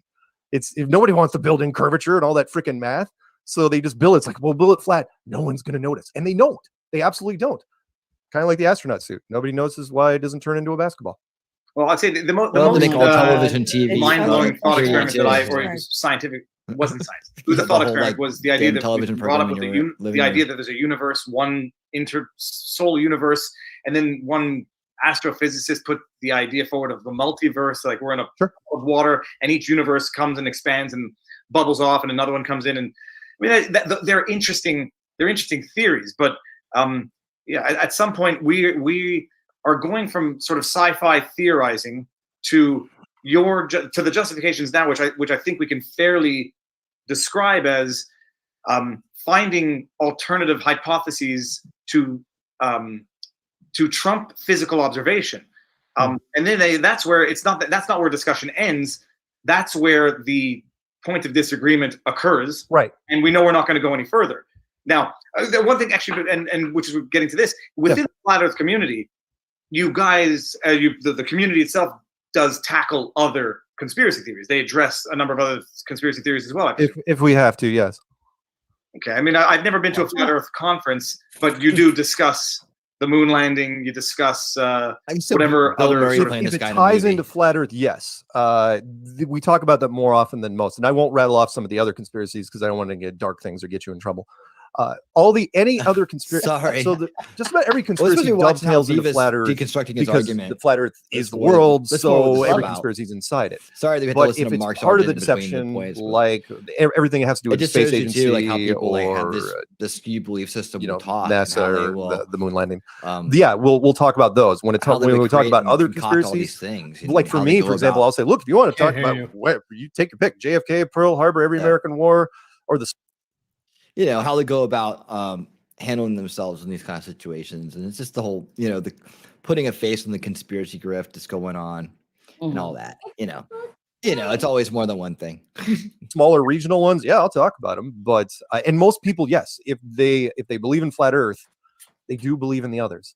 But there's a huge difference there, which is you could ask a Flat Earther, rank me your top 100 conspiracies in order of importance. That list is going to be very different from person to person to person to person, with the exception of Flat Earth being at the top in most cases. Okay, wait. Two questions here. Yes, monster. One, how do you explain these 6 Infinity Stones and Thanos snap? Okay. We're gonna jump to the conclusions here. I would have totally times sent more that narrow question. than the sun, but exactly 400 times farther or closer than the sun, which is why it eclipsed. That's a question that's been asked and answered, is that it's the relative size to the distance. It's just a coincidence. It's just a lucky coincidence. No. How about parallax scrolling? If some stars are 4 light years away and some stars are 1 million light years away, why don't we ever see parallax scrolling? The zodiacs are in the same position every time for thousands of years. The zodiacs have not changed. Parallax scrolling should be real. It should be evident. We never ever see it. He says, "Oh no, we see like this tiny degree of change every once in a while." It's like, no, we don't. Yes, we do. I'm just looking now to see how long we've been going for, because I don't see constellations are not the same as they were. There are differences. Okay, well, let me give a few more seconds to anyone to throw some that are serious questions in case I didn't get to something. But I think I gotta tell you, I think we've exhausted it for my own personal enlightenment. I think we've exhausted it. I've gotten answers to the questions that I've always had. Yes. But I also I've seen the reasoning and I've seen the thought process, and ultimately it's not to be. This is not the purpose was never to be demeaning. I do view this We've more as a exhausted philosophy, each and every single one of us of the world, and to the point to a science, that we're no longer intelligent. We're now much more stupid than we ever had been. Thank you for the ignorant show of disgusting whateverness this is. You're welcome. It's Is there anything more that these two have to say? Well, we're trying to do the wrap up right here. These are the conclusions, so we'll be out of here. Conclusions to what? It sounds like they're still saying the same bullshit. Viva's gonna wrap up his assessment of the conversation. That's what we're doing here. I think we pointed it out, but yeah, we're kind of eyes on Viva, right?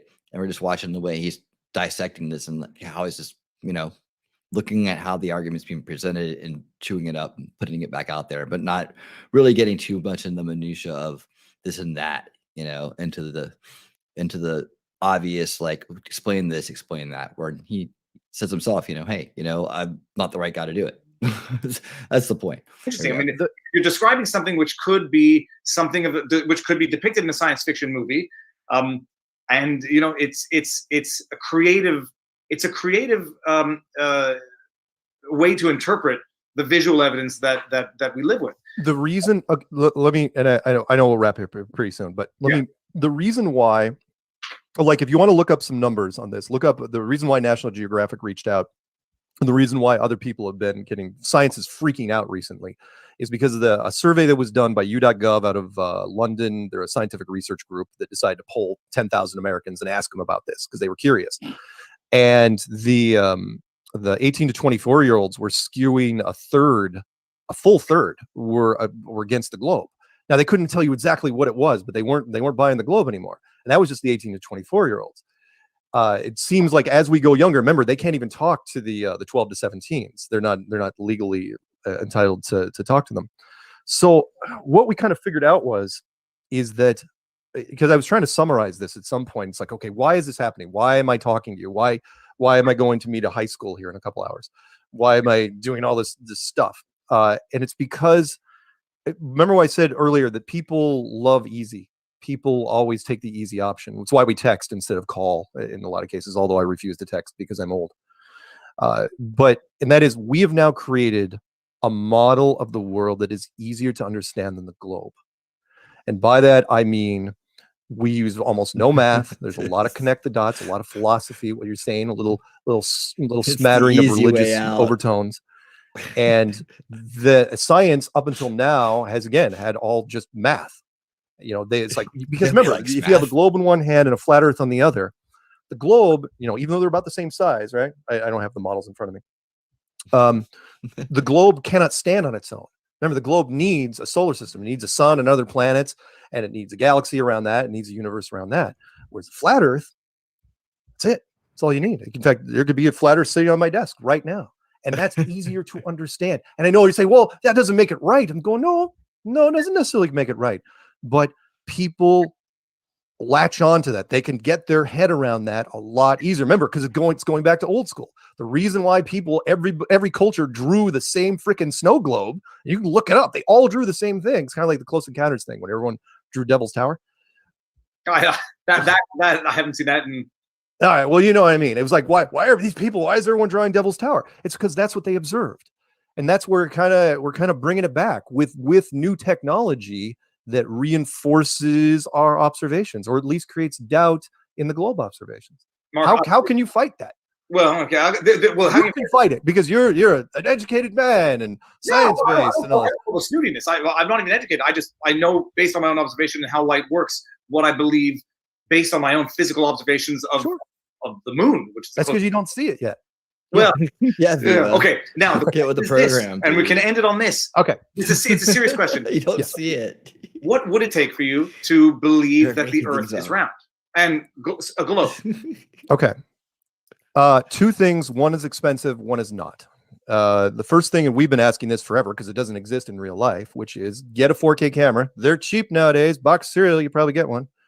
Put it on the side of a rocket that is leaving. In fact, the Elon Musk car would have been a great one to put on if he hadn't killed transmission right afterwards. But again, publicity stunt, whatever. Hashtag, I'm not buying it.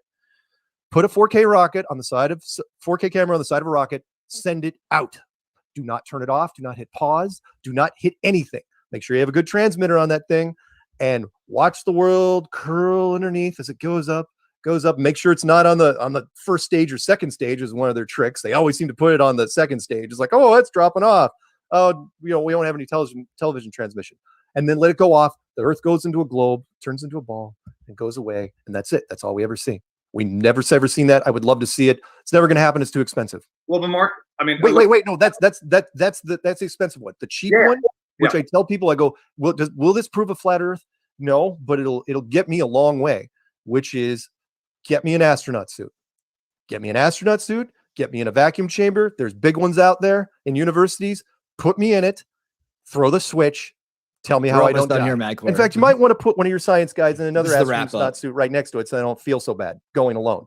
Because there is no magic technology that exists in a space program that a spacesuit uses to combat the vacuum of space. It does not exist. It's just something they came up with, and they said, you know what? And I don't blame them. It was a brilliant move, which is, look up, if you ever get a chance, let me end on this, which is look up the old astronaut suit training programs where they were building the astronaut suits in the 50s. They were using plastics and metals because they had to. They knew there was a pressure problem. And then somebody came up with this brilliant idea. It's like, let's just shoot it with cloth. Let's just use a cloth suit. Nobody knows anything about physics. Nobody knows.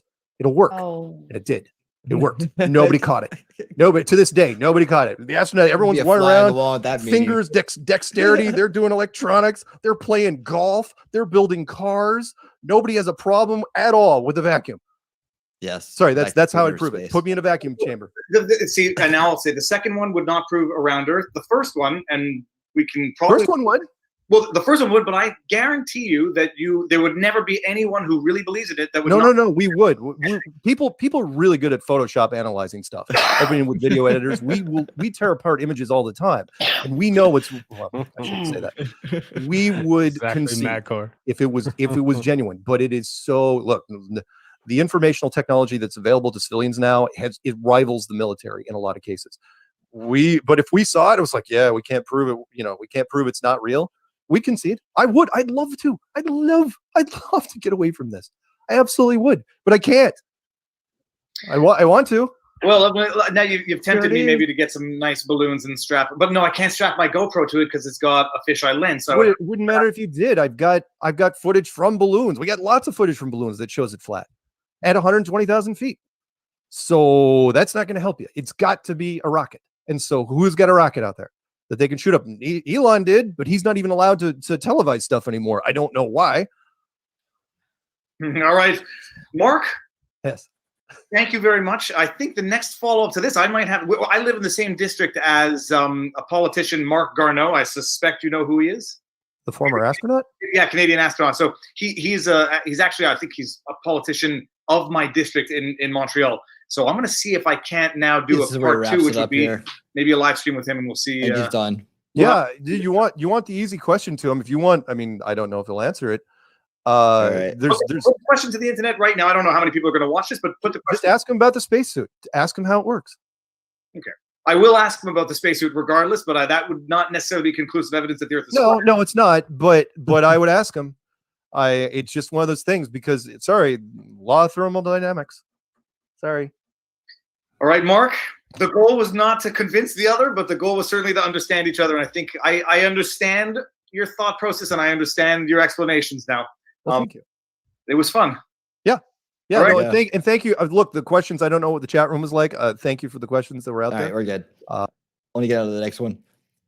So that's interesting, man. So you got to see the psychology. That's the full-on spiel from the guy who wrote or put out the Flat Earth Clues that set off the new thing, sponsored by the new wave of Flat Earth, sponsored by Google and others along the way. I think it's as much as the topic's been gone over, I don't think this angle has been covered very well as far as the backstory on the involvement, as far as who these people listen to, where they get their information from. Everybody's using everybody else's information. Even the people who say Mark Sargent is this and that, right? They're still using this stuff. They just sound like you're just throwing all that work out the window. That's the basis of everything that's going on in their argument. So it's all right there, and you get to see a couple different approaches to how people deal with it. And I think that Viva, I really liked his approach to how he handled it. He did a fair interview. He didn't make the guy feel cornered or any less for what he was coming there with. but he did dismantle his argument very succinctly. And to anybody watching, I think would make the point. While Heroes. a lot of the community may have been a little bit saturated with this topic. For those out there that haven't been and are watching, hopefully there's something out there for you in terms of you learn something new tonight, or you have a new kind of point of view on it. But I think at the end of the day, if these people can be maybe see the fallacies in their arguments instead of just being told they're wrong for questioning things or for what they've decided to believe or been influenced to believe, maybe we could have a lot more people in the base community that working together towards real solutions and putting that kind of energy into something that's really, really good for the world. That's just my take on it, and that's why we covered it. Can we do the fun thing now? Here we go. Ladies and gentlemen, the first horror movie written entirely by bots. This is like all the way. Oh, I love this. This is so funny. If you haven't seen this yet, it's hilarious. And there's a bunch of them we can watch. Now I got to keep my eye on the stream here. We may have to rumble on because this is a Netflix is a joke series. So we'll see. Hopefully I can get away with it. And here we go. I got a warning. All right, I looked at the right times. Like, heads up. Did it cut you out? No, I'm still up. I think I caught it in time. Luckily I've gotten in the habit of checking on that when I kind of feel like I can still see you streaming on YouTube. We're heading in that direction. I'll say the same thing that every time I see something from the AI. I hate the AI. It's the dumbest thing in the world, and it's supposed just to be dumb. I love how it sounds Vietnamese. She's like, my coworker. It's okay. It's big company. I'm like, why does she sound Vietnamese? She sounds like my manicurist. I can't. The next one's about stoners. It's hilarious. So should we go over to Rumble to continue, or I have another one that's kind of like a little different, but I think that why you're concerned that they're gonna strike you? No, they're gonna pull the video down. Like it was like in the yellow, like in my studio. But you're Like, not it goes concerned yellow. that the Viva Fry conversation wasn't going to do it. You weren't afraid about any of the other videos doing it. No, actively stop the stream in progress. It was going to do that. It was like, with your rugby stream, it like cut it off like right in the middle of it. That's like what was going to happen if I kept going. Okay, so this AI movie that you just produced or that you just showed, this was produced by who? It's called Netflix is a Joke. So it's basically Netflix. So Netflix produced something saying Netflix is a joke. Yeah, it's a comedy channel. You can go look it up. Let's see. They have like how many subs do they have? Let me see. And of course, said he got a copyright warning live. 3.65 million subs. This video got 4.6 million views already. Okay. Yeah. So yeah, I'm just curious on what it what it is that you're concerned with, and because you weren't concerned the whole show us, and whatever this is just so happened to be something that you were concerned with. My concern, good sir, is that the stream will be interrupted by technology. Okay. So in order to avoid that, how about we all go over to Rumble? You guys want to go over there? Let's go over there. That way we can finish it up. Later, YouTube. See you, YouTube. Before we go away from YouTube, real quick, when people sub and or unsub from people, and some of us that actually look at our subs and watch the people that are subbed to our channels, thank you for resubbing Leslie Kohler. As I can tell, when because usually those kind of pop up in emails when they do sub. And the ones that decide to unsub, those ones show up in the subscription area where you can go and click to actually show who has actually unsubbed to your channel. It just shows subscriptions, but when you look at your subscriptions and you look at those that are in that subscription area, when it actually shows those people that are no longer subbed to your channel that you'd seen previously, you can tell who's the ones that are actually unsubbing and resubbing and then unsubbing and then resubbing over and over again. I believe some of it is not YouTube's algorithm bullcrap that we all kind of speak of on a regular basis. When it comes down to it, if you're going to unsub to a channel, fine. I get it. Sometimes you just get into a certain subject where you're just like, oh my God, I can't believe that we're. I went down one today. Right, exactly. It happens. You go up, you go down, you fluctuate. And whoever it is, whoever decides to unsub, whenever they do resub to the channel, it does show in an email that they've actually subbed to your channel. It's easy to tell who's the ones that have actually done so. I feel bad for some of them if they actually feel it necessary to do such a thing. If if they've been talked to by somebody, or if they this didn't like whatever it was that we're producing or whatever, I get it. You do you. I understand it. But when it comes down to it, as a creator that actually looks at this stuff on a regular basis, you can see which ones have been recently unsubbed. It sucks. It sucks to actually realize who those people actually are. And it's horrible and disturbing. And if, if that's the case, it's fine. It's totally fine. I get it. Because, if I'm going doing something or whatever, and somebody's doing something over and over again that, dislike their stuff. I've unsubbed to channels before. There's a couple of them that I've unsubbed to that because I'm just like, oh, I can't handle this anymore. I can't deal with it anymore. And even some of those that I do like, whatever, or that I don't like, or whatever, that I think that I probably should unsub to them. I still actually don't, because I get it, and it's a pain in the ass to deal with when you actually see yourself losing or gaining subs regularly. And the reason that I said let's do this before we leave YouTube is because it's a YouTube thing. It's not a Rumble thing. Well, I checked. I'm still subscribed. I've never even noticed that. Like, what are you talking about? Like, is there some kind of like? I mean, I've seen like people that share I've never their been able to see status, who subs to me or who, whatever. and I've who seen like fucks there's off. something on that, and then I can actually show you where that actually is, where it actually shows you the list of your subscribers. I've seen that. The I've couple seen that different on ways to chat. actually do that in particular, so you can see who it is. I see like who's no recent, longer right? there.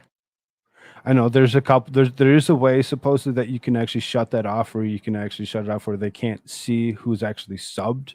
The interesting one is it actually does still send emails to the channel to let them know that certain people have. I've never gotten an email about that. Oh yeah, Ever. I get emails all the time from people Ever. that have subbed. That's why I said thank you, Leslie Kohler, for never resubbing or noticed. whatever. I get really emails when they comment or when they like a comment, or if somebody like loves a comment back that I put, but subs never. Okay. Never ever.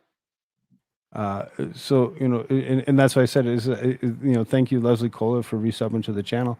I don't know how or what happened and why it showed that you were that you just resubbed within the last whatever half hour. Kind of interesting. Kind of interesting when you can actually see all that. I guess. Definitely. I don't keep too much of an eye on it. I always go up and down the same tube. Up, down, up, down, up, down, up, down. Right. My That sub being gets more said, fucking action than I do. All right. That being said, because we're still on the YouTube side, so everybody realizes my schedule, personal schedule, has actually changed. It's changed to the point where I need to actually be available in the mornings for tadpole. I hate to say it, but waking up with myself and talking trash and truth has to go on a temporary hiatus until I can actually get a schedule more set. Just saying, we will not be here in the morning. Just saying. More breaking news. Like, Breaking news to me. Way to tell me in public. That's real classy. Real classy. Well, everybody needed to know, and it was the easiest way Yeah, to but do it. I needed And, to know first. you just found out just as well as everybody else all at the same time. Oh, Frog, you know what? You can go fuck other yourself. people knew about you. I'm so sick of your bullshit. I'm sorry, but I have to take care of a child, and you know this. That doesn't. I I'm can't- not detracting from that. We'll see you in a What I'm second. saying is you're rude as fuck for telling.